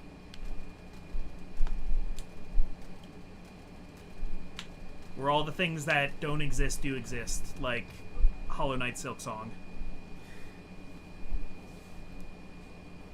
I don't know. They can take their time, though, honestly. How dare you? I mean, I used to say, like, Metroid Prime 4. Fair. And now we have a trailer. Man, this area is freaking wild.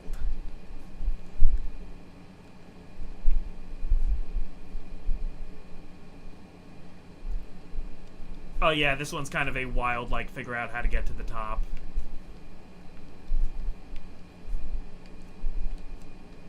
Yeah, so it's a good thing you got the flight major memory and the wall run.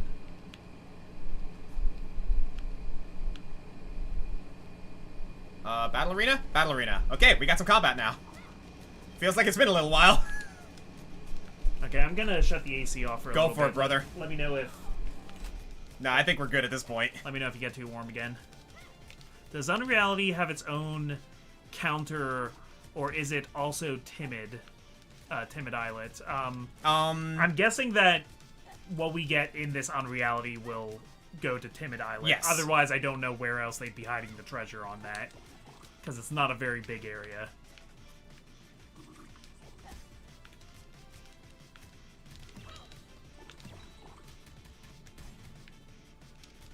Silk Song might get released long after Ender Magnolia. Yeah, maybe.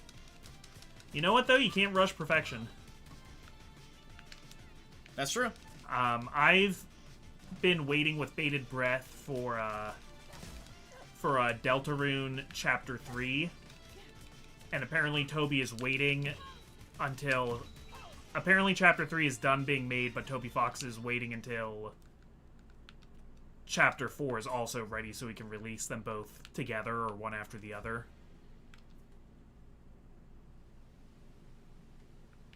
What the fuck are you doing? Nah, I know what you're doing. It's fine. This is fine. We're getting treasure. We're getting treasure. We're gonna have to go... We can't just jump up the whole mountain, or we'll miss the whole treasure.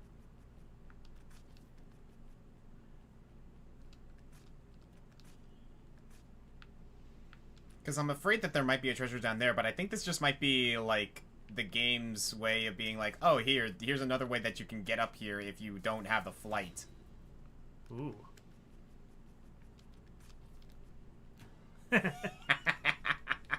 It is, like, gratifying to, like, find, like, weird ways to do this. This is what we think of your level design, Vernal Edge. You gave me these tools, I'm gonna use them.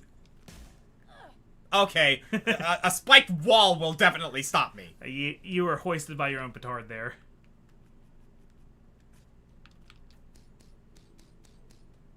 Foot dive.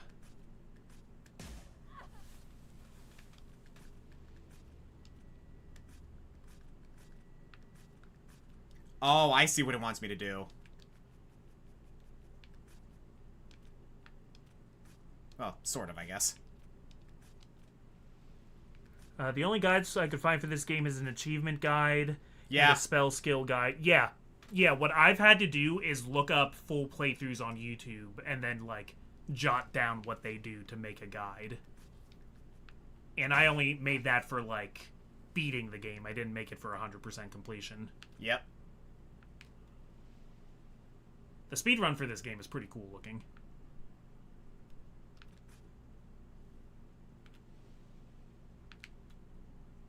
There we go.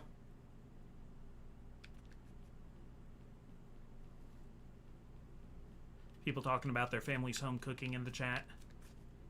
Oh, man, I will say this. Like, my mom moved to Honduras, like, a while ago, right? I miss her cooking. Like, so much. Like, I love Amber's cooking, but you don't having one doesn't, like, mean the other. Yeah, That's not a slight against Amber. There's no way to, like, really replicate the nostalgia of good old-fashioned mom's home cooking. Let's be real for a moment. Because it's not just that it's really good, but it is. But also, like, when your parent cooks for you, it's like, you don't have to do anything. Like, they got you. There's this just, like, feeling of security that comes from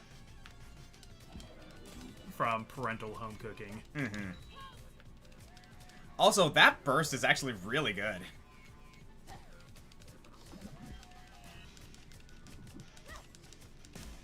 Oh, bullshit, that shockwave hit me. Stay hydrated, 500 bits. On it. Thank you, Dusk. Oscar's fighting some guys right now, but I'll remind him when he finishes fighting them.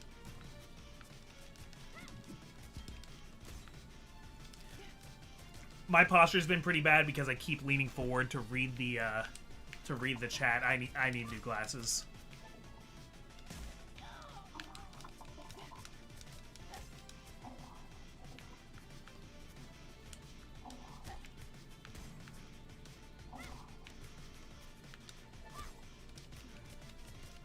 The most delicious thing I've ever eaten in my life was a roast beef dinner that my mom made me for my 21st birthday. I'm 26 now and nothing has ever come close.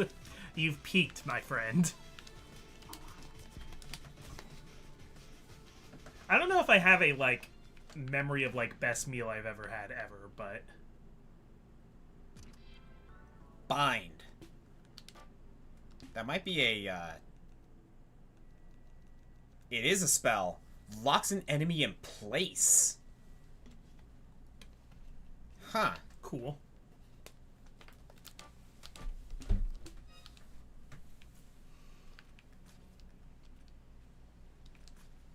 And that was 3 out of 4, so the last treasure should be up here. Oscar, what would you say is the best dish your mom would cook? Oh, that is an excellent question. Best meal my mom ever cook?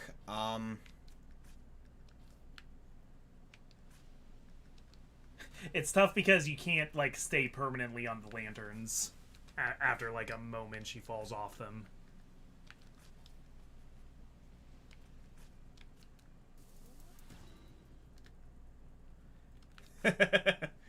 I mean, might as well, right? Yep.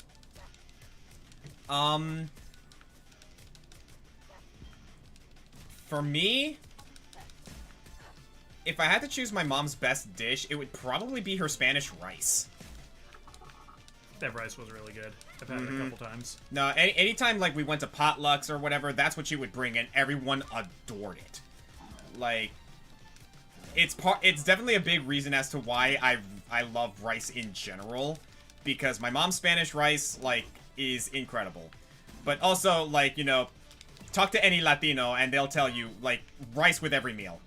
Breakfast, lunch, and dinner, we can eat rice for every single meal of our lives. Yeah, I feel like you gotta be pretty good at making rice at that point. Mm-hmm. I have a pasta maker, and I really would like to use it, but there is just no room in my kitchen. That's all of them. Yep. Well done. That being said, I actually do have the memory of the best meal I've ever had. And I think I've told this story before. Yep. I love this long drop. Ultimate foot dive! Starts playing Snake Eater in reverse. Alright, so that's a timid eyelet. Ugh. Best meal I've ever had, however. was a time my uncle took me to Pico Bonito in Honduras. And again, I've told this story before. He had a few friends. Like, we went on a 3-day hunting trip up the mountain. And is the hidden facility one of the places with the, Nope. Okay, so we just got treasures here.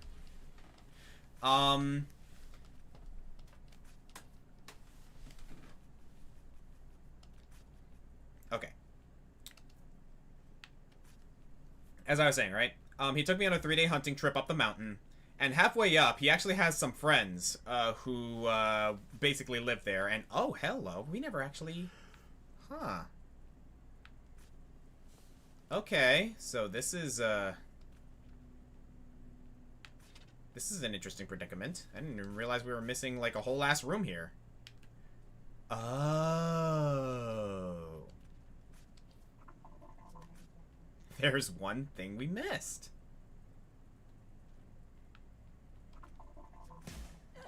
Oh, that thing does a lot of damage, though. Oh, got it. Oh, nice money. We also memory money. Get more money from defeated enemies. Sure, we need more. Yeah.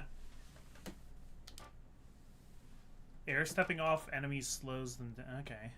I'm gonna go with perfect release instead, though. So that was another one.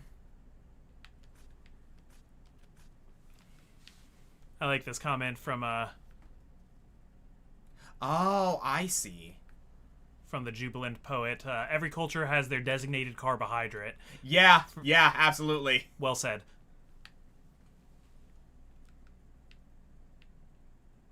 Okay, I think I know where we need to go.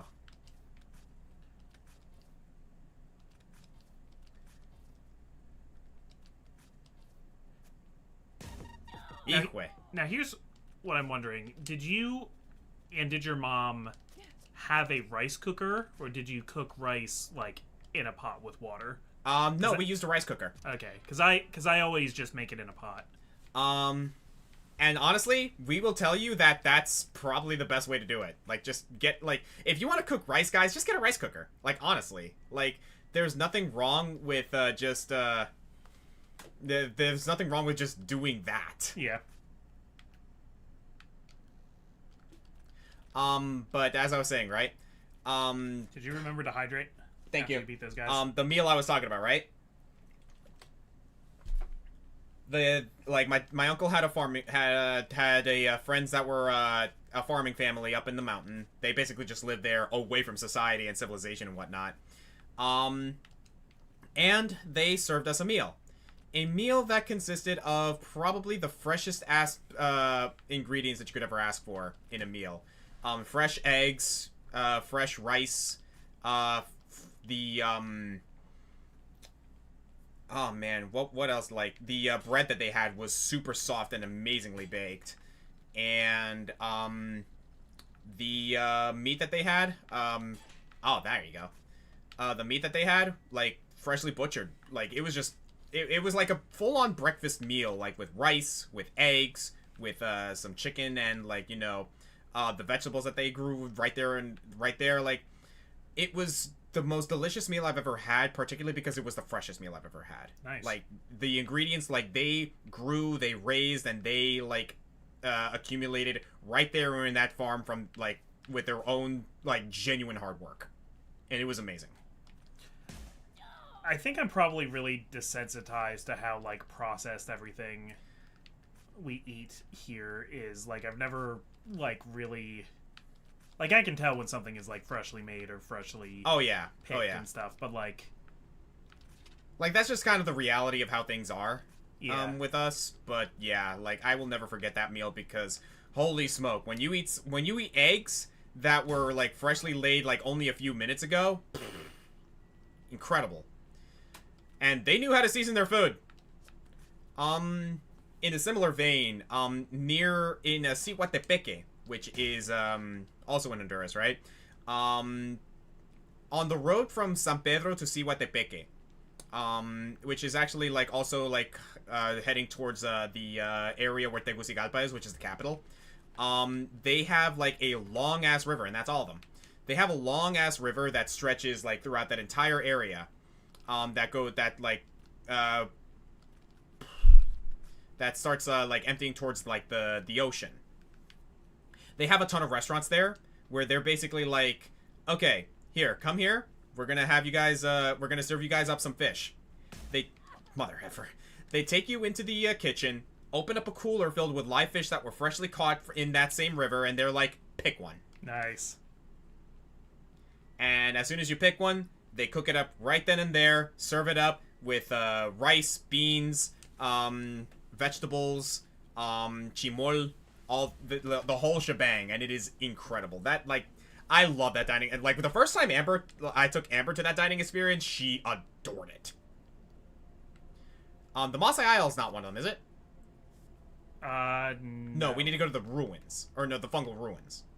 We still have the airship, the jungle, and the fungal ruins for lore.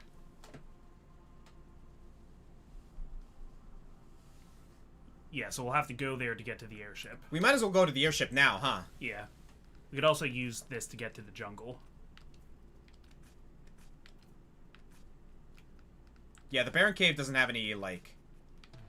No. Yeah, and if I recall correctly... Oh, there's treasures in unreality! Wow, okay. Yeah, while we're here.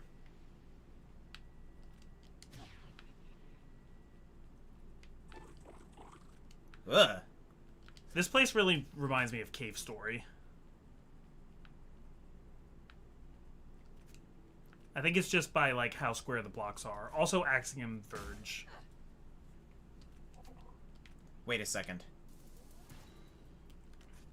Hello?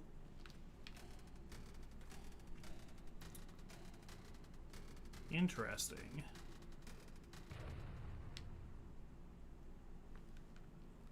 Slime Summit. Ooh, I know this place. Oh, this is fun. This is fun. Okay. This is a cool area, actually. Yeah, I've never seen this before.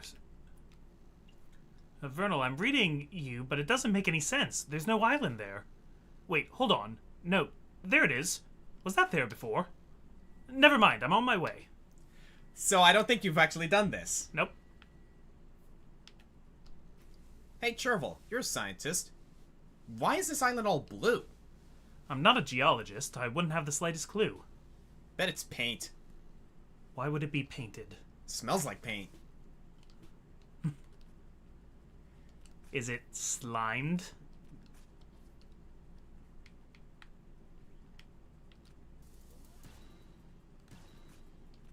Okay. So you've never done this part yet, have you? Nope. Ah, what are you doing in my basement? Your basement? It's not my fault. I don't even know where I am. Oh my. Things just keep going awry today. First that quake that sends all of my little darlings running, and now strangers showing up unannounced. Huh? Who ran away? My poor little slimes. They must have been so scared. Could you please help me find them? They couldn't have gotten too far. I'll reward you if you can bring them back to me. I'll think about it. What do I look like? Some kind of slime rancher? Well, that's pretty much what we're going to be doing. Aw. So, this little spiel is us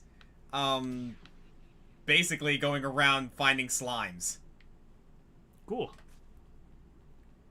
And this area actually does utilize, like, pretty much everything every conceivable move you have in your arsenal. So you gotta actually be kind of good with your exploration and movement in this place. Nice.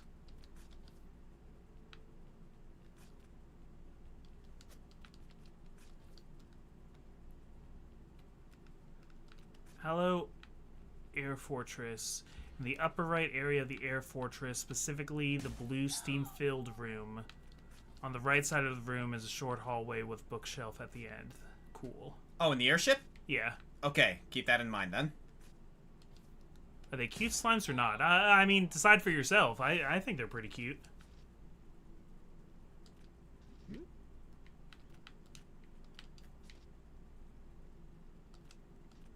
They seem to be non-Newtonian and unaffected by gravity.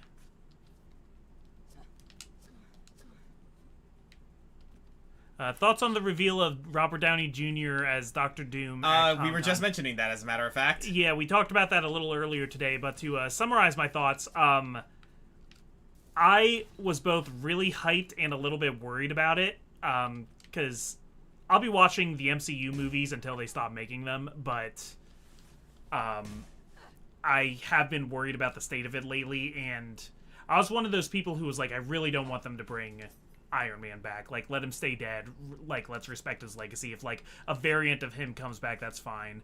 Him coming back as Doctor Doom is a pretty neat swerve.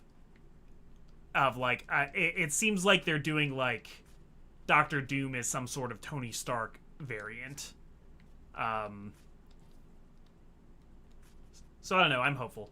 Actually, what I'm a little bit more worried about is, I guess, kind of what I was hoping for. They've also talked about the new Fantastic Four movie, and it's supposed to have Galactus in it.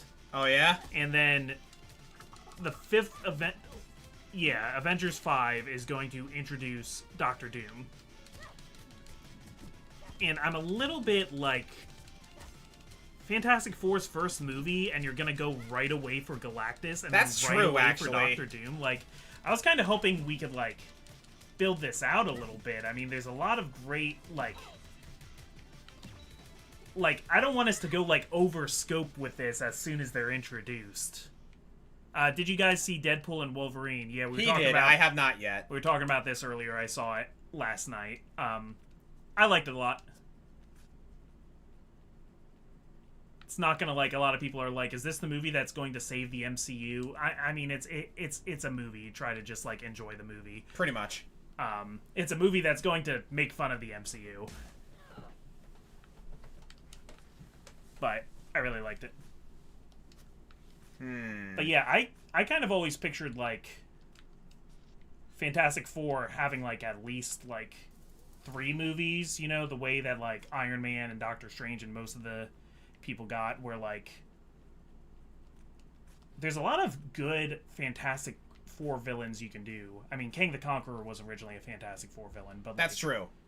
But, like, you could do Mole Man, you could do Puppet Master, you could do Dragon Man, you could do a crossover with Namor. Namor's already been introduced in Black Panther 2, but you could do more stuff with Namor. You could do Annihilus. Oh, goodness. Super Skrull, yeah, that's a good point. We could, like, do more stuff with the Skrull storyline, but have the Fantastic Four doing it. I'm just gonna say right now, they are missing out on an opportunity to, like, cash in on the Marvel fans if they don't get Super Skrull in and they don't have him do Death Penalty.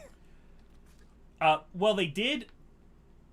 So there is a Super Skrull now in continuity, introduced in the Secret Wars, or the Secret Invasion series, which starred Nick Fury. That series isn't very good, but there is then, part of the plot was that they had a stockpile of, like, DNA sequencing, DNA information on a lot of different heroes and aliens and stuff like that. That the one evil Skrull was trying to get, and then there was also a good Skrull. So the bad guy was killed, and now there's also a girl, I forget her name. She's the daughter of Talos, who's the Skrull guy who was in Captain Marvel, who's one of the good guys. But she is a Super Skrull, and she has, like, a stockpile of different people's abilities. I love how the slimes tip over when she's moving. Yeah. So yeah, you've never done this part of the game, have you? Nope. No, this is all new to me. Oh, I see you up there.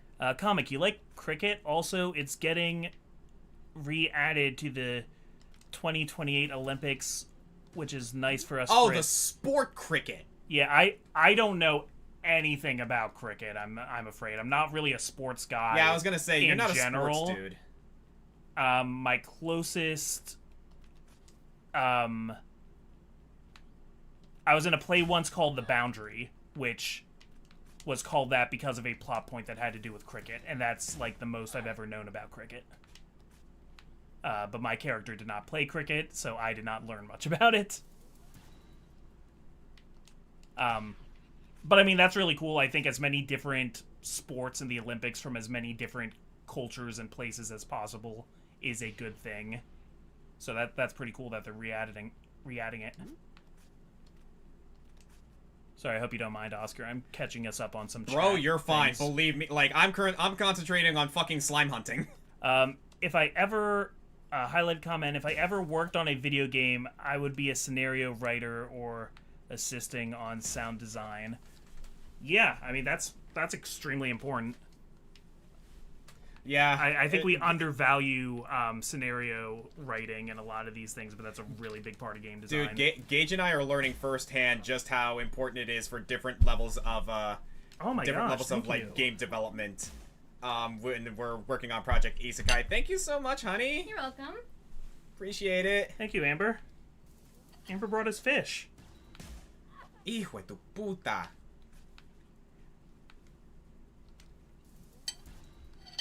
And we have a spontaneous top 3 for you, Oscar. Sure, what's up?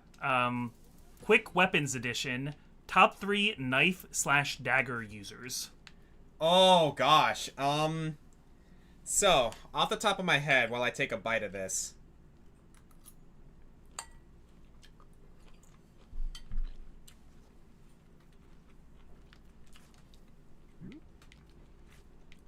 And that's from Magus. Thank you. Thank you for the 1500, Magus. Mm-hmm. Oh, gosh. There's a lot of them. What's her name in Octopath 2? She's got some mean knife moves. Oh, Throne. Yeah, Throne. But I wouldn't say Throne because Throne also uses swords. That's true. I just know that one move with the knife is really good. Oh, yeah, Abra's Reckoning. Larkseen comes to mind for me. Larkseen is actually a really good one. Another one I can think of is, if I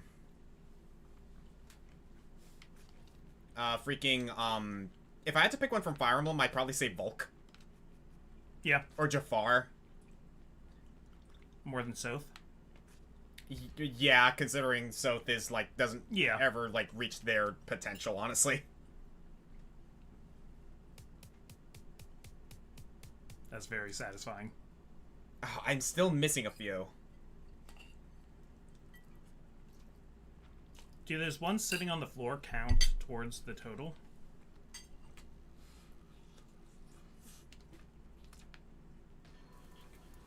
Oh man, there's some good upgrades here though. Mm-hmm.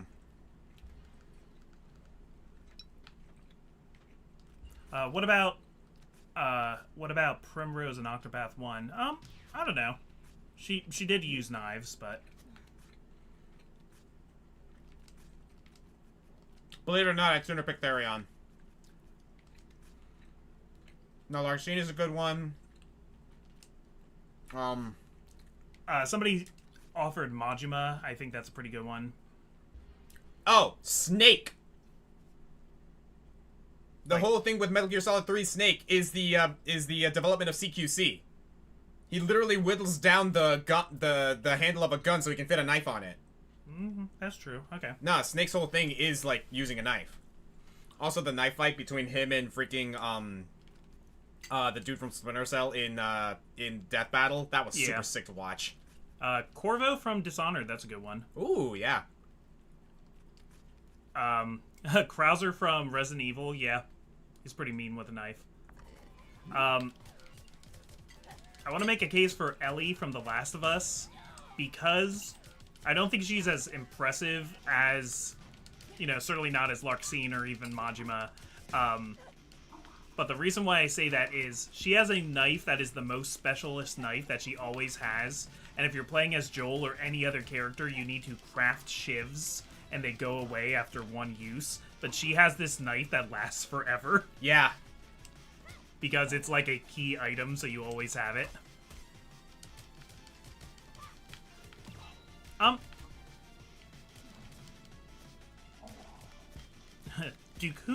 do kunai count? I think kunai should count. I think kunai... They are a knife. Yeah, I think that is a knife. That's a knife.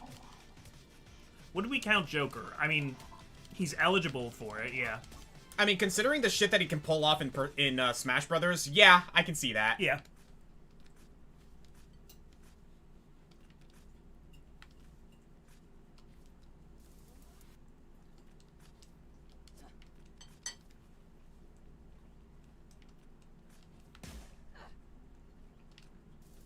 The spy from TF2, good point. Oh yeah, that's true. The dude is precise with the thing.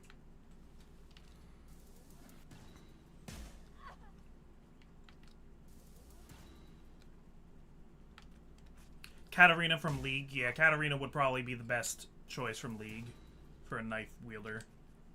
Yeah, there are a couple of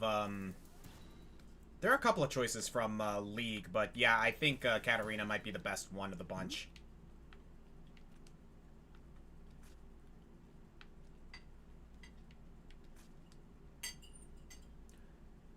Yeah, I'm thinking like Katarina, Larkscene. Larkscene definitely has to be up there, yeah. And oh, maybe Majima.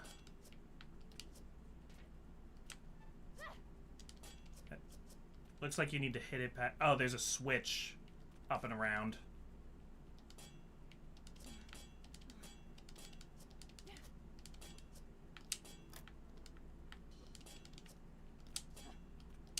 Oh, look at that sleepy little guy.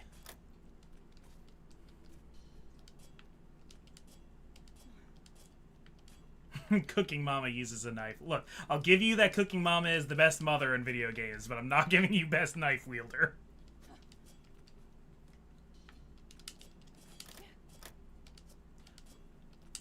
Lynn from Under Night and Birth.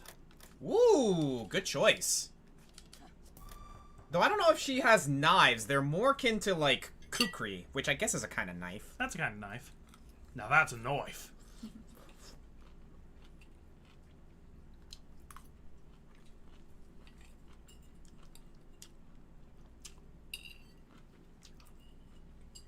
Mmm. Oh, wow. How'd you like it? Yeah, thank you so much, Amber. What kind of fish is this? I didn't realize you were behind me. Hi. I think it's salmon. Yeah, it's good. Thank you, honey. Welcome. I used leftover tomato sauce from last night's dinner to give it a little bit more flavor. Nice.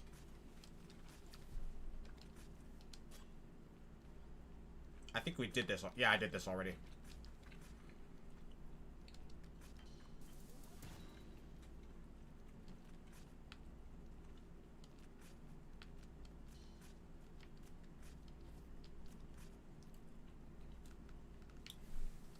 I wish I had a map here, but I do not.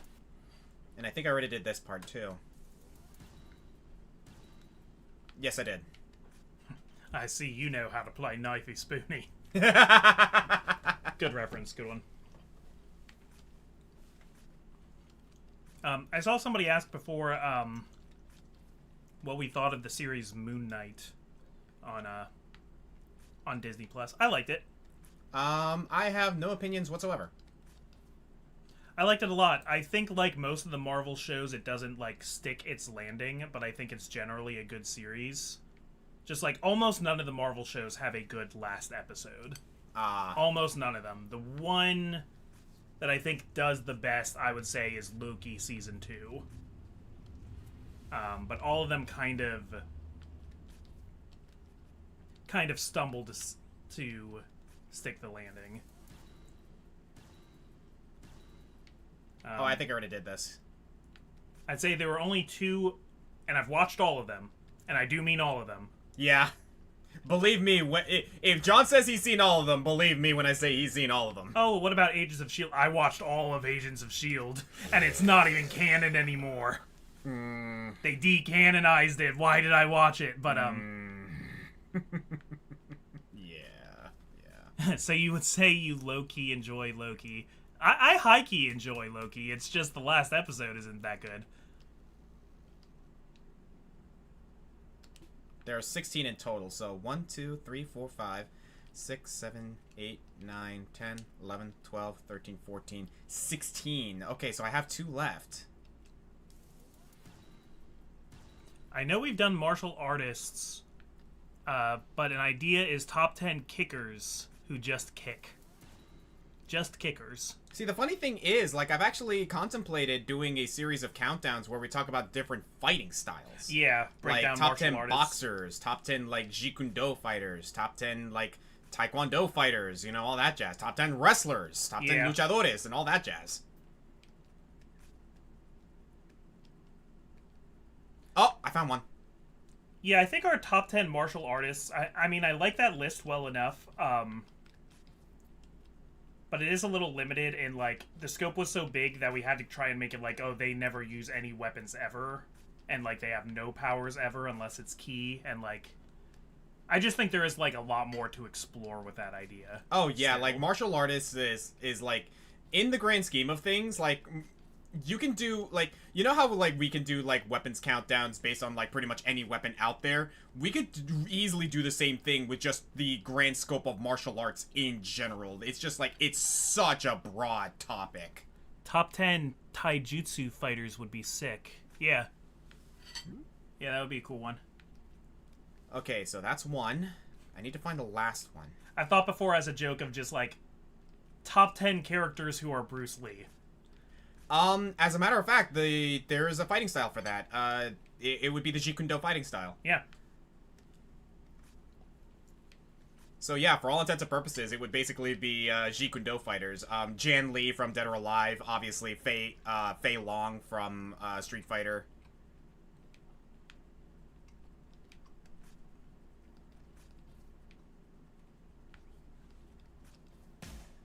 Maxi's kind of doing that in Soul Calibur.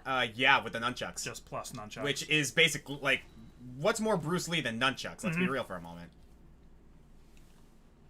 Bruce Lee's the reason why you see nunchucks. Yep. He's the reason why any of us know what nunchucks are. Jackie from Virtual Fighter, yeah. Yeah, definitely.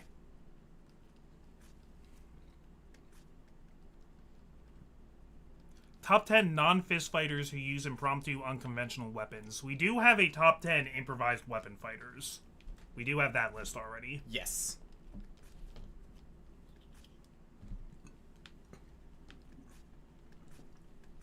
Okay, where is this last slime? I know you're around here somewhere. Top 10 Tekken fighters, just top 10 characters from Tekken. See, that's a subjective one, because, like, if I were to do objective, that would just mean I'm going to be talking about, like, you know, the tier lists and whatnot. Like, my personal favorite is Miguel and Law. Part of me is worried that you did the pieces puzzle, but never claimed what was at the end at the bottom section. The what puzzle? The pieces, like, with the, like... Did you get that guy who was sleeping behind when you had to, lock the 4 pieces? Yeah. I mean, I'm going to double check all around anyway, just in case.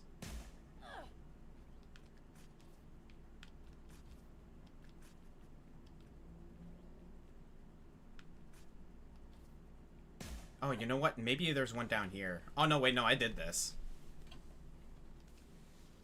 Yeah, that's the unfortunate thing with Vernal Edge is, like, oh boy, you gotta keep track of everything you're doing here.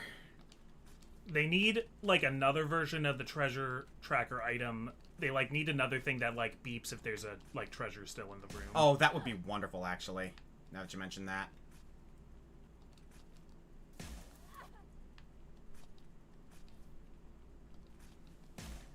Ugh. Christ. Okay, let's calm down here, Oscar.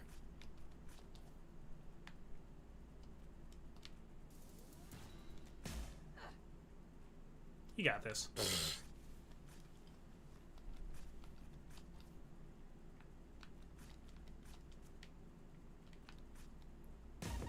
Really? I didn't mean to... Okay. Okay, game. I see how you're playing here.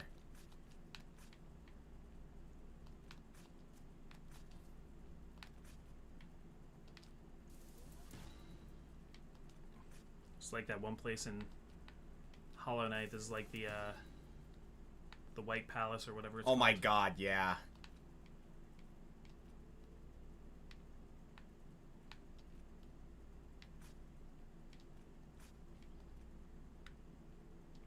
And maybe check like the lower areas of this platform section too. Yeah, I did. There's just water down here.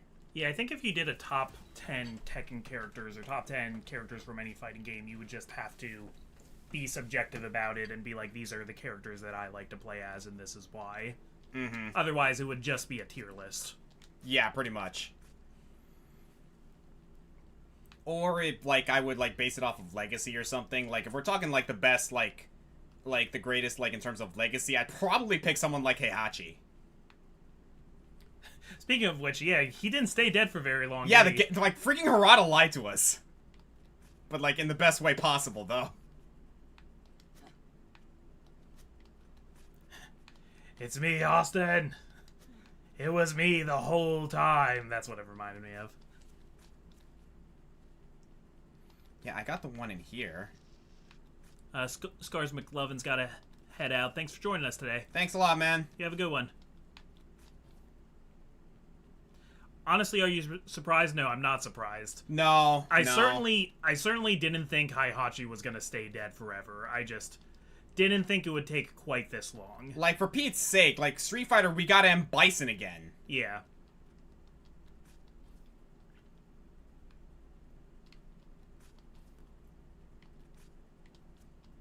Yeah, sadly, if a character is popular, they can't stay dead forever.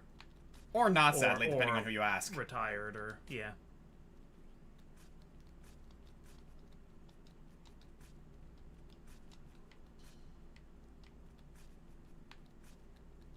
I did this already.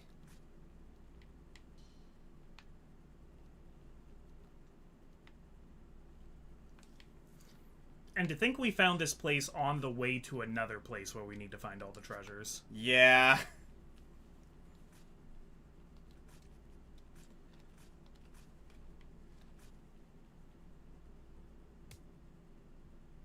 Yeah, we're missing one more. That's the worst number of ones to be missing. Yup.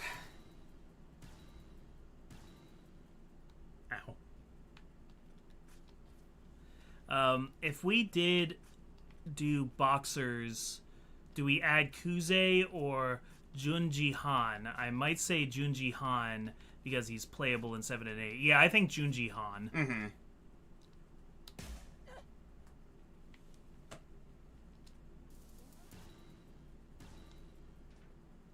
Yeah, I'm definitely down for a top 10 boxers and a top 10 luchadores. Yeah, I got the one here already. Ihwe. Bro, do you have, like, bait for these slimes or something? Like, what do they like to eat? Let's call them to us. At the very least, like, you know what would have been good? If the guy was like, fuck me. The guy was like, fuck me. Shut up. Like, whoa! No, thank you, sir. If the guy was like, if you're looking for another one, I think it might be somewhere in the upper area or something like that. You know what I mean? Yeah. Yeah, if you could like give at least give us area. a direction that we can go in.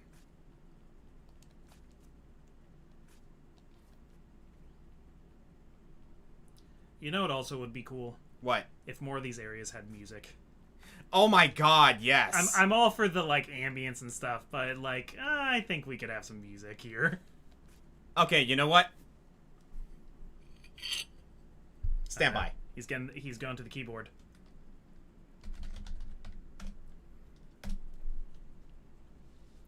Balrog or Dudley for top 10 boxers? Oh, I gotta give it to Dudley. Here's the thing, though. It's not just between Balrog and Dudley. It's also between Ed. Yeah. Because Street Fighter 6 made Ed's actually freaking cool. I mean, if following the rules is a factor, then it's Dudley. Because Balrog's a huge cheater. Throwing roses is cheating too, but I mean, compared to some of the stuff Balrog does, Balrog is not fighting, but he is a dirty boxer. Mm-hmm.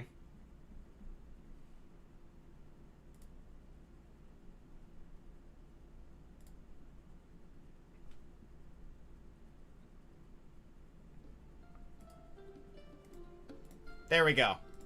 We got some music for you. Nice. Oh, fun fact, Junji gets a sappy love song in Yakuza 8. Cool. Gets a love song in Yakuza 8, which is funny because in the dub, he has the same VA as Virgil. Huh.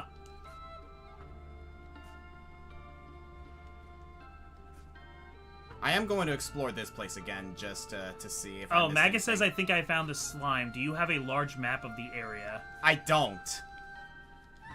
We do not have a large map of the area.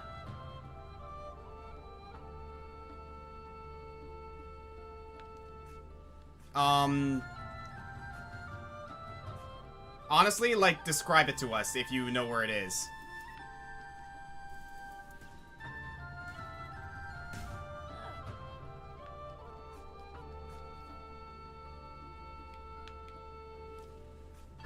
Because I'm willing to take anything at this point. We are desperate. We were looking at if only because, like, I don't want to spend all day here without, like, actually beating the game, you know what I mean?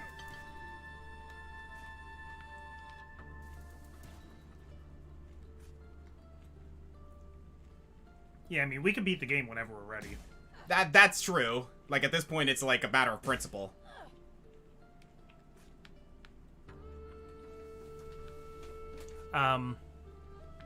You were looking for a rectangle stone platform in the air that was near a wooden wall.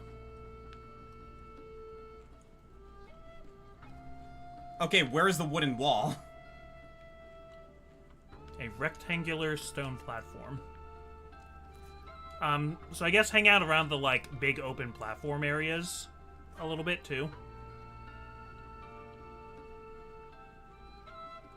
I didn't get it from... Oh my fucking god. Okay.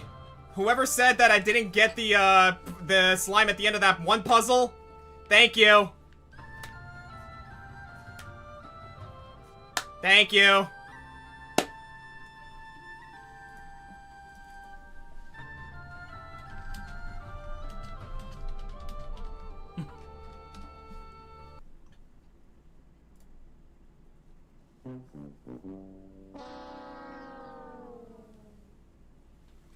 I'll take the L on that one.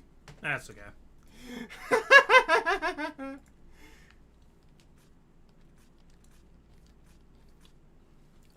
Which are better, Paradox Pokemon or Ultra Beasts? I'm gonna say Paradox. I'm gonna be real with you, the Ultra Beasts don't really interest me at all. Oh, I like the Ultra Beasts, but I like the Paradox They're too, okay, in my opinion. At the Tony Awards, Come From Away lost the Best Musical Award to Dear Evan Hansen, a musical which is now considered deeply problematic and poorly aged. Yeah, I'm not a big fan of Dear Evan Hansen. That one really never jived with me.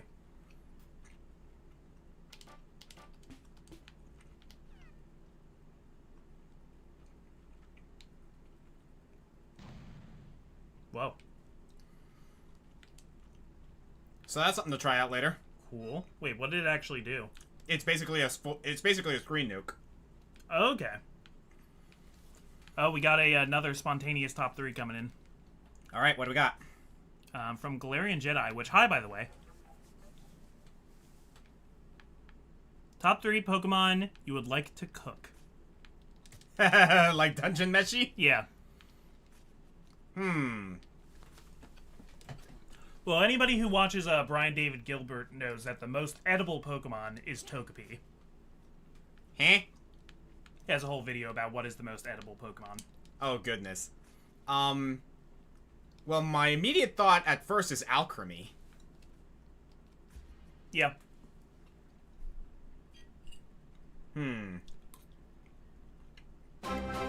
Ah! Hi! He's back. Out of the ego's slime bubble super personae. Where shall they drift, in time? Not just a matter, life, of demonstrating truth to lots of liars.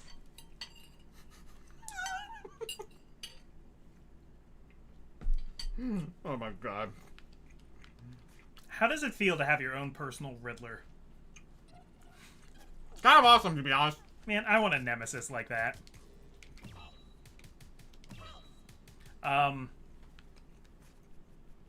If you pick Applin, I riot.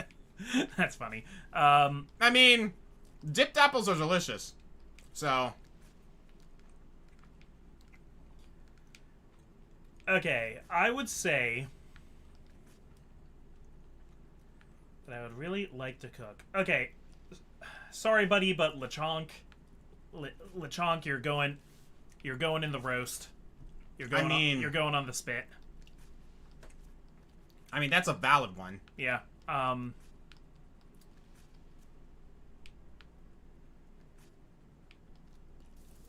Also, so this is the, like, in a way, I wouldn't like to cook it because I wouldn't like to waste this Pokemon because it's rare. Uh-huh. But if, you know, I had slain it for some reason and, like, I might as well cook it. Like, Yeah.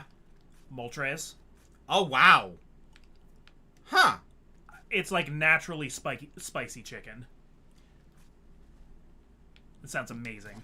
I can't argue with that. Oh, I did not mean to press that button. Well, I guess I'm building that back up. Yep.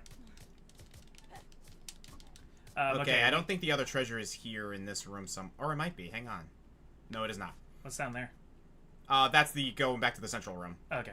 So what I'm gonna do then is I'm gonna head to the ship right now. Cool.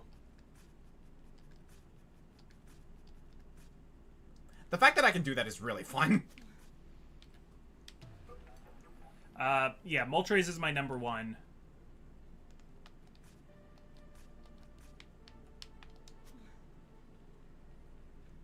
Okay, and as far as the lore goes, we're looking for, on the right side, a blue room.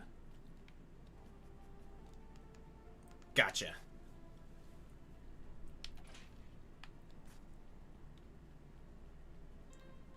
Yeah, Moltres, Lechonk, and... Goodness gracious, this place is huge.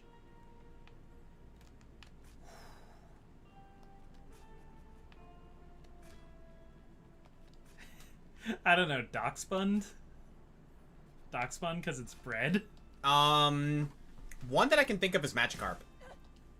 Apparently Magikarp are delicious, and, like, other species of Pokemon definitely have a longer lifespan thanks to Magikarp. Yeah. They have a really thick skin, though. You need to, like, prepare them. Because I know in the anime, when they try to just eat it when they're on the raft, it doesn't work. It, like, breaks Meowth's teeth. Oh, yeah. There we go. The worst has come to pass. The Church of Aloe has taken control of the islands. If it was not readily apparent before this, the kingdom of Harkat has fallen. Even worse, the Church of Aloe has somehow created their own cure for the spore sickness. I don't know how, but they were able to steal parts of my research before I was able to synthesize my own antidote. I have always believed that this cure should be distributed freely, but no doubt the Church will use it to further expand their influence over the islands instead. They seem content to leave hundreds who cannot afford it to die, just for the sake of gaining money and power. It's sickening. Sister, if you are reading these, I'll be going into hiding so the Church does not track my actions further. I fear that we may not see each other again. Know that your brother cares for you. Interesting. The plot thickens. So is the sister in question here Vernal?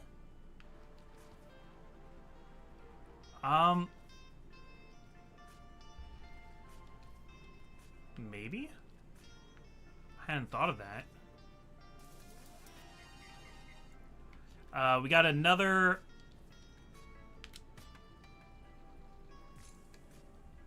Wait. Got another spontaneous top 3 by CMJ Knight. Alright. Top 3 trippy levels. Oh. Like, trippy as in, like, oh god, this place is a nightmare. Like, holy crap, there's so much going on. Please stop. Because my immediate thought is the Chaos Realm in Kid Icarus Uprising. Oh. I mean, that is trippy. Mm-hmm.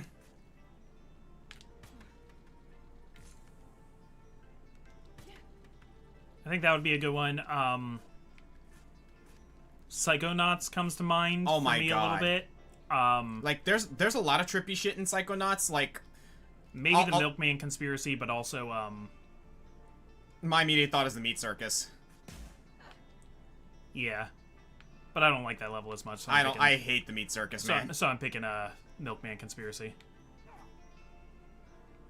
Gotta be honest, I went into Psychonauts having heard about the Meat Circus and that it was a nightmare. Wasn't that bad.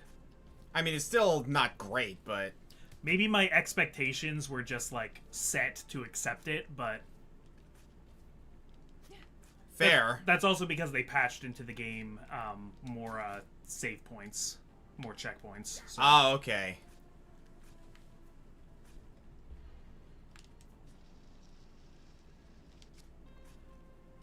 There's some pretty crazy dream sequences in Life is Strange Yeah. that I like.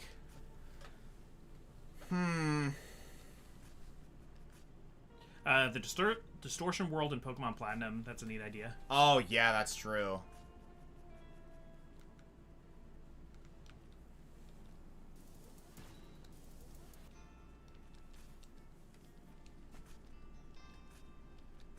Yeah, I'm trying to think of others that are, like, trippy as fuck. Not a trippy, level, because it doesn't really have a trippy level, but, I remember the boss against, Eve in, No Straight Roads is pretty trippy. Yeah. I recently played the game Sifu, Oh, yeah? which is a game you would probably like a lot, actually.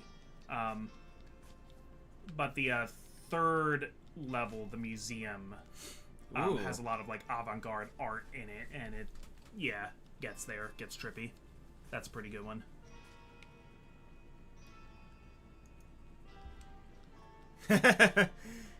In a weird way, one level I can think of that's trippy is Touch Fuzzy Get Dizzy. Yeah. Oh, yeah, that one's classic. Oh, shit! Wow. Critical comeback. That was a cool little kickflip you did over that guy.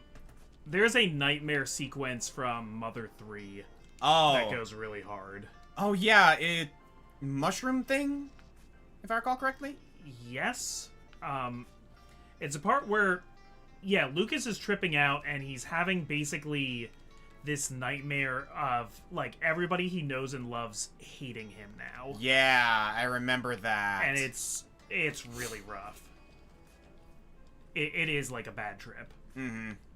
Not that I've never had a trip. I am not adventurous with drugs or psychedelics. that just sounds awful to me.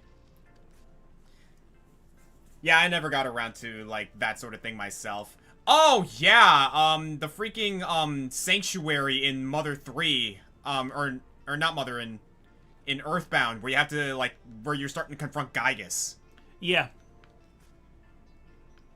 Yeah, that whole section is pretty rough. Yeah, maybe not the same level of trippy, but that place is ugh. Oh, the Voss fight from Far Cry 3, that's a good one. Very, very. Honestly, like, Insanity Voss as a whole, from, the DLC on Far Cry 5, or not Far Cry 4, was it Far Cry 5? 6. Far Cry 6, yeah, no, the entire, segment with Insanity Voss is definitely trippy as fuck. Yeah. I have not played Psychonauts 2 yet, but I'm being told, yeah, Magus says that one of the levels is actually a drug trip. Not levels technically, but the Yanni and Yogi levels from Far Cry 4. Okay. The Nightmare from Metroid Fusion. To me, that doesn't read trippy, but, I mean, this is a subjective thing. Oh, you know what? Okay. We kind of, like, skirted around, like, spontaneous top 3, but the one I can think of that's definitely amazing, the Scarecrow segment from Arkham. That's a good one. Super well executed, that whole spiel with Scarecrow.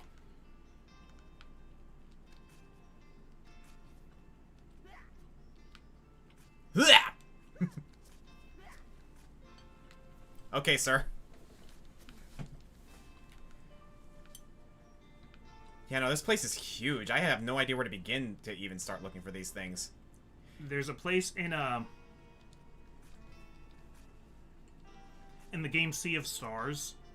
There's a part where you go through the Sea of Stars. You basically have to sail through this area, this kind of like astral lake, to get to a different world. Yeah. And you know, it's like a pixelated game. It's like modeled off of Chrono Trigger, but it's really beautiful, more modern pixelated graphics. Yeah. And when you're sailing through this place, the screen starts flashing, and suddenly it's a fully 3D game for like 20 seconds. Ugh. So It's more along the wild. like Uncanny Valley levels of like trippy, huh? Yeah.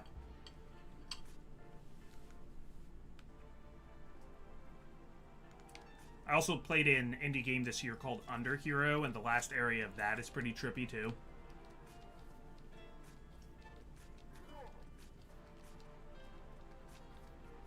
The one fight in Lollipop Chainsaw.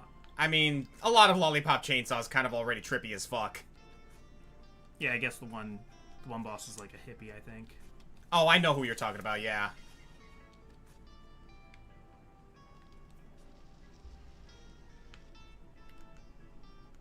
You know, at least this level's giving us plenty of music. Yeah, that's nice. Yeah, touch fuzzy, get dizzy. We got that one.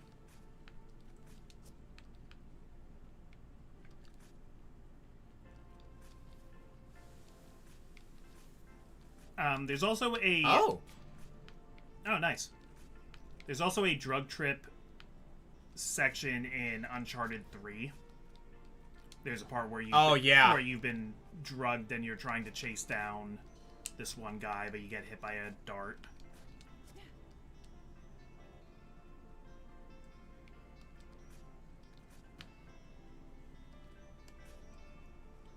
How many more do we have here? 3. 3. Yeah, no, this place is like...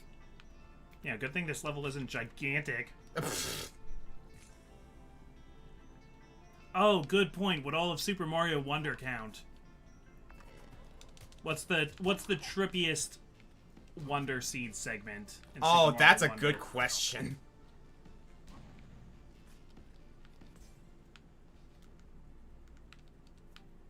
Okay, well that's 2 right out of the gate there.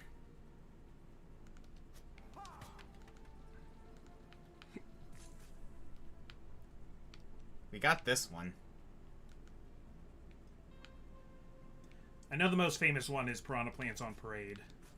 Honestly, that's probably the winner there, because like at that point you're still not entirely sure what to expect, and by the end of the game you're like, okay, I'm expecting things to get all like cracked up. Yeah.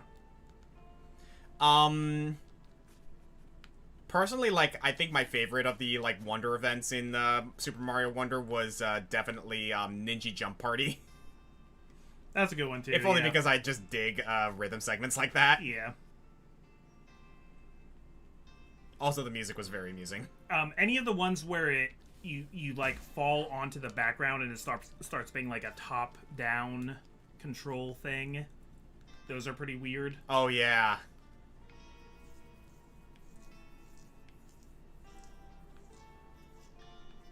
Okay, I'm gonna do one last comb, but at this point, I'm starting to realize just how difficult it is to, like, find everything in this game.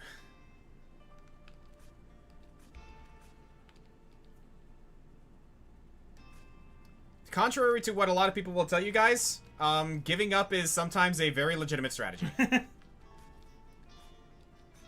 But then again, this could also be me, like, giving up serendipitously to be like, oh, but no, I'm actually not giving up. This is me telling the game in a subliminal way to please have mercy on me. Like it is now, because I just realized I've never explored this area. I'm telling you, as soon as you give up, you find it.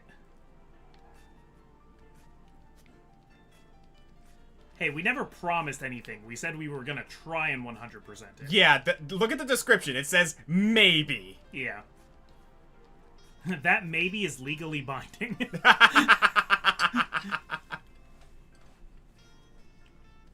Well, I found that one. And I have a feeling the last one might be somewhere down there. So what I'm gonna do is I'm gonna go up this way and then look over there. I thought that was gonna crush me for a moment. Yeah. And that dude is horrible at his job. Hey, could you bring the map up really quick again? Yeah. Why?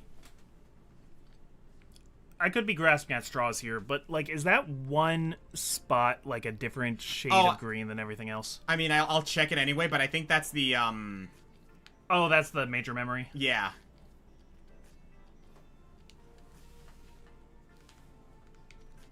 I'm pretty certain that's the major memory. I'll check it anyway. Because God knows, like, you've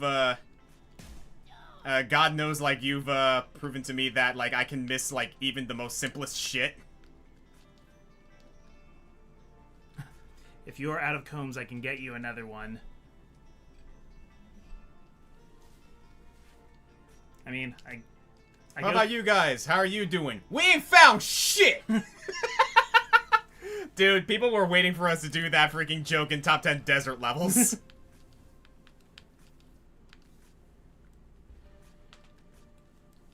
Taking a fix my hair check.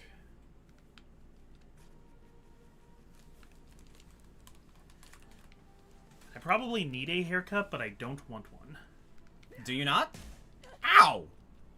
I want to clean it up a little bit, but I like my hair being long. I tried it. It didn't stick. Honestly, like, the problem with me with long hair is that my hair is curly, so it gets super messy super easily. The radio tower from Little Nightmares 2, I still remember that. Ooh, Yeah, that's a good pick. Yeah, that's a good one. Hey, Comic, how happy were you when you found out that Gravedigger Skull's minion are named after Shakespeare characters? Yeah. Yeah, that was a cute little revelation discovery that we did while we were doing that countdown. I'll tell you, actually, it wasn't so much how happy I was, because my first reaction was I was like, naming things after Shakespeare characters, that's my thing. Because that's what I do with all my D&D characters. Yep.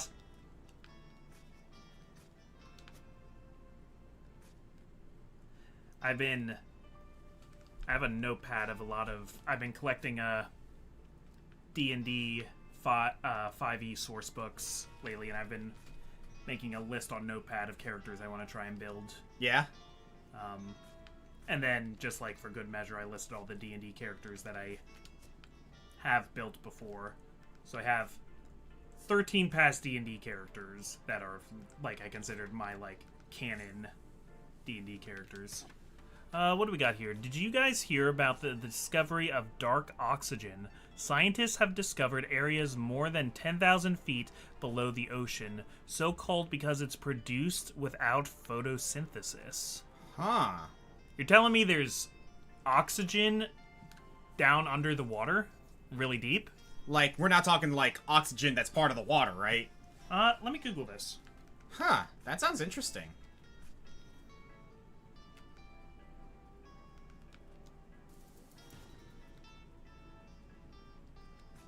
Okay, we're checking out a Smithsonian magazine here.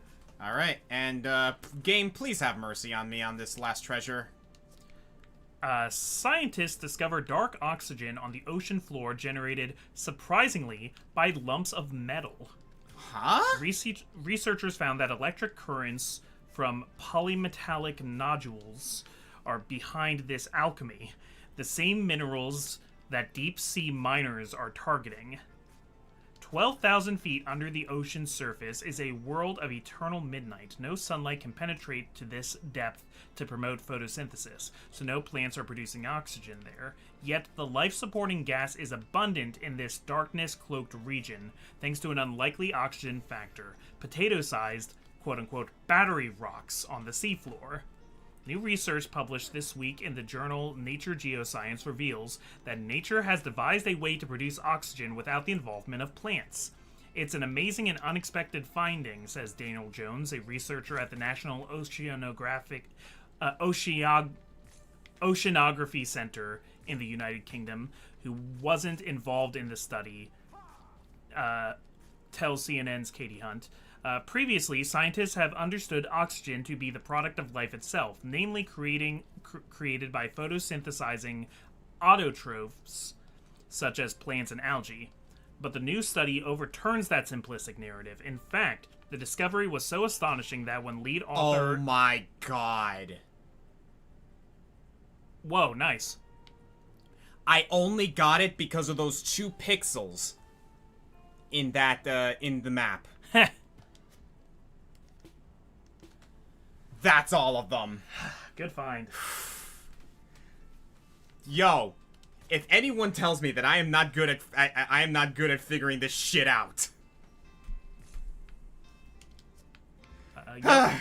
Yellow Reptile might have something to say about that, but I think fair enough, but still. I think you're pretty good at finding this shit out.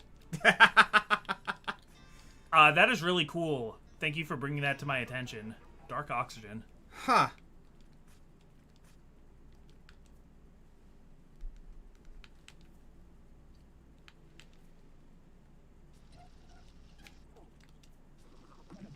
Alright, so that's the ship done. If you can get to the jungle from here or the fungal ruins, I don't remember if fungal ruins is... I know for a fact that the jungle can be accessed here. Plus, like, I haven't sent it to look around this area anyway because the Unreality has 2 treasures that I still have yet to find. Both the fungal ruins and the jungle can be reached through here, so yeah. This would be a good time to do it.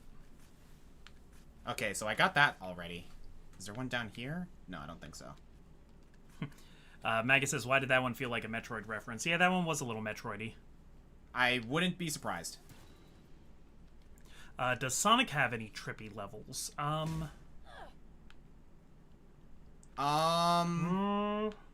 Best I can think of is maybe Mystic Mansion. Yeah. Yeah, that definitely fits.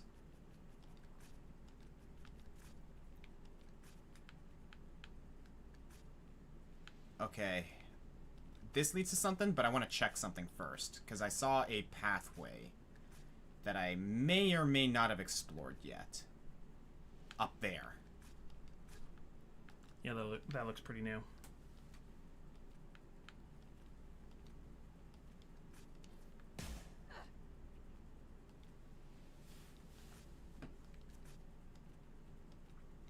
Bingo Highway, somebody said. Bingo Highway is trippy because, there's just so many lights going on.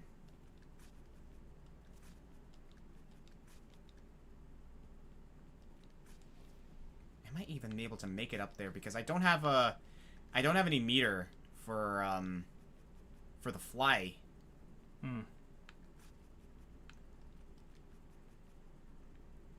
You want to go through that portal and then come back? I think I know one way, though. Actually, if I go back to the central area, I can hit the cube to get half of it. Cool. Because, save point, technically.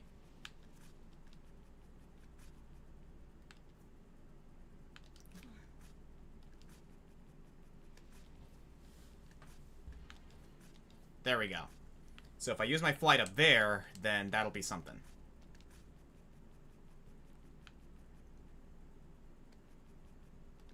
Oh, that's a good point. Yeah, the special stages of Sonic games themselves could probably be counted as trippy areas. That is very true, I'm thinking of the Sonic 1, especially. What do we have here? Is that maybe where we fought Astromeria?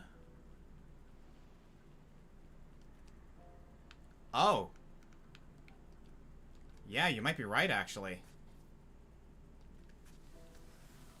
Like, I'll check this anyway, just in case I missed something else.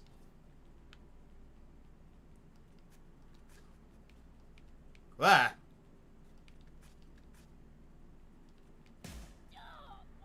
Ow.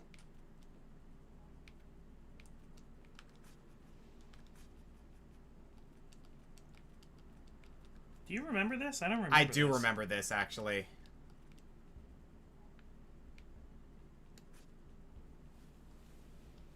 Ugh. Yeah, the screen pulsed there for a second. Yeah, I want to talk about trippy.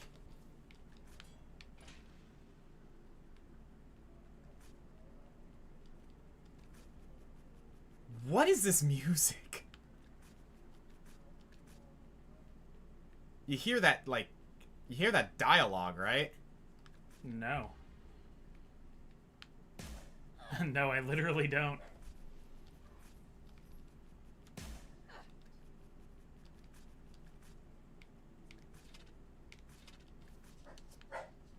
Uh-oh. I hear a puppy. Although I don't know if I remember this. Yeah.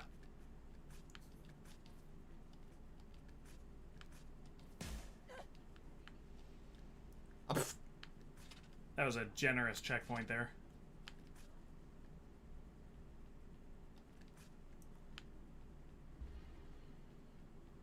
Oh, this... Hello! Oh, this is somebody we were gonna have to fight eventually anyway. What? The hell are you doing here? Oh boy, you've been getting around, haven't you? This a bit out of the way, though, isn't it? Don't you have something else to be doing?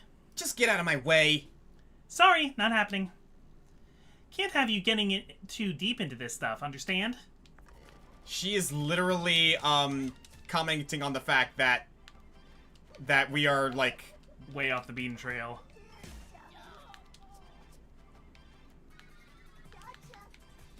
Whoa!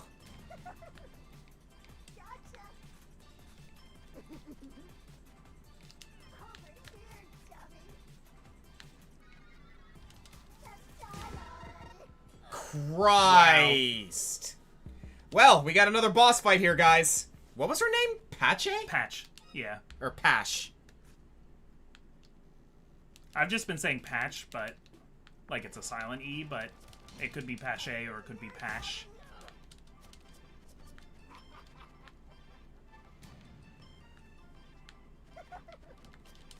We got a Ask the Green Scorpion redeemed coming up.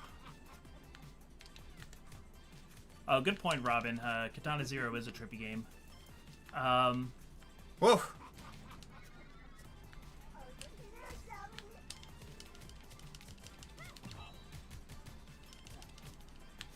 You don't have to answer right now, but Husky Boy is asking, what is your top oh god moment in gaming?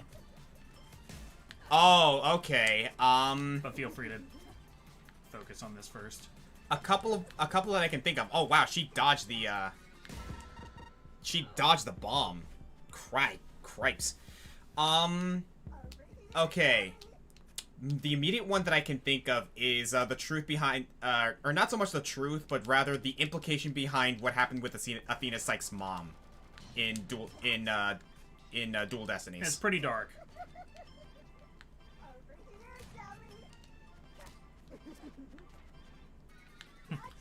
More so Athena Sykes' reaction to what happened to her mom.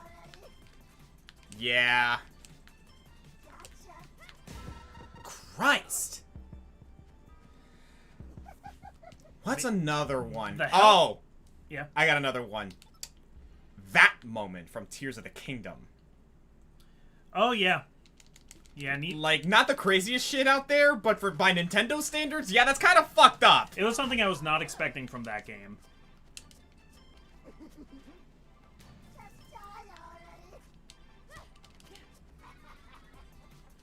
Man, the HP upgrades we've gotten mean nothing to these bosses.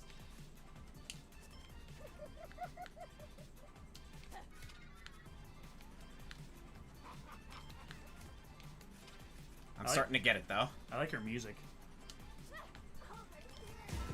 Christ! Yeah, the thing is, like, if I can get at least a little bit of pulse healing from it, like, that will at least, like, help me survive a little bit better.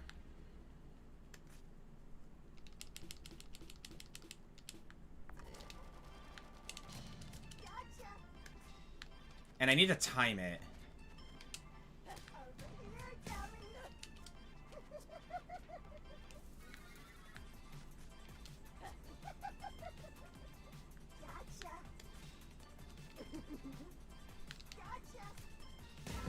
Wow!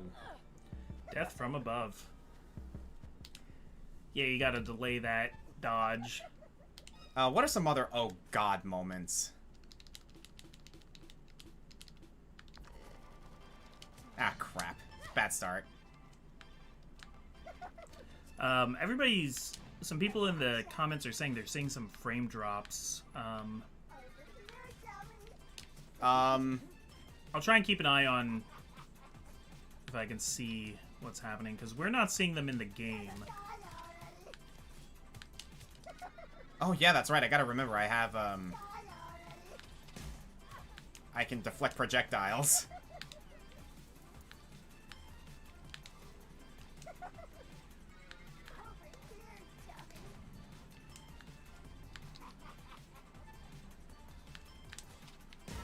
Oh, okay, I got a little too ambitious there.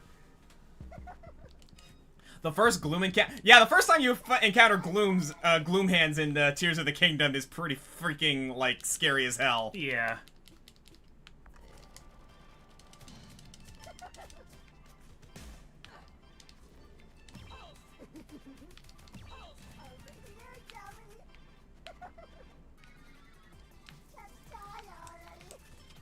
No, I don't want to die already.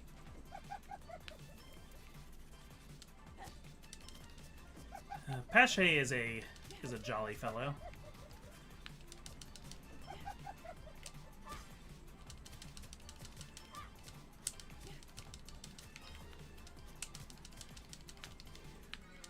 Wow, that was terrible.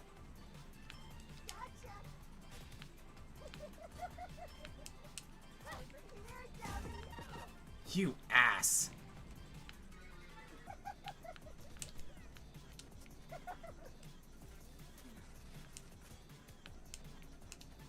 Yeah, you're right. This music is pretty cool. Yeah. Ah, she turned. You got the reverse Ganon punch. Alright, I think I got this. I think I got this. Somebody said just Danganronpa V3. That's fair.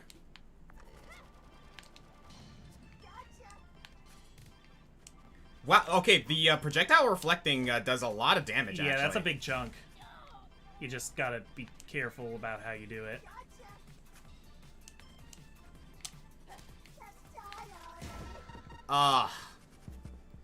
She caught me between a rock and a hard place on that one. Yeah.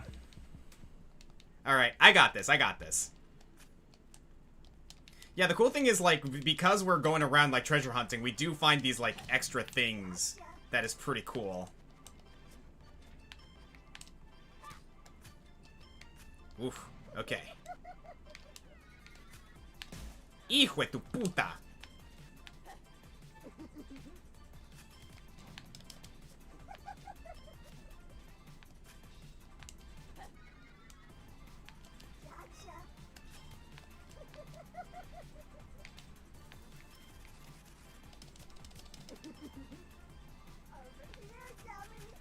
I'm glad the bomb follows her when she teleports. Okay, she's got 2 shield left.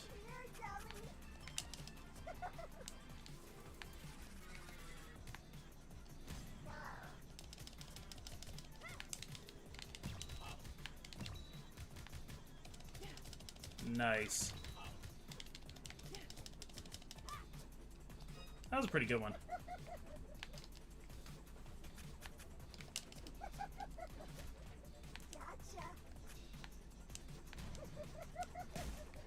Oh, you ass.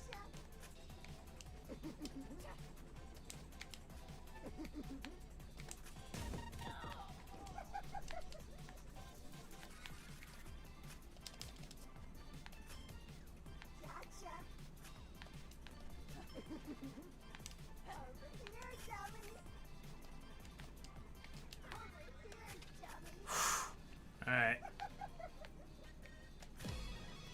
Nice. Whew. I love the slow-mo after you beat a boss. Fine, have it your way. Whew.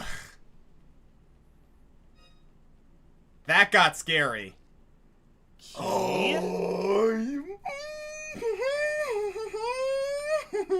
He likes it. We found something good just now. Yes! So, before we tackle that, I'm actually really glad we found this. Even if we don't 100%, I'm just glad we found that. Yeah. Now I just gotta remember where it is that I need to go in order to use that thing. Yeah, because if I recall correctly, you didn't do that, right? I don't think so. You never fought Pash. Not that time. One of the biggest oh god moments for me was Mass Effect 2 when you first arrive on the collector's base and see someone get turned into... Oh, it turned into a human slushy? Yeah, I know what you're talking about. Okay, here's the jungle. And we have 5 out of 6 treasures here. And we also need a lore here.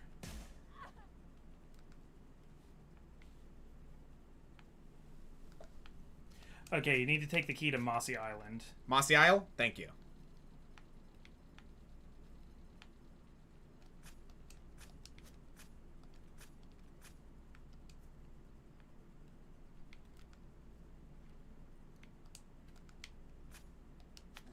Okay, and where are we going to find the book here? Oh, I think actually, now that I think about it, it's in the lab, right? Or in that guy's hut? Unless I'm thinking of the wrong place. Somebody asking, Oscar, do you play any Souls-likes? Yes, actually. I pretty much played all the Souls-likes, for all intents and purposes. I played Bloodborne, I played Dark Souls, I played Elden Ring, I played, Sekiro? I have played Sekiro. I have played, freaking, what's the other one that's not Sekiro? Demon Souls? No. Dang. Bloodborne, Elden Ring, Dark Souls 1, 2, and 3. Sekiro, Shadows Die Twice, and, the Samurai one. I thought that was Sekiro. No, that's, or was it? I mean, that's the ninja one, Sekiro. Yeah, there's the other one. If you're thinking of Neo? No. Ghost of Tsushima? Ghost of Tsushima, thank you. That's an open world. Fair enough. I see why maybe those are, like... It does have Soulsborne elements. Maggie says, Jungle, on the upper platform inside the hermit's cabin, it's pretty easy to spot. Oh, you're already reading it. I've managed to hunt down some of Cherville's old research notes on our experiments performed in the Arboretum prior to the Rising. Hopefully he will not mind that I borrowed them, though he seems quite preoccupied these days. With the help of these notes, I've begun synthesizing a cure for some of the new plants growing in the Arboretum. For whatever reason, green caps seem to react to herbicide the same way that plants do. With luck, I'll be able to distribute this cure freely to anyone who needs it once it is finished. If you want help with that word, by the way, Arboretum. Arboretum. Yeah, that's it. Okay. Now it's just a matter of finding this treasure. Oh, where could it be? Keep an eye out for singular pixels off this side of the map. Oh, you know what? It might be there. I don't know if I've actually managed to climb that area. Okay. This actually works because, like, I can just circle around from down there.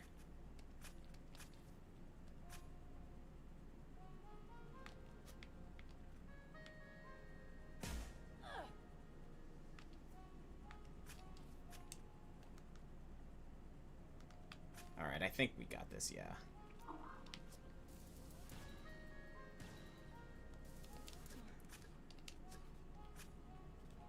Or actually, no, now that I think about it. Oh no, this is where we get the thing.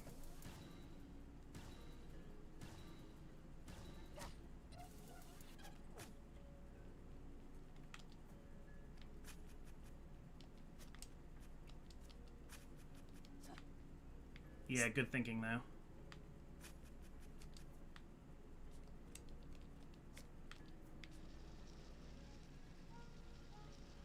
Okay, so not there. But yeah, I have played, the Souls-like. The one Souls-like I haven't played, which I don't know if you even consider it a Souls-like, is, One Crab's Trash. I still haven't actually played One Crab's Trash. It is a Souls-like, I think. Yeah, it's just... From what I'm to understand, it is. It's not, like, part of the, like, Soulsborne franchise, because it's not made by FromSoft, but I definitely think it's a Souls-like. Mm-hmm.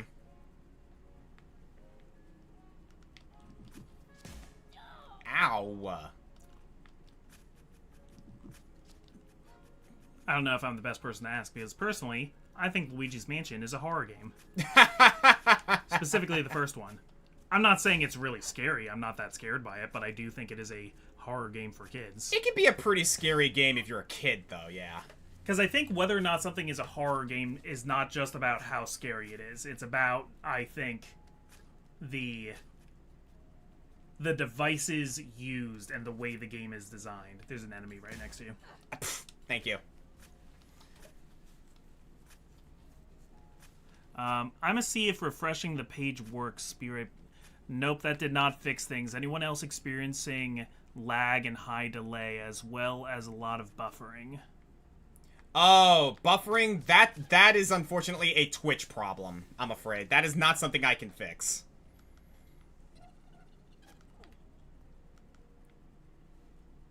So, I'm afraid, unfortunately, that is, like... Because, like, buffering issues and, like, frame drop issues with Twitch itself is unfortunately, that's a them problem, not an us problem. Out of our hands, yeah. Wow.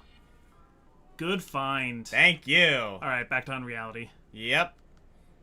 Yeah, that's all the treasures for the jungle.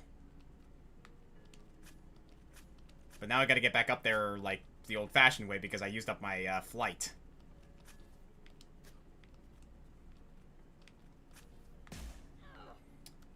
You're gonna make me do this the hard way, aren't you? Yes, you are. Isn't it over to the left of where you are? Well, no, that Unreality goes to where I can get the major memory. Oh. Or I can, grab that and use that charge to get up there. Cool.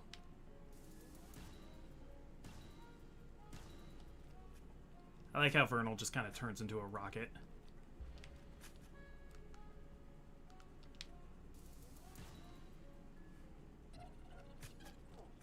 Yeah, you get out of here.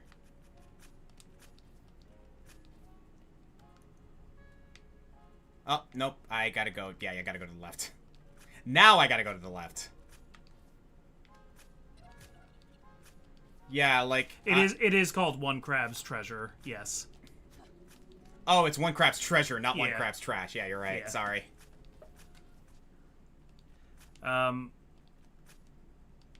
Yeah, Lies of P. That's definitely... Lies of P? I have not played Lies of P yet, actually. I heard it's great. Definitely a Soulsborne. Oh, you're gonna make me wait for the elevator, aren't you? Yes, you are. I've played some games lately that definitely have Soulsborne elements in them. Alright, good to see you, Tempest. Thank you for coming in.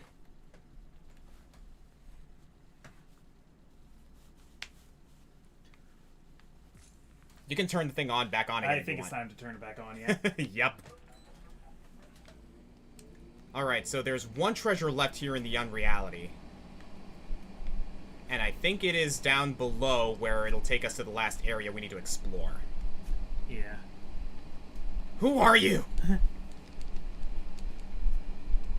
Did the thing again? Gravimetric pulse.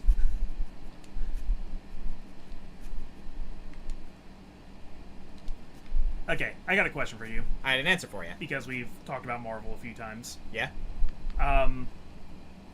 We might have talked about this before. Actually, we have, but... Screw it. If they were to make another Marvel vs. Capcom game... Which might be possible, actually. What's a Marvel and a Capcom character you'd really like to see included that they've never done before? Okay, so a Marvel or Capcom character... A Marvel and a Capcom character that we have not seen before. That I would like to see added. Yeah, which I've said this 100 times. Nightcrawler. I can't believe Nightcrawler's never been in an MVC game. I'm going to completely agree with that. Like, they definitely need to include Nightcrawler. Teleports and swords. Like, what? Come on. Mm-hmm. Wait, yeah, I'd probably go with Nightcrawler, to be honest, especially because of how popular he's gotten thanks to X-Men 97. Oh, okay. That was an NPC. Good. Yeah.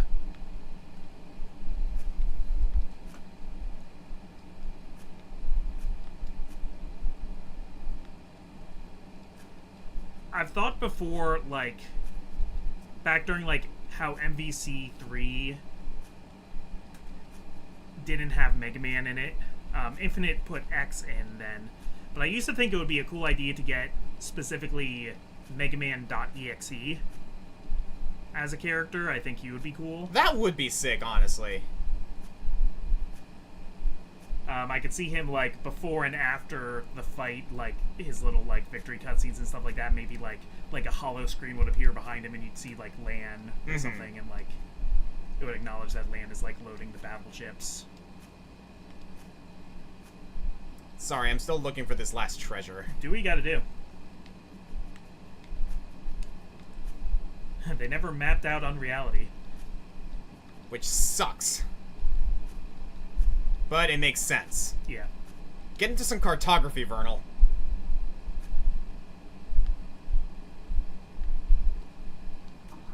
I also thought what would be a fun kind of jokey one is Zack and Wiki for a Capcom character. I could see that. Yeah, I'm trying to think. I know for a fact, like, a lot of people were... Okay, you know what? They planned this beforehand, and I would like to see it made manifest. Let's get Franziska von Karma. That would be cool. Because, like, they wanted to do that Yeah. in the original, in Tatsunoko vs. Capcom. But they couldn't make, they couldn't make her work because, like, the whip stuff, like, was a little bit too difficult to implement, right? The reason I've heard is because they wanted to put Phoenix, because Phoenix hadn't been in a Capcom versus game yet, that they wanted to put in Phoenix and Franziska, but they couldn't decide how to do Phoenix because they wanted the objection move, but they couldn't, like, agree on a shape for it in, like, all languages. Yeah. And he ended up getting cut, and it was, like, without Phoenix in the game, it didn't feel right for Franziska to be in the game. Yeah, so, like, That's Franziska what unfortunately I've got the axe on that one. So it's like, yeah, you know what? Let's, like, they made Phoenix work. Bring Phoenix back in the next Marvel and, like, you know, get Franziska in there. Yeah. I think that would be great. Scarlet Torchic says Axel from the Mega Man X series. That would be cool. Oh, that'd be good, yeah.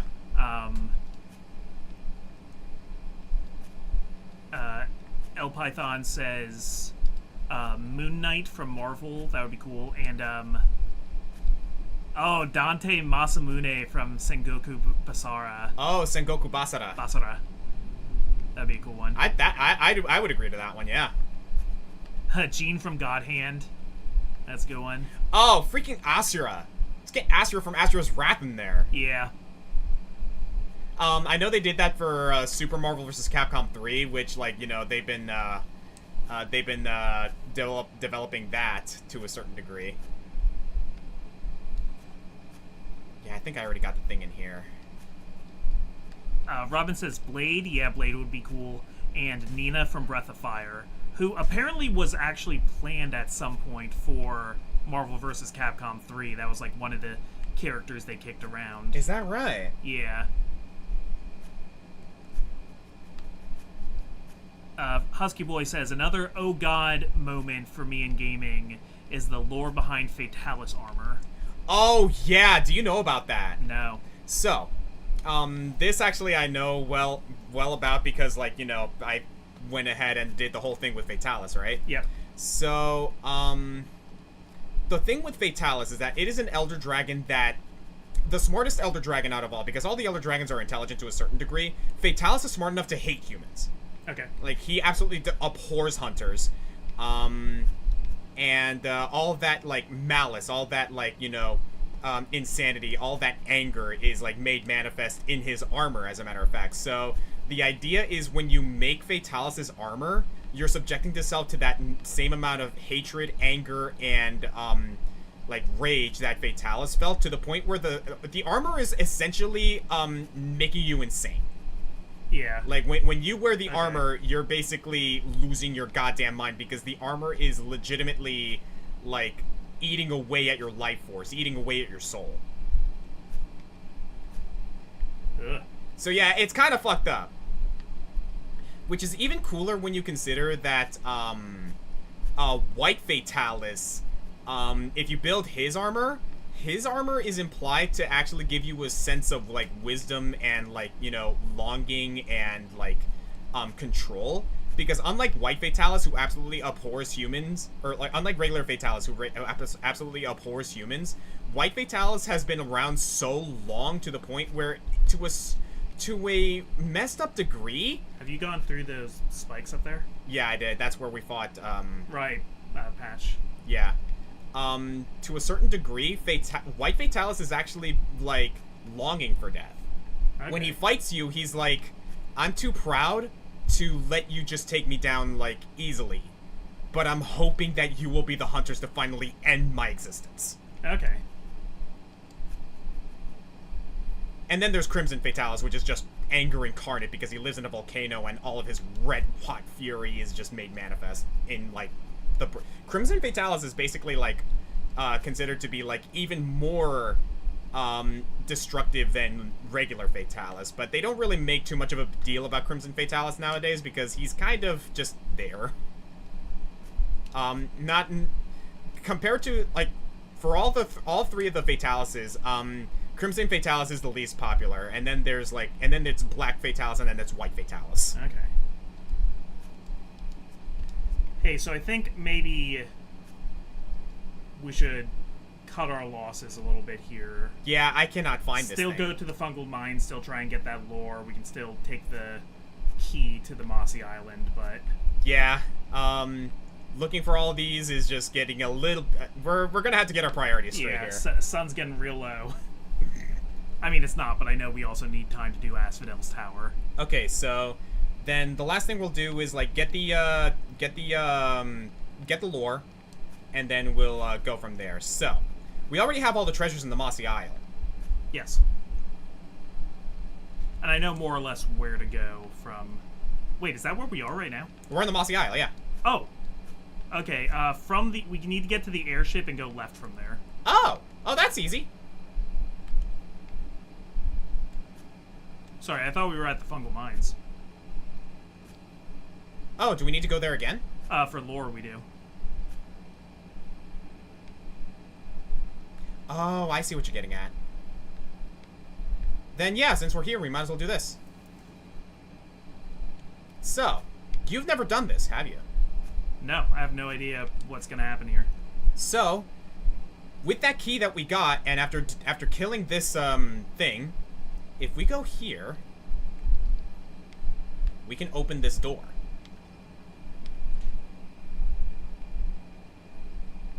Okay.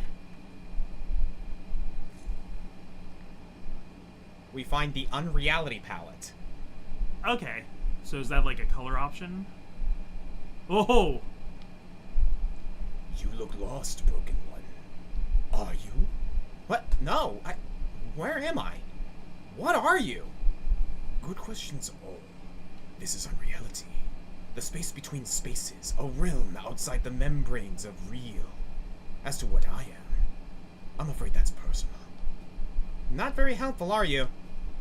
Formal welcomes seldom are.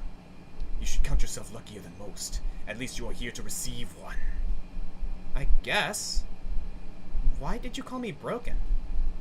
Oh, was that rude? I apologize. In this place, there is almost no divide between mind and matter. I sometimes get them confused. Alright. Bye then, I guess.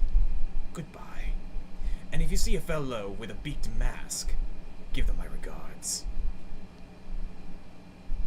Interesting. You look like a Chozo. Yeah, so we can actually find this guy here. We can't do anything with him, but if we leave and come back, he'll actually have some more dialogue for us. Oh, cool. Sorry, it's fungal ruins, not fungal mines that we need to go back to. Got it. Which I believe we can also reach through Unreality. Okay, no, he says the same thing. I think we gotta come back, like, after some other stuff. Okay. But yeah, this is a thing. And if we go to, I believe, settings, Vernal palette, Unreality. Nice. You can now travel around in her Unreality outfit. That's pretty cool. Oh man, she looks sick.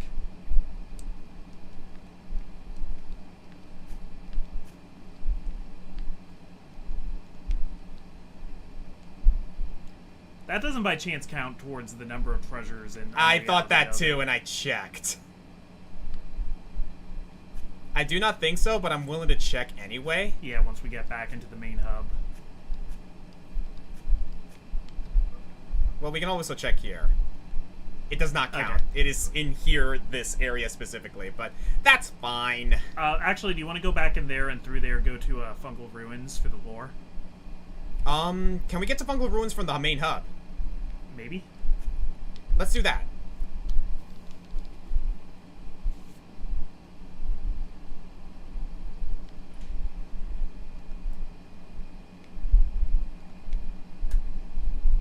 Okay, so Fungal Ruins. I believe it's over there.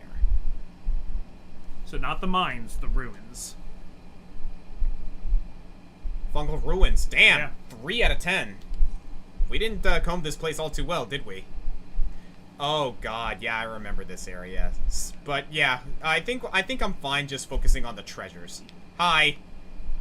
Oh, you again. Look, this is my whole bit. If you happen to expect something interesting, it's not going to happen. Magus, can you hit us with the with where to go for the lore here? And yes, I agree, Leon Kennedy should be in Marvel vs. Capcom. I saw some people saying Chuck Green. It is true, I know that Chuck Green was a palette option for Frank West. Yeah, he was.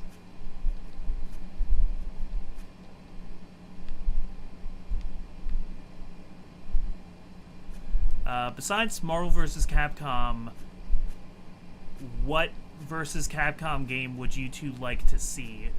Well, Robin, I've seen your video on a Sega versus Capcom concept, and I do think that would be pretty cool. Oh, that would be sick. Freaking like Capcom, like Street Fighter versus like Virtual Fighter. Yeah, Tanuki Player has this video where she pitches a full Sega versus Capcom crossover fighter. Dang, I'll have to look at that video later. It's pretty cool. The oh god thing for me was the reveal of the fate of the Scarlet Violet professor. Like, oh, yeah. If it were any other game, I would have been like, oh, okay, but in a Pokemon game, yeah. Yeah, that's actually true. The whole thing with the Scarlet and Violet was actually really, really cool in regards to that story.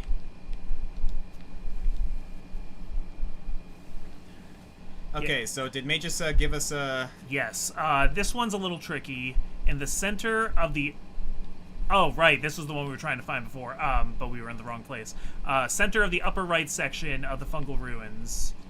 There is a small section comprised of 3 small rectangular rooms. The topmost room has the bookshelf in it. Oh, got it, right. Well, I'm here, though. Oh! Oh, Jesus! Hey, that's mine.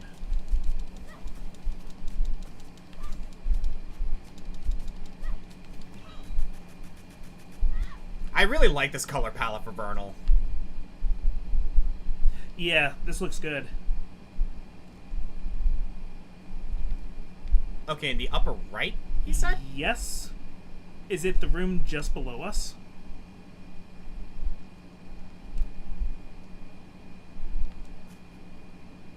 Well, it says the center of the upper right section. So the center of this room we're in now. So I'm thinking, like, here. Ah, okay.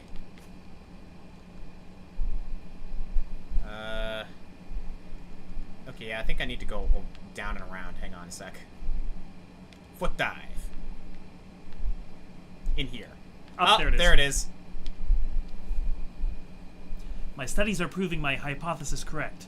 Green cap mushrooms here in the capital and in the mines are all infected with this unreality-based mutagen. The spores are now producing a sort of poison that attacks the lungs, causing the victim to succumb to a long and degenerative disease. Judging by the symptoms, this is the same sickness that afflicted several researchers in the Arboretum before the islands rose. If that is the case, then it is possible that my experience makes me uniquely qualified to develop a cure. I must act quickly, however, before the Church of Aloe uses this outbreak as yet another means to seize control.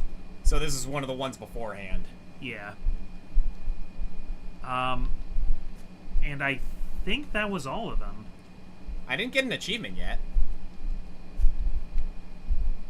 We got Fungal Ruins, we got Jungle, we got the airship, we got Pyrena, we got the debris field, and we got the Arboretum. So that should be all of them. There's 6, right, Magus?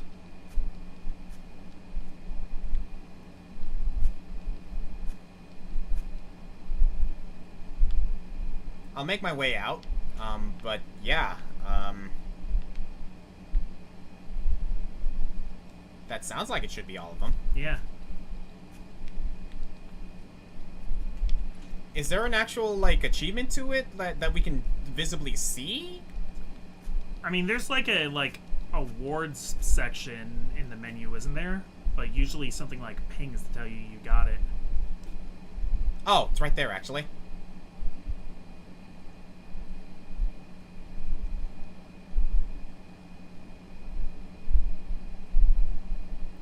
I think it's that one. Then we're missing one.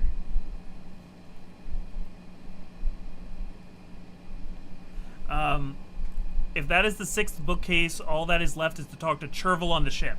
Oh, Okay. Got it. Also, one thing we gotta do before we end this game is do the pyramid. Okay. Complete the pyramid without using the shortcut. Alright. There it is. Chervil, do you know what the symptoms are for spore sickness? Oh my, are you feeling unwell? We can stop by a town and get some antidote. I'm sure that the locals will... No, I'm fine. I've just been reading these journals I've found, and I need to make sure of something. Just tell me what you know. Well, let's see. There's migraines, followed by a heavy cough and a loss of breath. Most victims fall ill and become unable to walk, due to spores restricting air passages. Do they get a rash on their neck? Yes, actually. That is another common symptom, but very specific to the later stages of the illness. How did you know? Chervil, I think that's how my mom died. Goodness. That must have been horrible for you to watch, and at such a young age. Vernal? What's wrong? The journals. They said that there was a previous outbreak in the Arboretum, before the islands rose and all this happened. If your mother got sick prior to the islands rising, that must have been how... But that was where we... Oh no. That means that... I share responsibility for your mother's death. Were it not for me and my colleagues aiding Asphodel in his experiments, the outbreak would never have occurred. Your mother might not have gotten sick. She might have lived. Look, I'm a different person now. Literally. I knew what Asphodel was doing was wrong. I left because... Chervil! I knew what I was doing. I knew what I was doing was wrong. Chervil!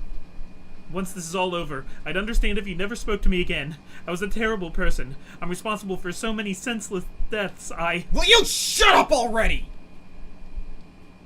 What's done is done, okay? There's no freaking sense in whining about what you can't change. Just own up to them, do whatever you can. That's it. You don't hate me? What? No, But your father. The whole reason you ventured to these islands was to seek revenge. I would have thought learning I had something to do with your mother's death would... You are not him! You want to help people. And I'm just sick of holding grudges. I believe in you, Chervil. You know, if the monarchy was still in place, I would most likely have been imprisoned, or put to death. I just said not to feel sorry for yourself. Please, let me finish. Nothing I have done since turning against Asphodel can make up for the atrocities I committed in his name. I can never forgive myself for the person I once was. I understand that. But I do believe that what is right can still be done. And regardless of your initial motivations, I believe in you, Vernal. What? I may never redeem myself or my colleagues, but with your help, I've at least been able to make a positive impact on the world since your arrival. I've been able to fight for the sake of others, not just my own absolution. Thank you, Vernal. Once this is all over, I'd like to try to do more. Yeah, me too. Aww. Deeply rooted. Aww. Damn. Huh. Oh, Maggot just pointed out there's a letter in Vernal's code, and you can read it now. Because Vernal's literate now.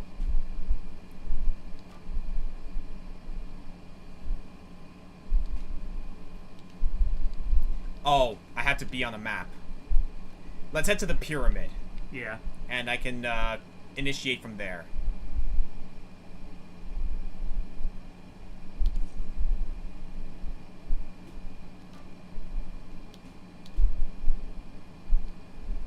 Vernal, it's going to be difficult for me to fit an entire parent's worth of love into one letter. It feels strange writing to you, knowing that by the time you're able to read this, I'll be gone. I can't imagine what you think of me, not being able to take care of you like a mother should. I had the luxury of knowing what my sickness would do to me in the years after I've written this. I knew I would never recover, but I regret not being able to prepare you better for it. Seeing me in the state I will be, the state that I was, must have been terrible for you. There's so much I wish I could have taught you, and so much I wish we could have seen together. You're my little girl, fascinated with the world, so curious about nature. I'm sure that in time you'll find that this world is equally as fascinating as it is complicated. But know that your place in it is yours, and yours alone to decide. In my heart, I know that if you're reading this letter, that means that you've already been strong. You survived, hopefully thrived. The little Vernal that I knew never backed down from a challenge, and I'm sure that you're just as stubborn now as you were then. Whatever challenges you face, I'll be on your side and in your heart. I love you, Vernal, and I'll always be with you. I'm not going anywhere, no matter what. Your mom, Peony. Thanks, Mom. Damn. Aww. So much like wholesome energy in this game, and so many cool details that you have to go out of your way to get. Yeah. And it's really cool. This is why Metroidvanias are awesome, guys. That's really like, buried in there. This is why Metroidvanias are great, because like Metroidvanias in general may not be the best, may not be the easiest to complete, or to may not be the hardest to beat. Completing them, however, gets you shit like this. You learn more and you get more context, and it's great. And like that's kind of like the beauty with Soulsborns too, is like, you know, going out of your way to learn about this crap.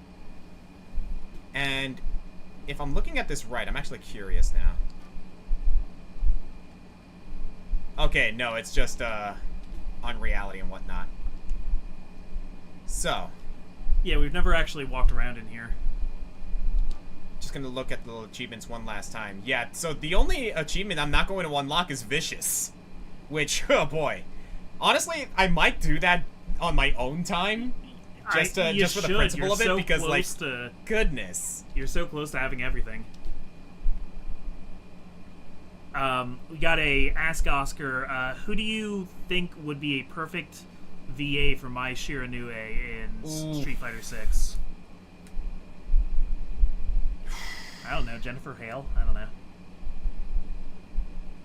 3 that I can think of off the top of my head that I actually think would be really good. Jennifer Hale actually would be good. Christina V. Or Wendy Lee. I think would actually be good ones for that. What does Wendy Lee do? I'm not familiar with that one. Lynn. Oh, okay. Goodness, a pyramid. This must be an ancient algae structure. The Alga, huh? Know anything about them? I'm afraid I don't know much. Beyond that, their ruins are scattered across much of the valley and islands above.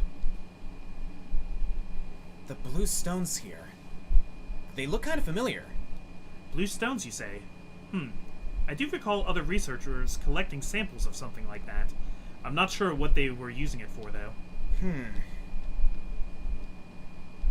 Alright, so it said complete the pyramid trial without using the shortcut, right? Yeah.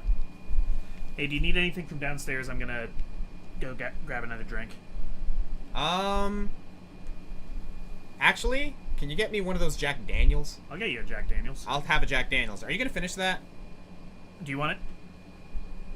Thank you. It's very good. I just wasn't as hungry as I thought. No, you're good, man. Be right back, everybody. In the meantime, see how much of this pyramid I can do by the time you get back. Godspeed.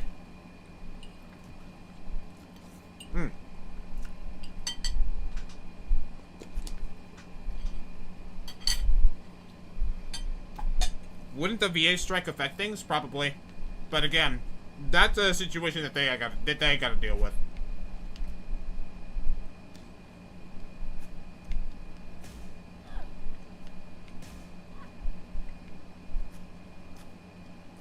Okay, hang on a sec.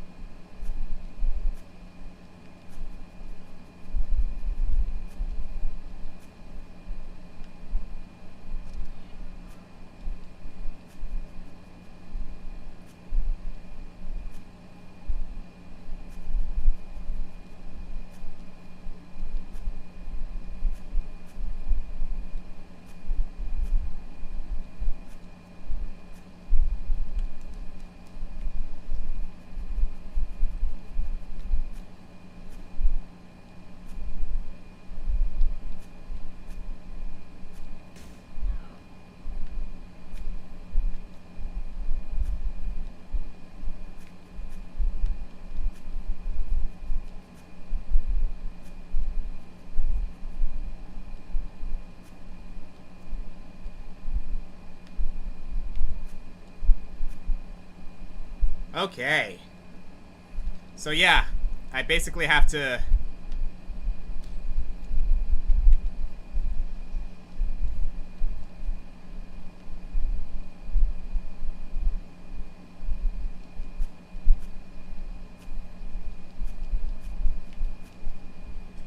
So yeah, basically this is a time trial.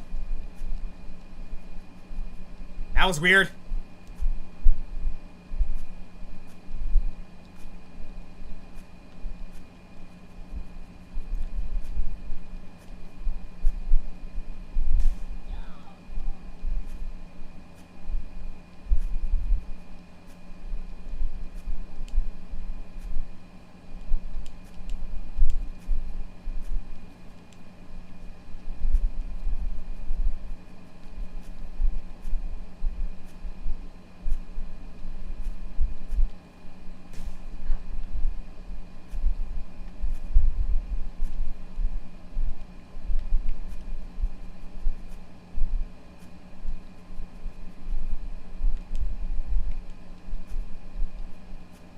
So I'm going to assume that's the shortcut that I shouldn't take.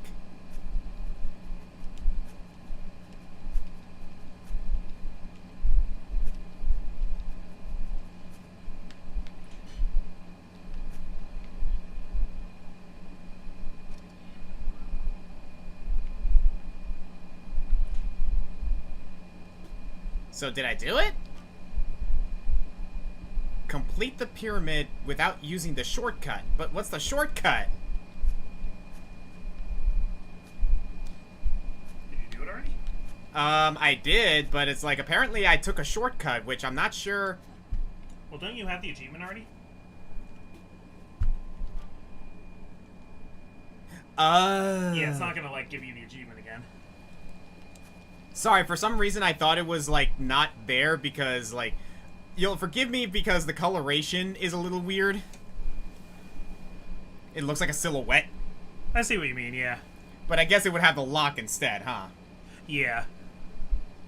Well, good job. It sounds like you pretty much won and done it. And with all 4 treasures to boot. Nice.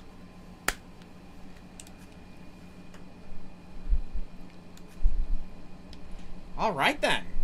So, what else is there? I mean, I know we got, like, still treasures every so often, but... Oh, wait. Oh, wait. One other thing that we have yet to do, actually. The plant? That I would like to do. And I actually may need some help with this. So, we still got plenty of time. One thing I actually want to do is if we go over here... I don't know if we collected it yet. I don't think we did. So, someone tell me where the last piece is. Is here.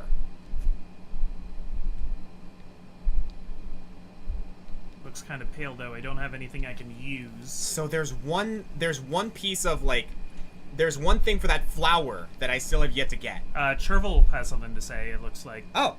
Maybe he'll give us a hint. Hey, Chervil, can you take a look at this letter I wrote? You wrote? I thought you were unable to read or write. I was, but I found a memory disk for that.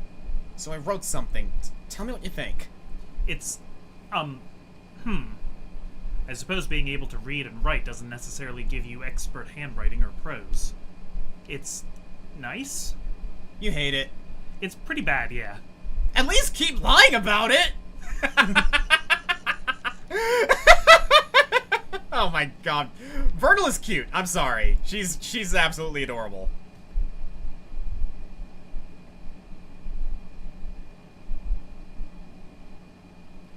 So while you're looking that up, I'm actually going to go back to Rosales for a moment.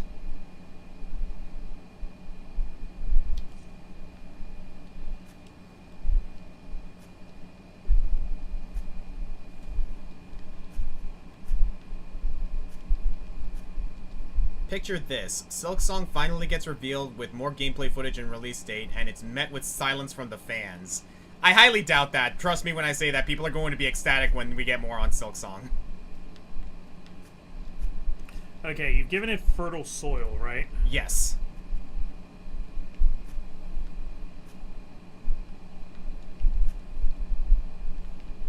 See, you know what I'm doing right now? I'm not looking up a guide, I'm looking up a YouTube video. And I'm watching someone do it. Yeah. That's how this game works.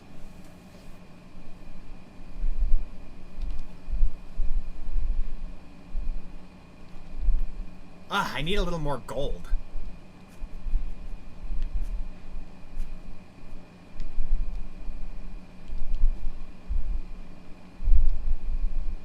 Oh, yeah, I can do the thing with the painter again, but I'm not gonna.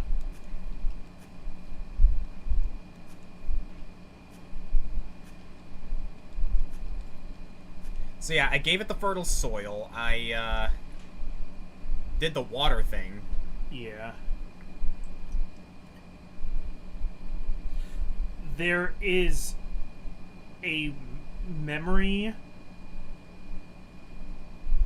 called bloom acceleration. Huh. I think. Did I get it yet? What's that, bloom acceleration? Oh, never mind. Okay.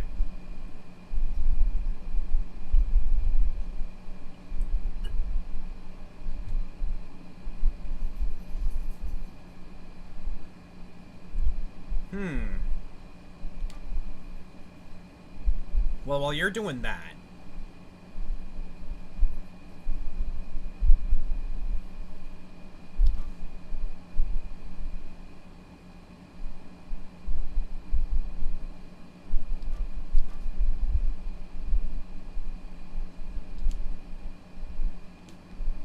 Are you sure you gave it the fertile soil?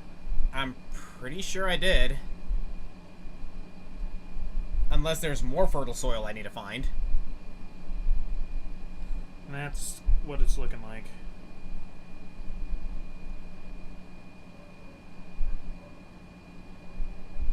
Okay, so where do I find this extra fertile soil? Okay, so there's one in the jungle. Which I already got. Oh yeah, there should have been 3 fertile soils throughout the game. Oh, okay. So yeah, I got all the treasures in the jungle already. Outfield Island. Did you get the one there? I'm pretty sure I did, but I can check because I know where that is, and it's pretty easy. Okay. I'm thinking maybe you didn't get this one because I don't think we've been back there since we got the wall run, and that's what we need. Oh, okay. No, you might be right on that one. Okay, I know Outfield Island is near Rosales. I think that's it right over there, actually. Yeah, run up there.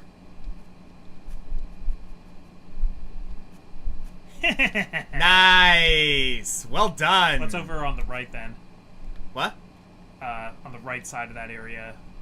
On the... when you jumped... So, like, up there. Yeah. There's, like, more big platforms up here. I'm just wondering if there's any other stuff we could pick up.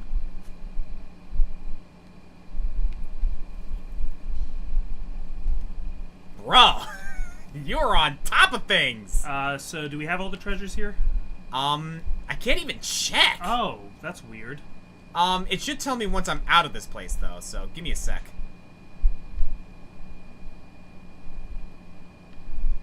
Okay. It looks like it. We have it now. Okay. Sure. So we take that soil back. Oh, we got an Ask the Green Scorpion. Favorite iteration of Samus Aran? Oh! Pff, dread! Absolutely dread. I will say, though, her iteration in Metroid Samus Returns, awesome. Yeah. Because it's like, I love how in Samus Returns... I'd say the one in Dread is built off of the one in Samus Returns. Yeah, I love how in Metroid Samus Returns, do you know that big-ass drill machine monster boss? Yeah. I love how, like, during the last encounter, when you finally defeat it, Samus is just like, okay, I am so done with this fucking bullshit, please die, and she just shoots it, like, so unbelievably casually. I remember that one, yeah. You got something on your, Oh, thank you. You got it. Yes. Hungriest little plant I've ever seen. And this should be it.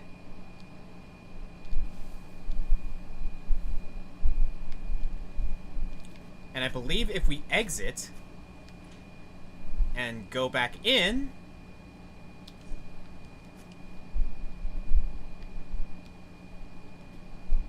Maybe give it another cycle, another in and out.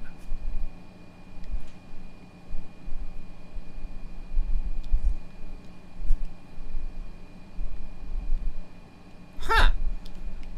It might need, like, more time. We don't have more time. We're about to enter the end game.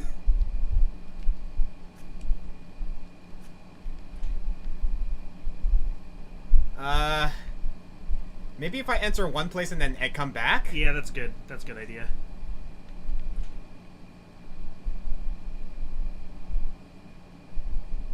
Where am I going? There it is. Doing donuts in your airship. Hi! Okay, do I need to wait a certain amount of time in-game for this crap? Maybe. Chervil has something to say. Oh, he does. Say, Vernal, would you like me to help you with your reading skills once our journey is over? What's the point? I got a memory for that now. Yes, well, I was referring to after its effects wear off. Well, they're not permanent? Oh, heavens no. Permanent memory transference is extremely difficult technology. Even shells like myself start to degrade over time. So I'm just gonna forget about how to read eventually? Eventually, yes. Though not anytime soon, I'm sure. It takes several years for the effect of major memories to wear off. They can also be removed manually, apparently. Is learning to read hard? That is a very good question. I'd be happy to get you started on the basics as soon as you'd like. I'll think about it. Okay, so in lieu of that, I am actually going to go back to the Mossy Isle real quick. Okay. Do you want to see if that weird Chozo thing has anything new to say? Yeah, basically. Where's the Mossy Isle again? I have no idea. It's not the bell, is it? No, that's, something else. Wild Green, Fungal Ruins, Barren Cave, Mossy Isle. Yeah, I want to see if, because I remember that that Chozo dude had more to say if you talk to him again.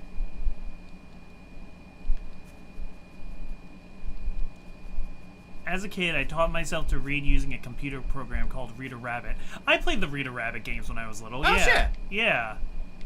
I played at least one of them. I couldn't tell you which one.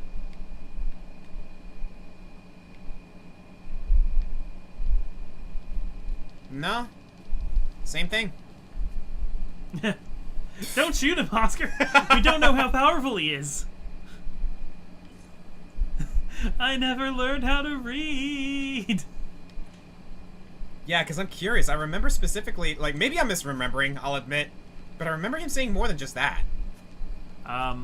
Somebody asking, isn't Wendy Lee controversial? Unfortunately, nowadays she is because of some, like, other, like, because of some, like, business she got into. I'm not entirely sure of the details, nor do I really care to know about him personally. I was just giving my opinion on who would sound good as my Shiranui. Yeah.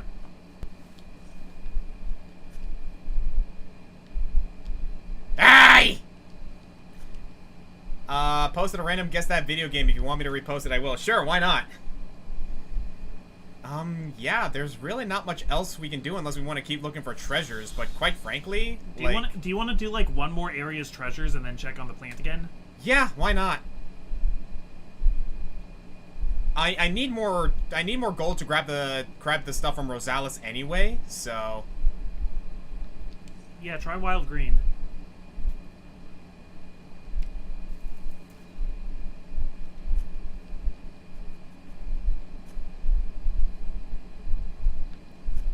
Alright, so keep an eye out for this, Guess That video game that this guy, Husky wants to give us. Okay,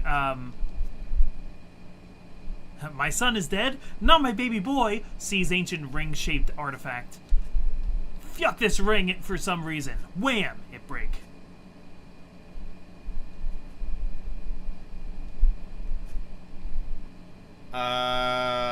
Ancient ring-shaped artifact.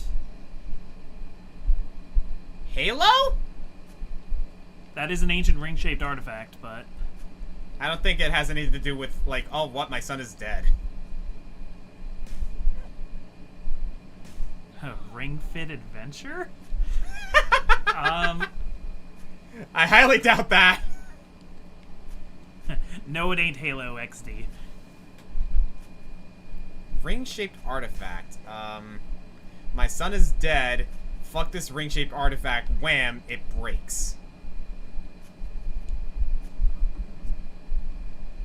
Yeah, I'm a little stumped on this one. Where does your son die early on?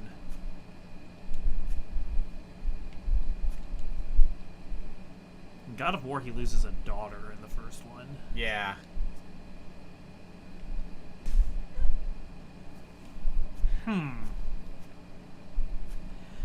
I say.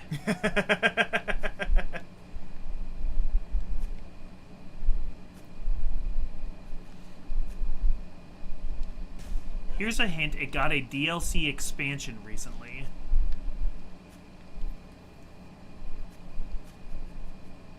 Oh, it's Elden Ring! Does your son die at the beginning of Elden Ring? For all intents and purposes. I haven't, like, sat down and played Elden Ring, like... Yeah. No, like... I've watched people play it. It's a bit of a whole thing. Okay. Yeah. But yeah, no, it's definitely Elden Ring. Okay, good one. I had to take a moment for that one. Considering Ring is in the title, I feel bad that I didn't even think about it, but... I mean, you haven't played Elden Ring, so I don't blame you for not getting that one at first. Yeah. Nah, good one, Husky Boy. Well, I found it. Now then. Check on this, thing. I want the... At this point, it's principle. I want the treasures from this little flower. I spent all this time growing it.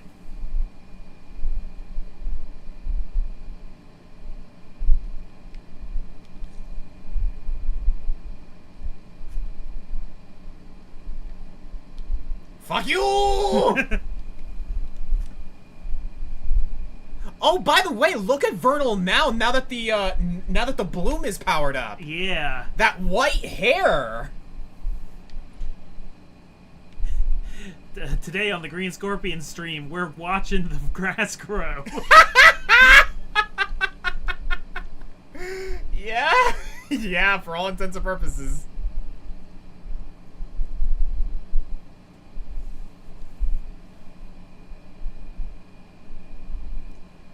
What's gonna bug me the most is that one freaking, treasure from the unreality that we never found. Yeah. That one's gonna bug me the most. Where are we here? This is the, fungal ruins. Right. There is actually one thing I want to check real quick, before I, like, if anything else. While we're here, might as well, you know? Yeah.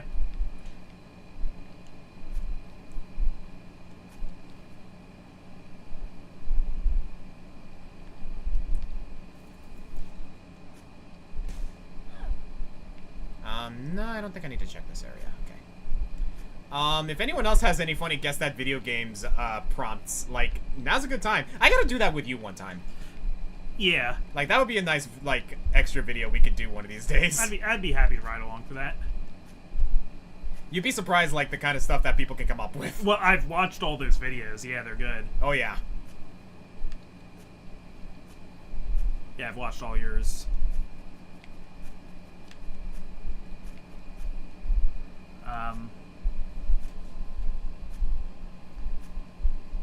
I just imagine Marika learning her son Godwyn the Golden died.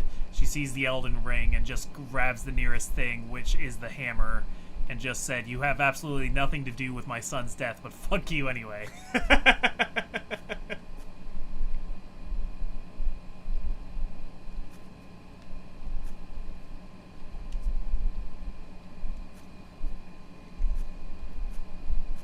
Okay, so no, he does not show up again.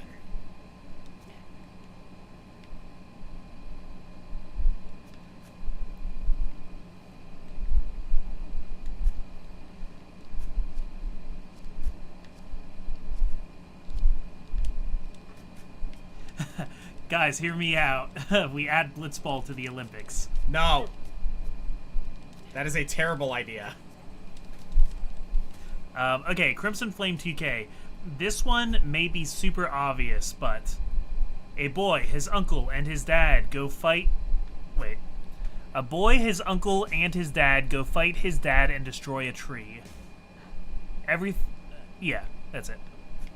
A boy, his uncle, and his dad go fight his dad and destroy a tree.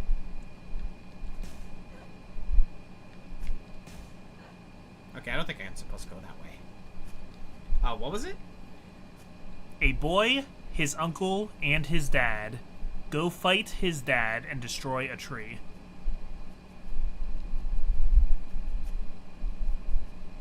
A boy, his uncle, and his dad Go fight his dad. go fight his dad. Whose dad? The uncle's dad? The kid's dad? The pronouns of this are getting me a little bit, but, is it the same dad, or is this one of those, like, kind of riddles?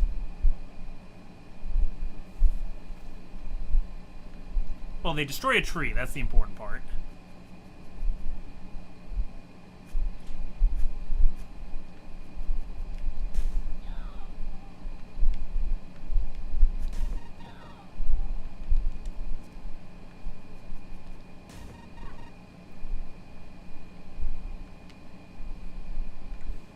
CMJ Knight put, everything the sun touches is yours to explore. Wait, why is there a whirling cloud of death over there? And what's funny is the beginning of this game kind of has that going on. The beginning of Vernal Edge. Also, Skyward Sword makes me think of that a little bit. The way the sky works, there's just like a big hole out of it. Okay, a son goes to defeat his father in combat to save an evil king. Sounds a little bit like Fire Emblem Fates.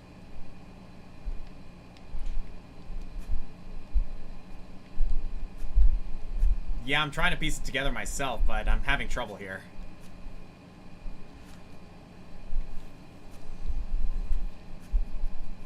Okay.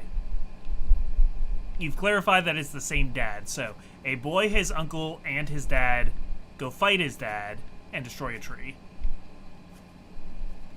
So they go with the dad to fight him. Huh.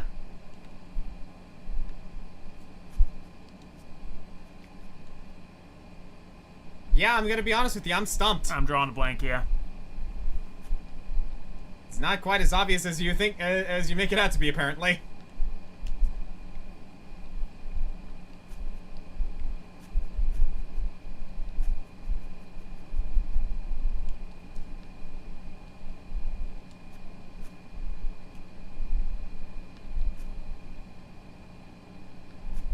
Devil May Cry 5.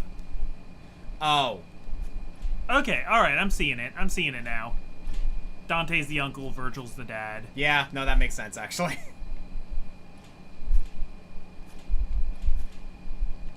CMJ Knight says, mine was Zelda, but not Skyward Sword. Okay, so everything The light touches the earth to explore. Why is there a whirling cloud of death over there? Is it Breath of the Wild?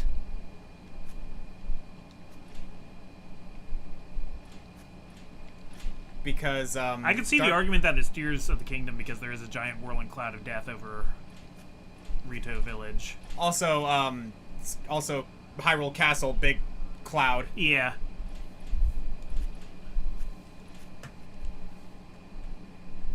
Not your B, Crimson Flame. We just didn't get it. We weren't in the right frame of mind. Doesn't mean your clue was bad. There's so much bad going on. Why are you? How come you guys aren't getting this? Do you want me to tell you a secret? We're both really stupid. Okay, it was Breath of the Wild. Jeppo gave us one. A dragon, a tiger, a turtle, and a phoenix walk into a bar. They decide to truce to climb a tower to stop a corrupt police commissioner. Yakuza. It sounds like Yakuza.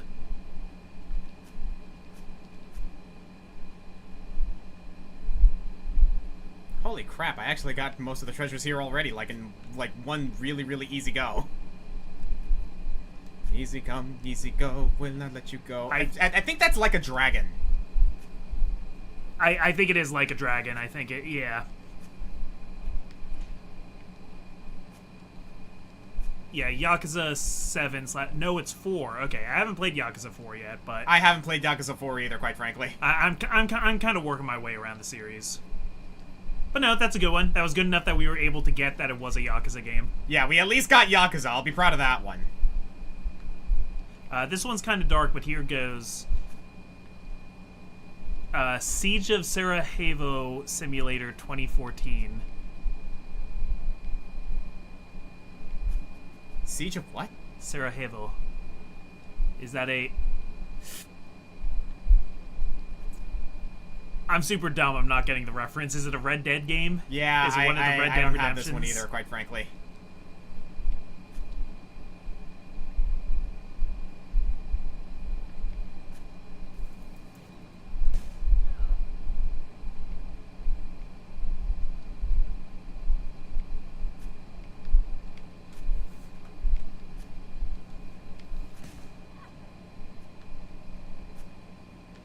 Oh, this War of Mine. Okay, that's a cool one. I have not played that one.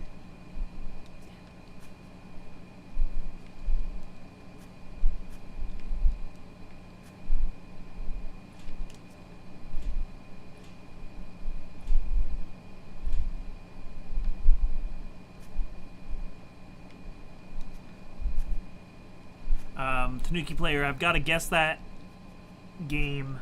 Yeah, go for it, Robin. Oh yeah, this is where unreality happens. There's like a heart icon over. I can't read part of it. Could you scroll the window up a little bit that the YouTube comments are on? Because there's like the heart icon right in front of. I can't scroll up because... Oh wait, that's just gonna be there. Yeah. Oh, Apes the Play. Oh, Apes the Play. Donkey Kong 64? That's my guess. So I'm thinking a Donkey Kong game, but which Donkey Kong game is a play?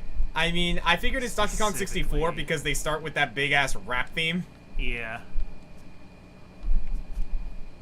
So finally here, performing for you. If you know the words, you can join in too. Unless it's like Donkey Kong Jungle Climber or King of Swing. Or it could be Donkey Kong Jungle Beat actually, because like the games like each stage starts with like a curtain close. Okay, Tanuki player, are we right that it's a Donkey Kong game? If not, I will refocus. I'm determined for this one. I'm gonna get it.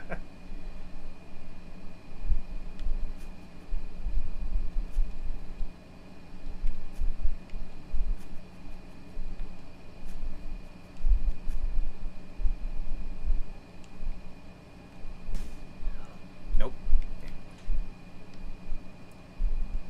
Oh, Oscar's right. It is Donkey Kong 64? Hey! All right, okay. Cool. Put your hands together if you want to clap. As we take you through this monkey rap. Oh, it is a DK Got it. game. Chainbuster. Perfect release and a heart piece. Whoa, it's so tall. Nice. So this is why we've been coming back here. It's beautiful, Vernal. I didn't know you had such talent for taking care of plants. Thanks, I guess. Cute. So yeah, you do get an achievement for this one. Oh, it's jungle beats. Okay, Oh, it's all right. Oh, okay. What was that one? Was there like a stage element to that one? The curtains closing and opening at every stage. I guess they do, yeah. So yeah, achievement. What was the Green thumb. Yep, that's it. Tend to the lonely flower. The cool thing is that when you go out of this place, the island is now titled Little Garden. Nice. Oh, that's cute. Mm-hmm. All right, should we head for the tower now? I think we are ready to enter the end game now because, quite frankly, like, I think we've pretty much done everything worthwhile in this game at this point. Especially with, like, first of all, I just want to say thank you to Magus Andrus for telling us about the books and the and that achievement because I had not gotten that yet, and that was some really, really cool lore. So, Asphodel's Tower.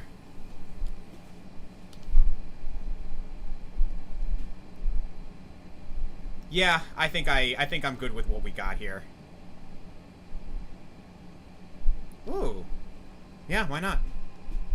So, ready? Ready. Let's do this.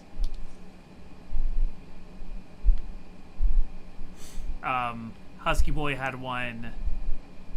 Started the series, funny stealth platformer, sign me up, end of series. Well, that was a dumb way to end a franchise. I'm guessing you're going with Sly Cooper? Yeah, sounds about right. So, this is it. Yeah. I finally got him. Don't be too hasty. We don't know what's in store for us. Though it is odd that the entrance is unguarded. Suspicious, even. I'll do whatever it takes. Vernal, What? have you ever killed anyone before this? No? Why? I just don't know if I could do it, is all. Do you think you really have to kill him? I'm going to kill him. I couldn't look at his face and I couldn't look at his face and let him live. I understand. No, you don't. But it's okay. Just make sure that if there's anything left for you to do it now. I don't believe we'll have a chance later. Otherwise, this is it. Yeah, that's actually a cool detail, by the way. Vernal's never actually killed anyone. All the guards that we fought, knocked out. Yeah, and all the things that we have killed, weird amalgamation beasts. I wish I could be more useful, but I feel as if I'm better off in the ship. I'll be on the telecom as well if you need me. And please, don't forget, when you see Asphodel, I'd like you to let me speak to him. Got it. Just make it quick. Yeah, by the way, I like that little detail that Vernal says, where it's like Chervil says he understands, and Vernal's like, no, you really don't. Yeah. But that's fine. Like, that's not exactly something you can just easily understand. You can empathize with it, but you can't really sympathize with it. Yeah. Unless you've been through it. Alright, here we go. This place's area music is actually really cool. It's pretty, too. Up we go. Ow.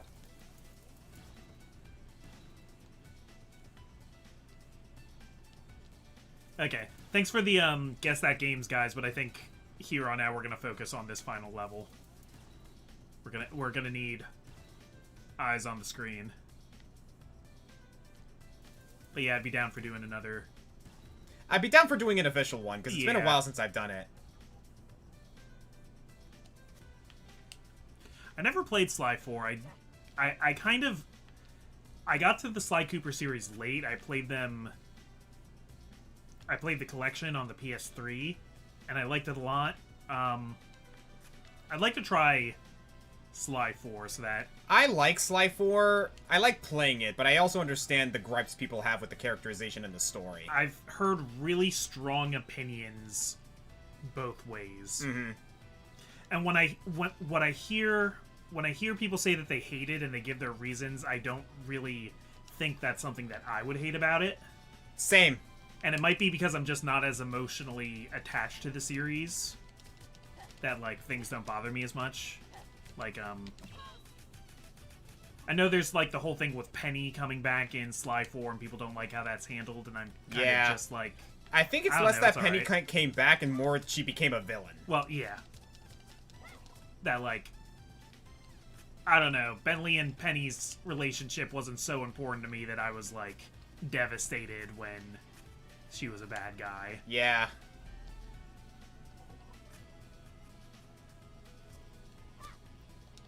That was cool. And the other thing people are saying, like, oh, Sly 4, like, sets up a cliffhanger and then there's never been another game. That's messed up. But, like, Sly 3 sets up a cliffhanger and then there wasn't another game until Sly 4. Like, I think that's just kind of what it does. Every game, like, ends with, like, there might be another one. Like, that's just how things end sometimes with the adventure continues.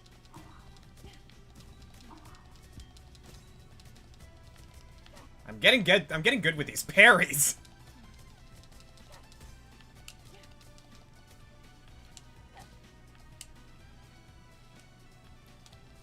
Yeah, I see what you're saying, Husky Boy. I would just have to play it myself, I guess, to see how I really feel about it, because... I don't know, maybe it would feel like a downgrade from fighting Clockwork to fight this I'm gonna test skunk this, by guy, the way. But then, again, maybe it would just... I think to me it would just feel like another game. And, like, I wouldn't need Sly 4 to be better than Sly 2 or 3 for it to be worthwhile to me. But I get what you're saying.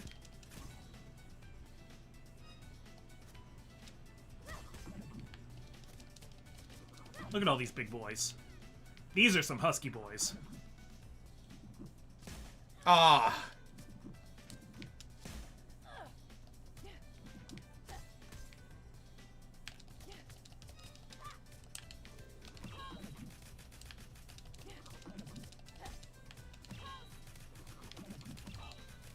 We have a lot of health now. Mm-hmm. Oh, man. I mean, we got 2 really tough boss fights ahead of us. Oh, here, yeah, though, dude. so... I know one boss fight coming up that's hard as nails. Yeah, so we're gonna need all of this health and memory points we've built up. Especially because I'm playing on hard mode, so... Yeah. Yeah, holy crap, I'm starting to remember how cool this music is.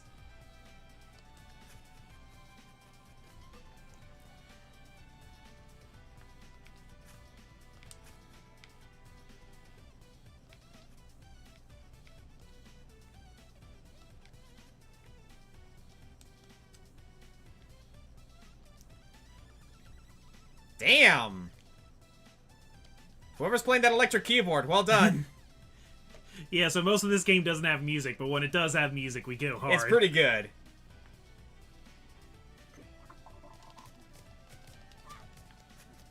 Freaking Reapers. What can you tell me about the Reapers? They're assholes.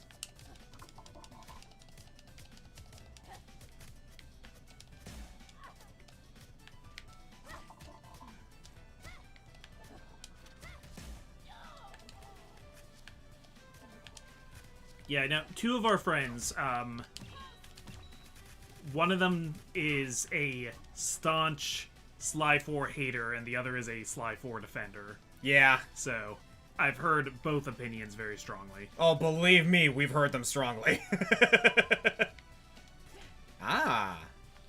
I'm glad I spotted that switch. That's kind of hard to look. That's kind of hard to see. Oh, there's a couple of them. Okay. Oh, okay. It wasn't going to do the thing. Oh, yeah, I thought it was going to respawn you. Mm-hmm. Oh, yeah, Oscar, a question that's been on my mind since you posted that Boot Hill video. Oh, yeah. Just out of curiosity, have you actually played Honkai Star Rail? No, I have No. not. I am not a Honkai Star Rail fan, but I have friends who are, and I can tell you right now, they were simping for Boot Hill. I don't really have any interest in Honkai Star Rail because I'm just not into gachas all that much. That being said, Amber got into Zenless Zone Zero, which actually took me by surprise, but like, you know, awesome. Yeah. She's actually kind of making me interested in trying the game out later on, which I might. But again, I'm not really into gachas personally, so take that for what you will. I will say, the character designs in Zenless Zone Zero, top notch. Like, I'm praising the team behind Zenless Zone Zero, or like Holoverse. I'm praising them alone just for freaking Von Lychelm. Like, that character made people question about, like, whether they were furries or not. Recruiting new furries. Yep. No, dude, have you seen Von Lychelm's trailer? Yeah. It's so good. It got me purely because of the music alone, and I'm a huge fan of werewolves, which I know like Von Lychelm's not exactly a werewolf, but come on, he's a freaking werewolf with ice greaves. He's a werewolf in the sense that were is Latin for man, and he is a wolf man. Yep. Which is what werewolf means technically. Nah, dude, I saw Von Lychelm and I was like, oh my god, this character is awesome.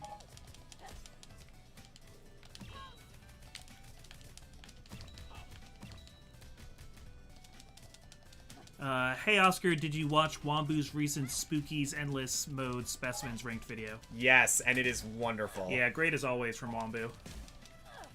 I always enjoy watching Wombu's videos. Like, the dude's incredible. Like, when he went through hell and back with that video in particular because of a lot of, like, issues that were going on both personally and just, like world-wise in general. And it was really awesome to, like, watch that video knowing the stuff you had to go through just to get it done. So it was an amazing video, and serious labor of love. That's really cool, by the way. It's the save screen / death screen. And yeah, like, major shout out to Akuma Kira for like participating because that's awesome. Ah! Ah! Oh! Yeah, I wasn't supposed to die screen. Welcome. I see I was right not to appear to you in person. Still, I was hoping you'd be more civil. We have a lot to speak about. I have nothing to say to you. Okay, let me put it this way. You will listen to what I have to say, and I'm going to make you an offer. If you refuse, I'll be forced to leave you behind. I'm not putting up with your crap! I've been very patient with you, Vernal. I'm only going to explain this once, so listen. In an hour's time, the unreality rifts present on each island will expand, until finally merging into one. Afterwards, an incalculable surge of energy will wipe these islands clean, and the souls of those on them will power my design. A greater, deeper cut into our reality will form, and with the pulse edge, I will channel this energy to forge a new path, to create an entire new world. And then, I can finally be free of the shackles of this miserable reality. Will you come to your senses and go with me, or will you be burned as fuel like the rest of them? How about none of that crap happens and I kill you instead? Then you've decided.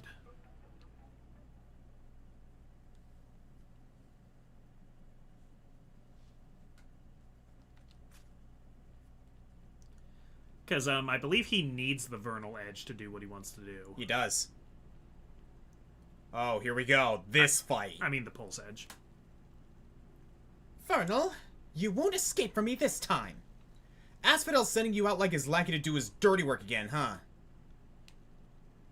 I am no lackey! You understand absolutely nothing! You've pathetically stumbled your way through obstacle after obstacle, and you've humiliated yourself. You've thoroughly humiliated yourself, but you will not humiliate me. Somebody said today today's villain motivation nihilism? More that it is extreme egotism. Ow. That he doesn't like the world and he thinks he can do it better.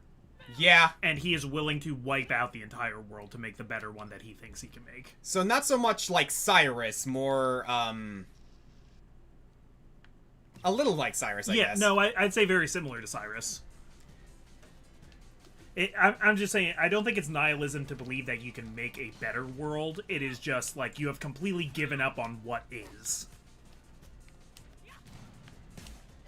Whew. I wouldn't call it nihilism because, like, you still believe in something and want to make it. Like, Kefka is nihilism because he, like, destroys everything and wants to just, like, sit over the ashes and look at them. Like, he doesn't want to do anything with it because there's no point. Reminds me of Relius Clover from Blaze Blue. Yeah, I could see that. Yeah, Relius is a good one.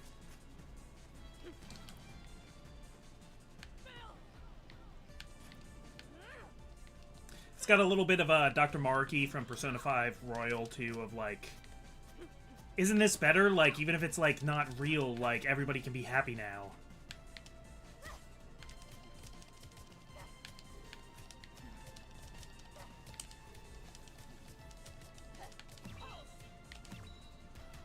Thank God I skipped 2 generations before Oof. picking up Pokemon Y.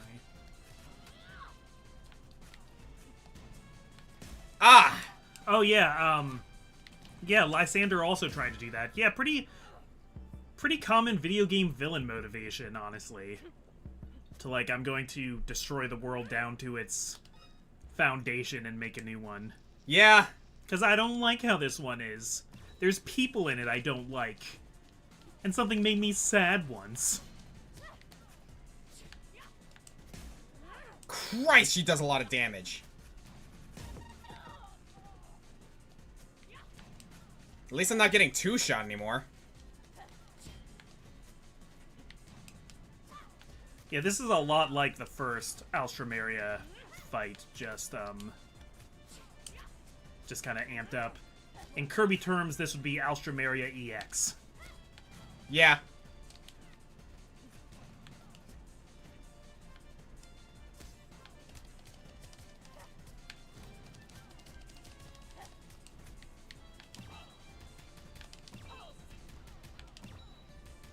Pretty good.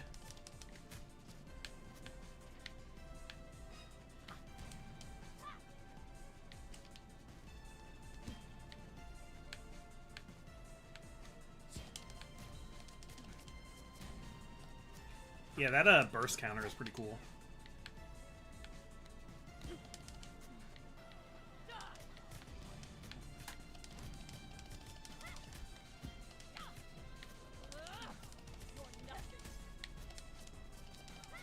Ah, crap. Oh, that sucked.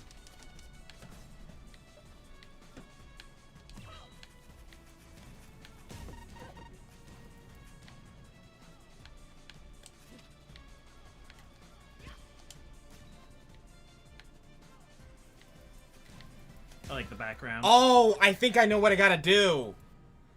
I mean, you could just dodge them. You could just dash them. But what are you Okay, thinking? there's something I gotta do here. I think I know. Like, obviously, like, you know, do the thing. But I get it now.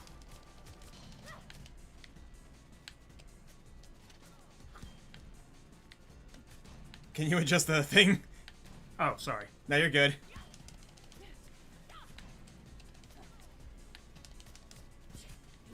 Yeah, for context, the headphone system we're using is a little bit janked up.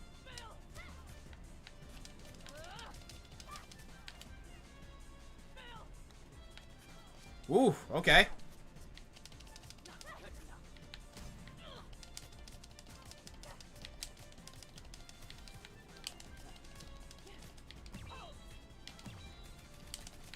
Pretty good start.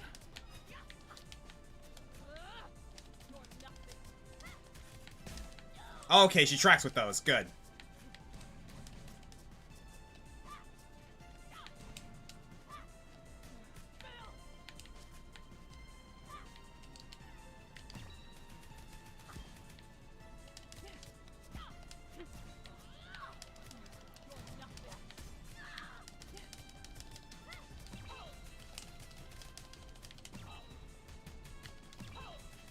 pretty good at using the pulse as kind of combo extenders to, like, hold her in place when you knock her back.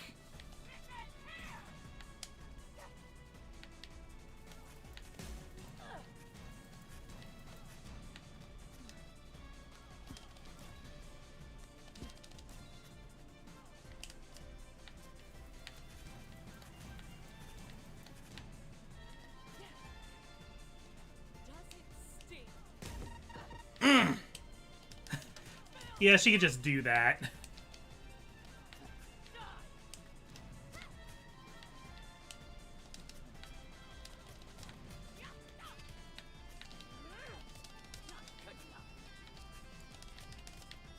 Ah, damn.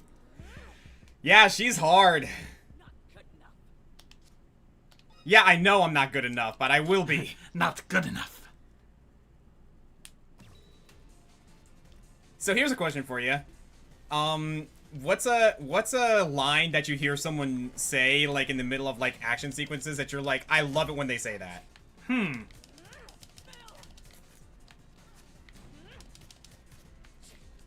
of like a generic, like...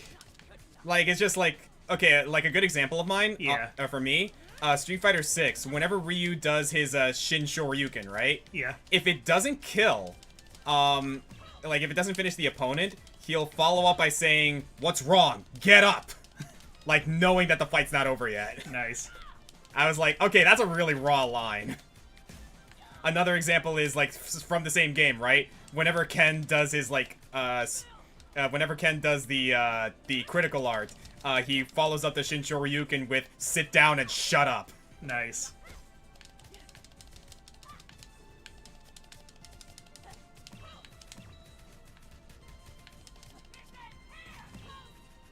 Did she just say rip and tear? Yep.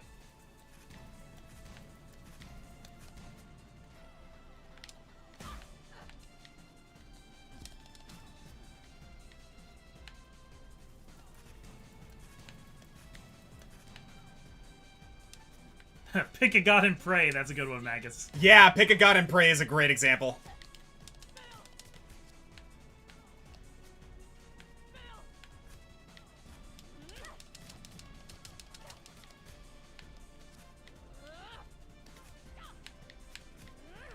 I always really liked, oh man, what character was that where if you hit the counter you went, got him! Got her. Got her.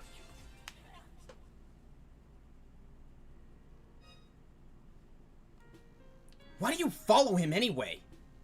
You think I have a choice? Yeah, of course! You don't know what you have, Vernal. You really just do whatever you want, don't you? You have no one to answer to, no responsibility, no commitment. Asphodel created me, and he can uncreate me.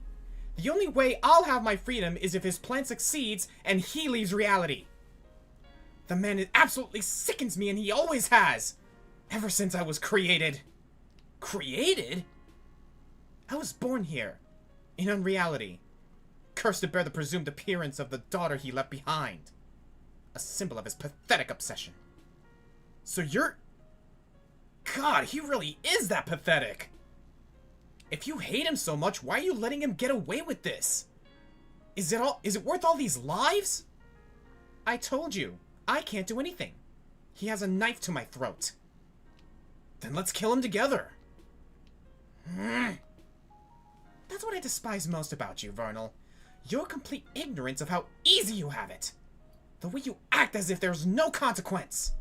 Easy? Do you think being abandoned by your father is easy? You think watching your mother die in front of your eyes before you even know what death is easy? You think spending your entire childhood alone and afraid is easy? Good luck, Vernal. You'll need it. Damn. I went in on that one. Yeah.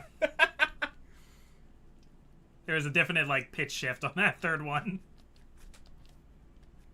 Because, yeah, like, Vernal's feeling it, Yeah. man. Well, this is a surprise. Have you changed your mind? No, still here to kill you. I'll give you some time to cool off then. How about a tour? Oh yeah, this part. I love how much he's just, like, treating her like a naughty child. Vernal, I'm picking up a signal from your telecom. Hold still for a moment. I may be able to... Oscar, you woke my cat, I'm sorry. Did he just break open a... Yeah. I'm actually curious. Yeah, so that part where he said we might not have another chance, we did have one more chance.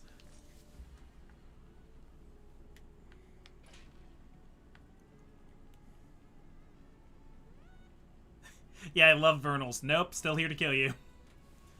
This is Alstramaria's training course. She uses it almost every day. I guess you really were just using her to fight your battles.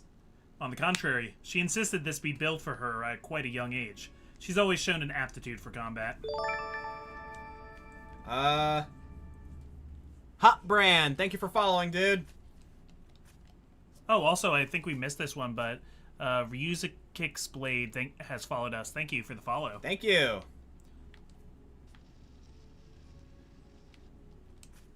Yeah, Maga says, just because one side has issues doesn't mean the other has none. Yeah.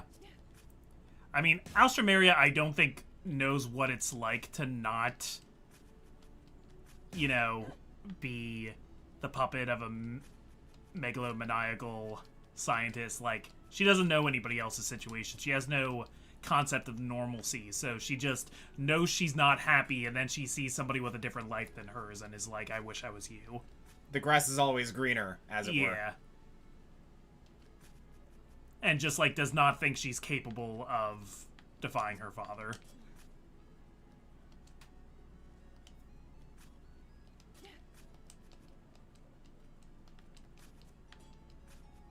Ah, I see. Yeah, so you gotta hit both of those switches and get up there in time.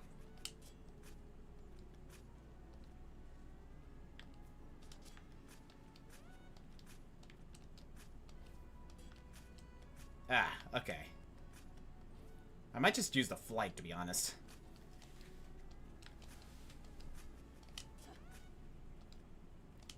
Hey, Jeremy, thank you for the 95. Hey, thanks a lot, dude.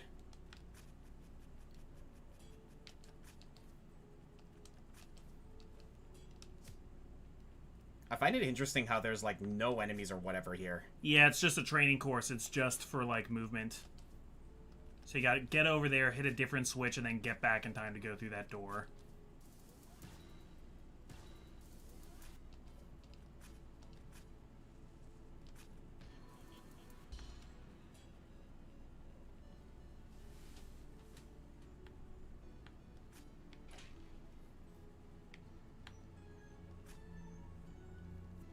Despite how pleasing the results are, I've always hated gardening. No matter how much you prune and pluck, the plants always find a way to grow ever outwards. Nature is as terrifying as it is beautiful. Interesting way to view it. I don't like plants because they don't do what I want them to. I hate plants. They're coarse and rough and irritating, and they get everywhere.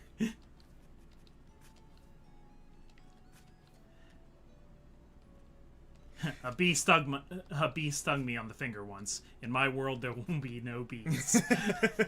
That's this guy.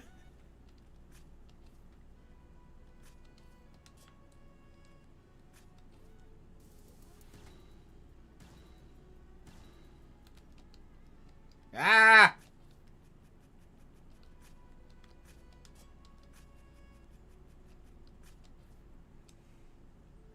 I don't know if there are any more here.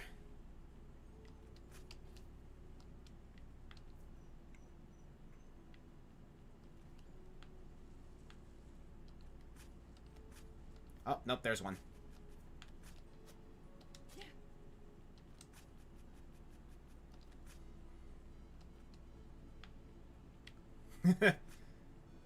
Asphodel, hey, shut up. Oh, yep, that's all of them. Save just in case. Yeah. I don't know if you remember, Vernal, but this is what your mother looked like. I loved her dearly.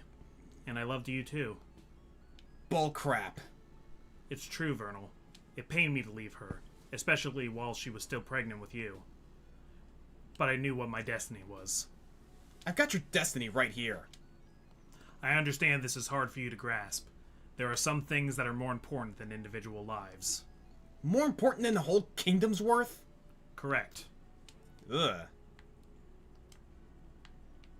Yeah, so nothing really in this room. It's just here so that he can monologue and make you feel bad for...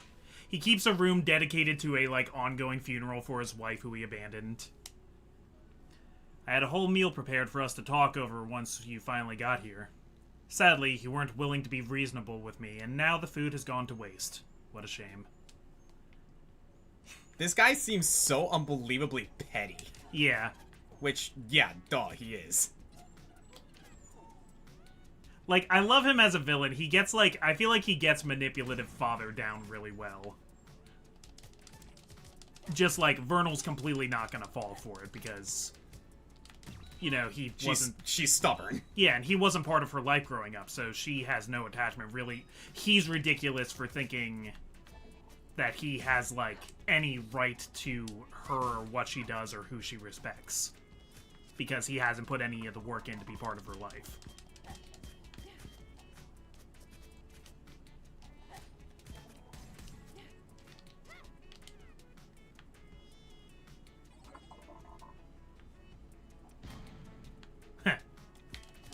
I love how the sword guy can block it. And when I say that, I mean I don't like that.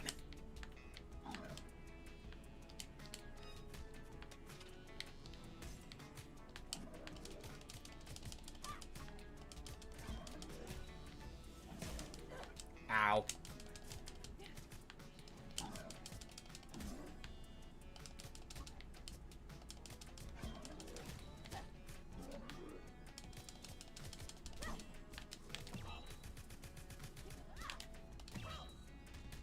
There we go.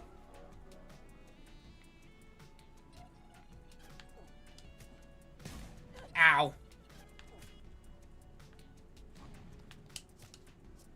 I mean, if these guys just want to blow up, by all means. My plan is to blow up.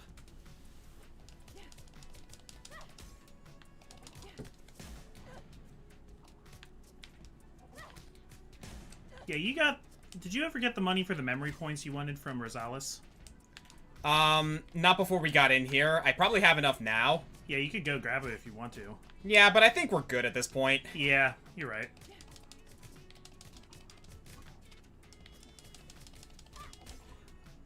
I mean, wasn't he also in an alternate dimension that people have to do a ton of work to find? You expect to have a casual dinner at a moment and not... And you expect to have a casual dinner at the moment and not go to waste. Yeah. Yeah. I mean, we don't know what the world was like before this. Oh boy. Here we go. Because everything's kind of... Everything in his assumptions is kind of based on the idea that, like, oh, I'm really great and it's my destiny to make the world better, so, like... Mm-hmm. Fuck anything that you think are my responsibilities. You thought this would be easy, didn't you? Oh, we're just going in, aren't we? Yeah, he warps us right into unreality. So these things are crazy because, like, the hands each individually look like one of the enemies in the game. Oh, Christ almighty. Yeah, well, bad start. He's also kind of ripped. He's, like, weirdly Yeah, the ripped. dude's actually pretty yoked. Cue the Megalovania? Yeah.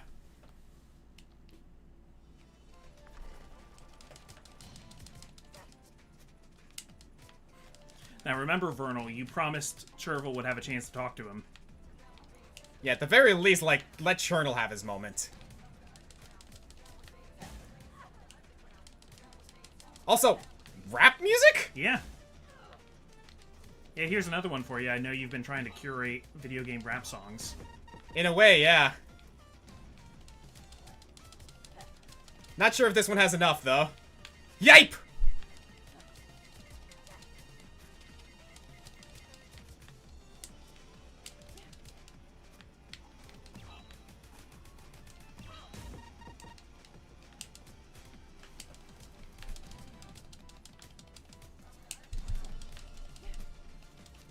This is a very interesting choice for a final boss theme. Team Skull Elite Cross says, "Welp, I'm ahead to bed. Ah!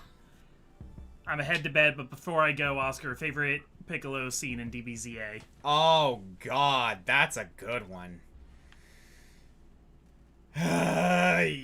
Piccolo's so good.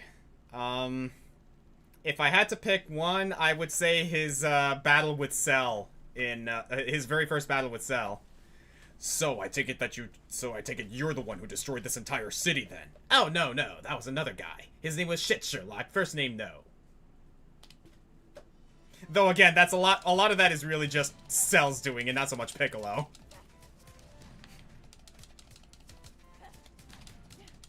Whew, the timing on that. I like when he has Nail in his head. Oh my god, yeah. Or, like, Nail and Kami, quite frankly.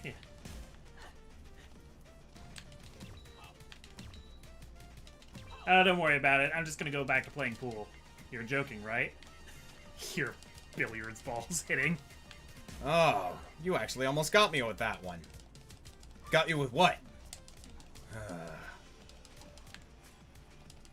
Oh, no, you know what? Okay, I know what my favorite is. Alright, what's your gimmick? Gimmick? Yeah, like the last guys. They were all misfit minions and crap. What are you? We're just here for your planet. Though if I had to choose, I'd say I'm the pretty one. 6 out of 10. You sassy bitch. That makes you the weird one with the freaky powers. I can spawn mini-me's! Spectacular. And that would make you, no doubt, the big, tough, stupid one. I've sacrificed everything. My wife, my child, my closest friends. You wouldn't let that be in vain, would you? Okay, that voice acting. Yeah. Yo. Surprise voice acting. I mean, we've had little quips from Astromera and Vernal herself. No respect. Oh, he has one. He has his own pulse moves.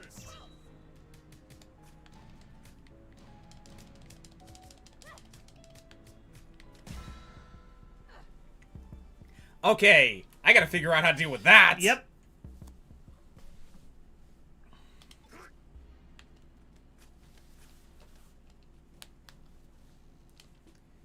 And I think, yeah, we gotta go back to this. Yeah, you got to beat both phases. That's fine, honestly. This phase is pretty easy once you're used to it, though, I found. Yeah. I mean, I was playing on normal mode, but... Yeah, that's the thing. I'm playing on hard mode. I remember the final boss being easy when I first played it, but, like, now with hard mode active, yeah, I'm starting to see just how difficult this game can be. My favorite is... Okay, I got this one. Pretty one, stupid one, one with weird powers. Yeah. Oi! I appreciate that, but I'd say I'm more handsome than pretty, and my powers are not that weird. Okay, I take it back. You're all stupid. Freaking, why did I do that? Why did I do that yell? My favorite... Ah! My favorite bit from any DBZ Abridged is Frieza destroying the village and counting up how many Oh my cliche... god, yeah. Well, I'm gonna fuck your face! Oh my! 12. I think my favorite bit from Frieza is his reaction to Zarbon having a girlfriend. Ginyu, I'll call you back. Come again? Well, you see, our 1-year anniversary is coming up, and I wanted to see where she wants to go, so I can make reservations early. Oh. And here all this time I thought you were... never mind. What, you thought I was single? No, it's just... I thought you were into... You know what, it really doesn't matter. Well, it matters to me, because, frankly, it sounds like you thought I was... Lord Frieza! Vegeta has escaped from the holding...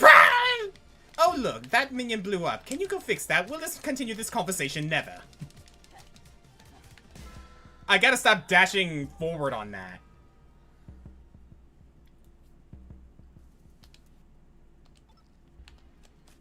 Alright. Reaction to Tekken 8's upcoming DLC. Looking forward to it. Very much looking forward to it. Okay. Gotta get in the zone. Yeah, do we know anybody in Tekken 8 besides Heihachi? I don't know if there's been like a season plan. haven't seen who else it is yet, but I just know Heihachi's like the start of it.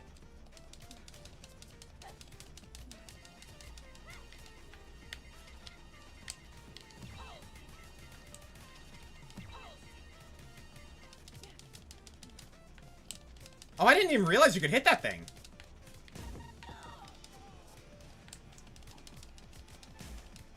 Who made this game? Nintendo? The good old head and hands. Only I have the brains to rule Lilat. I keep dashing into that first fireball, and I gotta remember that's a bait.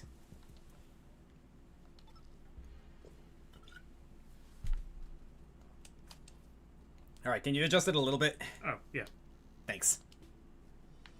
Alright, here we go. Focus! You feel great. You feel great. You can do this.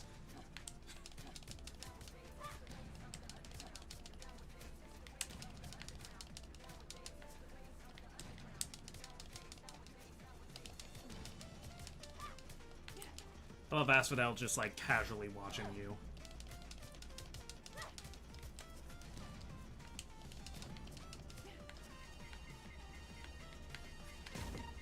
Oh, come on.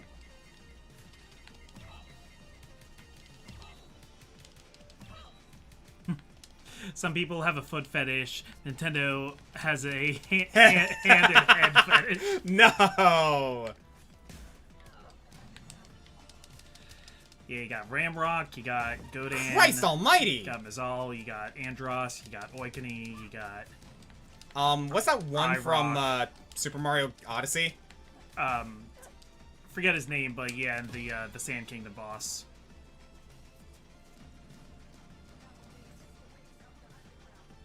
You got, the Wham Bam Jewel. Everything.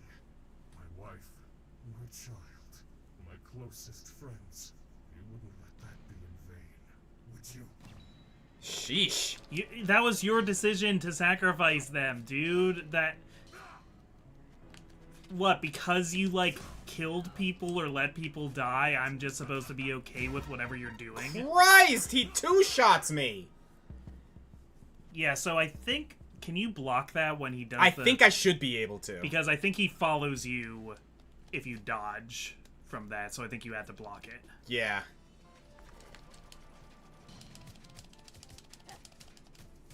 At least the boss doesn't have contact damage. Yes, that is true.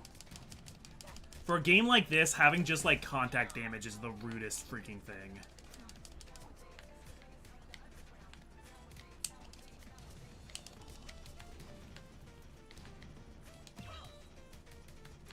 Question, are there any game randomizers you've played? You know, I'm not really into randomizers. Me neither. Personally. I guess I'm just, like, kind of a purist, but, like... I guess that's, like, kind of what's neat about roguelikes, is that, like, the randomization is part of the package. But... Okay, much better. Yeah. Oh, game I got box. it. Sacrificed everything. My wife, my child, my closest friends. Get ready. You wouldn't let that be in vain, would you? Okay, got it.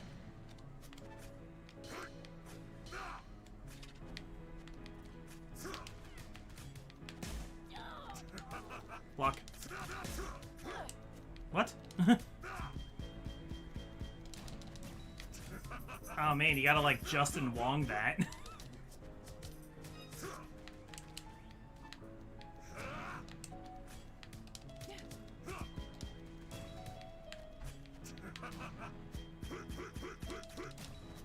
Nice. Vernal, Oh, do you persist?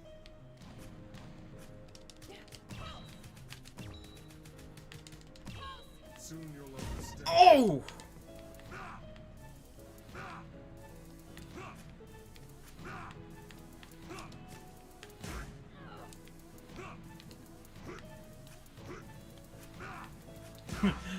Dude, Christ! stop! That was fucking... That was some fucking, like, Megalovania shit right there. Gee, Aspie is jacked. Yeah, he is. Yeah, he is. I got his number now, though. He's done 2 things since he left Vernal's mom. Experiment with unreality and lift.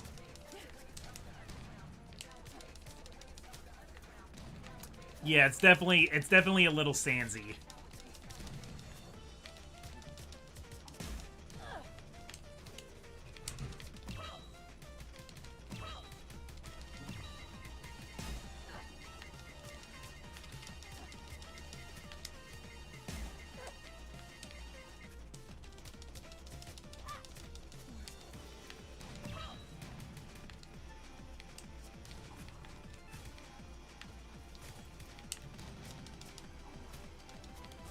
Yeah, the reflect dash is really good.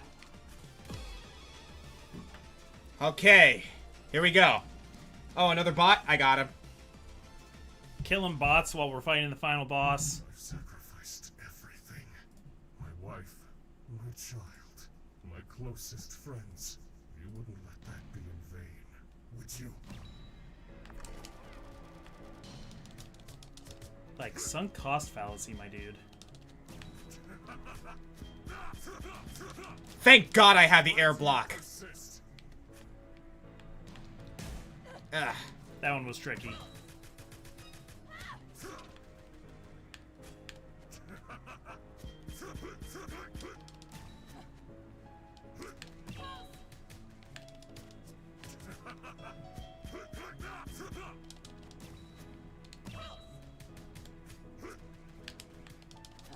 Vernal, why do you persist? Soon you'll understand. I, like, don't even want to talk. I'm just, like, kind of watching in amazement.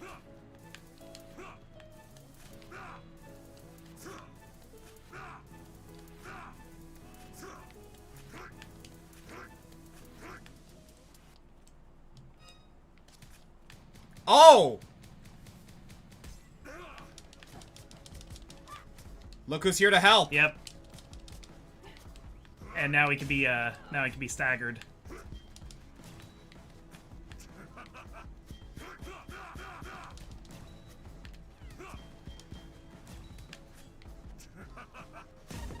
Oh, what?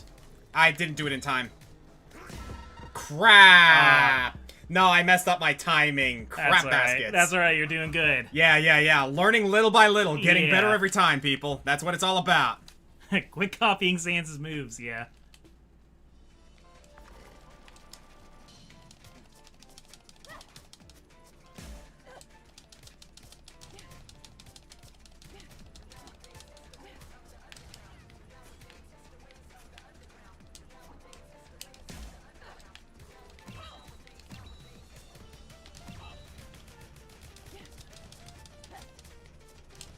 Yeah, you're making me want to play through this again. I will say, hard mode don't mess around, man. Yeah. I remember this boss being way easier when I played it, but yeah, normal... Like, hard mode is tough. Appropriately.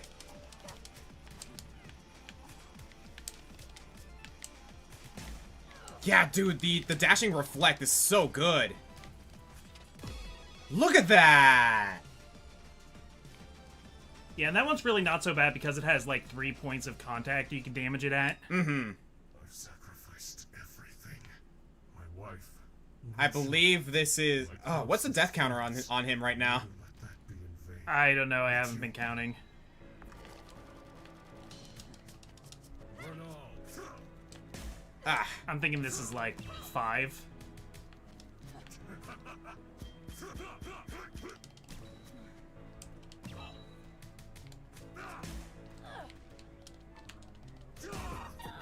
Christ.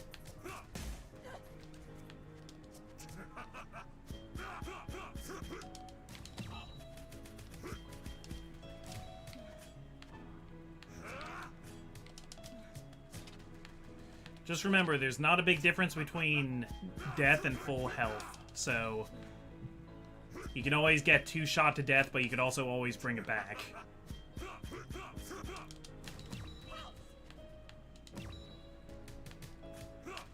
Ah, he turned!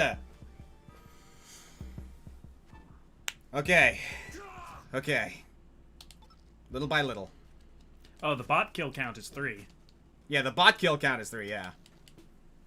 Yeah, the bots have been crazy rampant lately.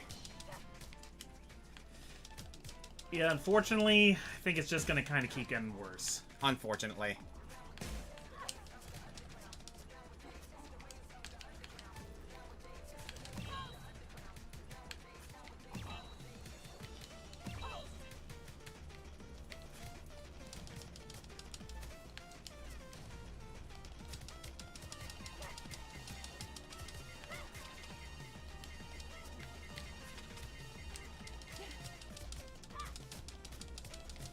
What's really crazy is there's a lot of like Twitter accounts that'll just be like content farms that are run by an AI. Yeah. And then like the comments will all be bot commenters, and it's just like the bots talking to each other. They just like, Friends. You wouldn't let that be. I'm like, is this like what like robot culture looks like?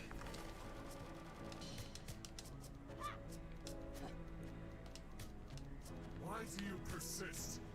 Really, starting with that, huh?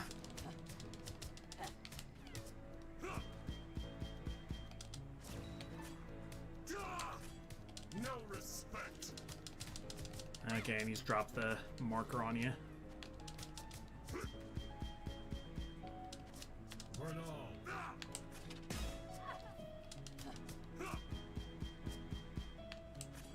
Vernal. That's really difficult to dodge. Yeah, I think you're better dodging away from it than trying to reflect those. Soon you'll understand. Oh, that was just unlucky.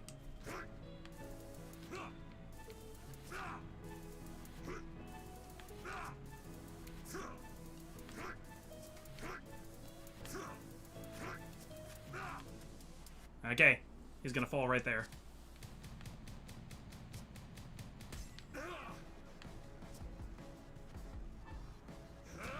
Why did I choose to do that? Vernal. So does it like really lock you into it when you do that? Oh, you know, yeah, it does. Oh, you know what? I have an idea. Are you gonna try and reflect those things? No. I don't think you can. That's the thing. I think you can block them, actually, now that I think about it. I might just end up blocking them. Probably. But I have an idea. Probably can do that, yeah.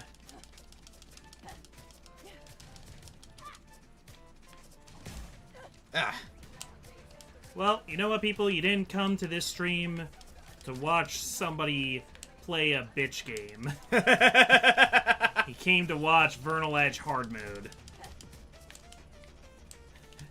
Next week we're doing vicious mode. No, No, hell no. we're not doing that. I'm probably gonna do vicious mode on my own time, to be honest. Because now I want that achievement. You're so close to 100% completion in like the entire game, like you almost might as well.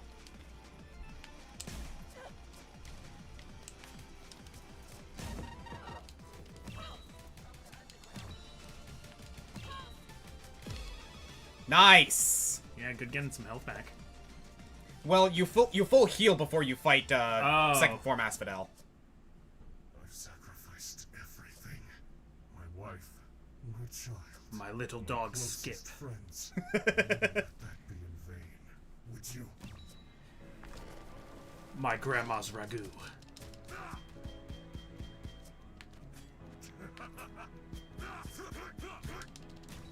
Why do you persist? I'm surprised I dodged that. That was pretty tight. Vernal. Why do you persist? Ugh.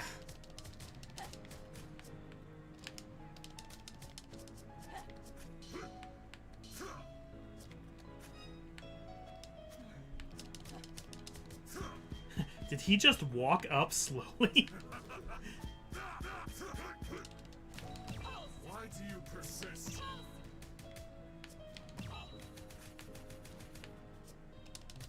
Getting it in there, nice. Yeah, focus on dodging.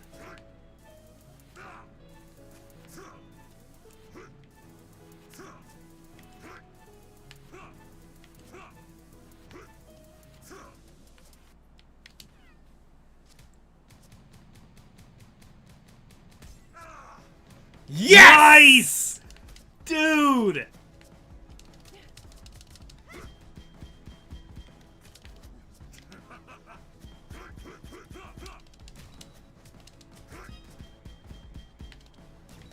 Vernal.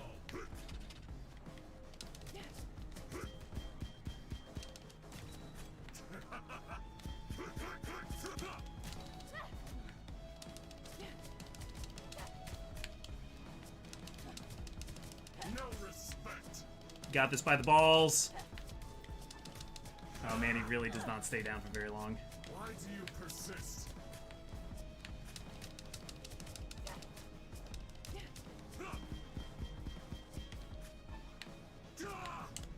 No respect. It's not gonna have time to use that pulse. Why do you persist? Boom!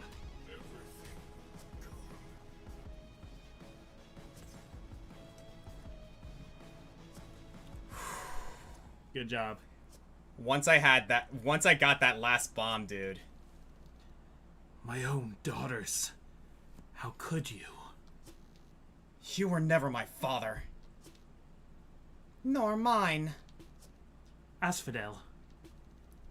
Chervil? It's been so long since I've heard your voice. Everyone you've ever met, you've betrayed and abandoned. Did you think this would end any other way? I was so close, Chervil. We could have been free. I could have made things better. But I knew. I knew it would catch up to me.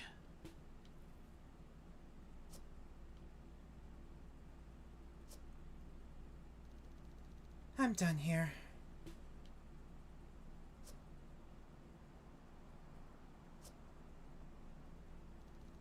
Vernal!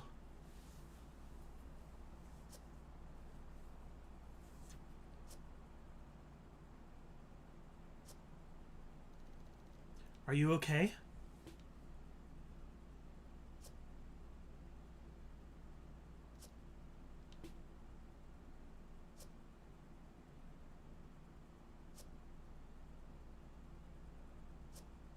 Look at that big goopy tear.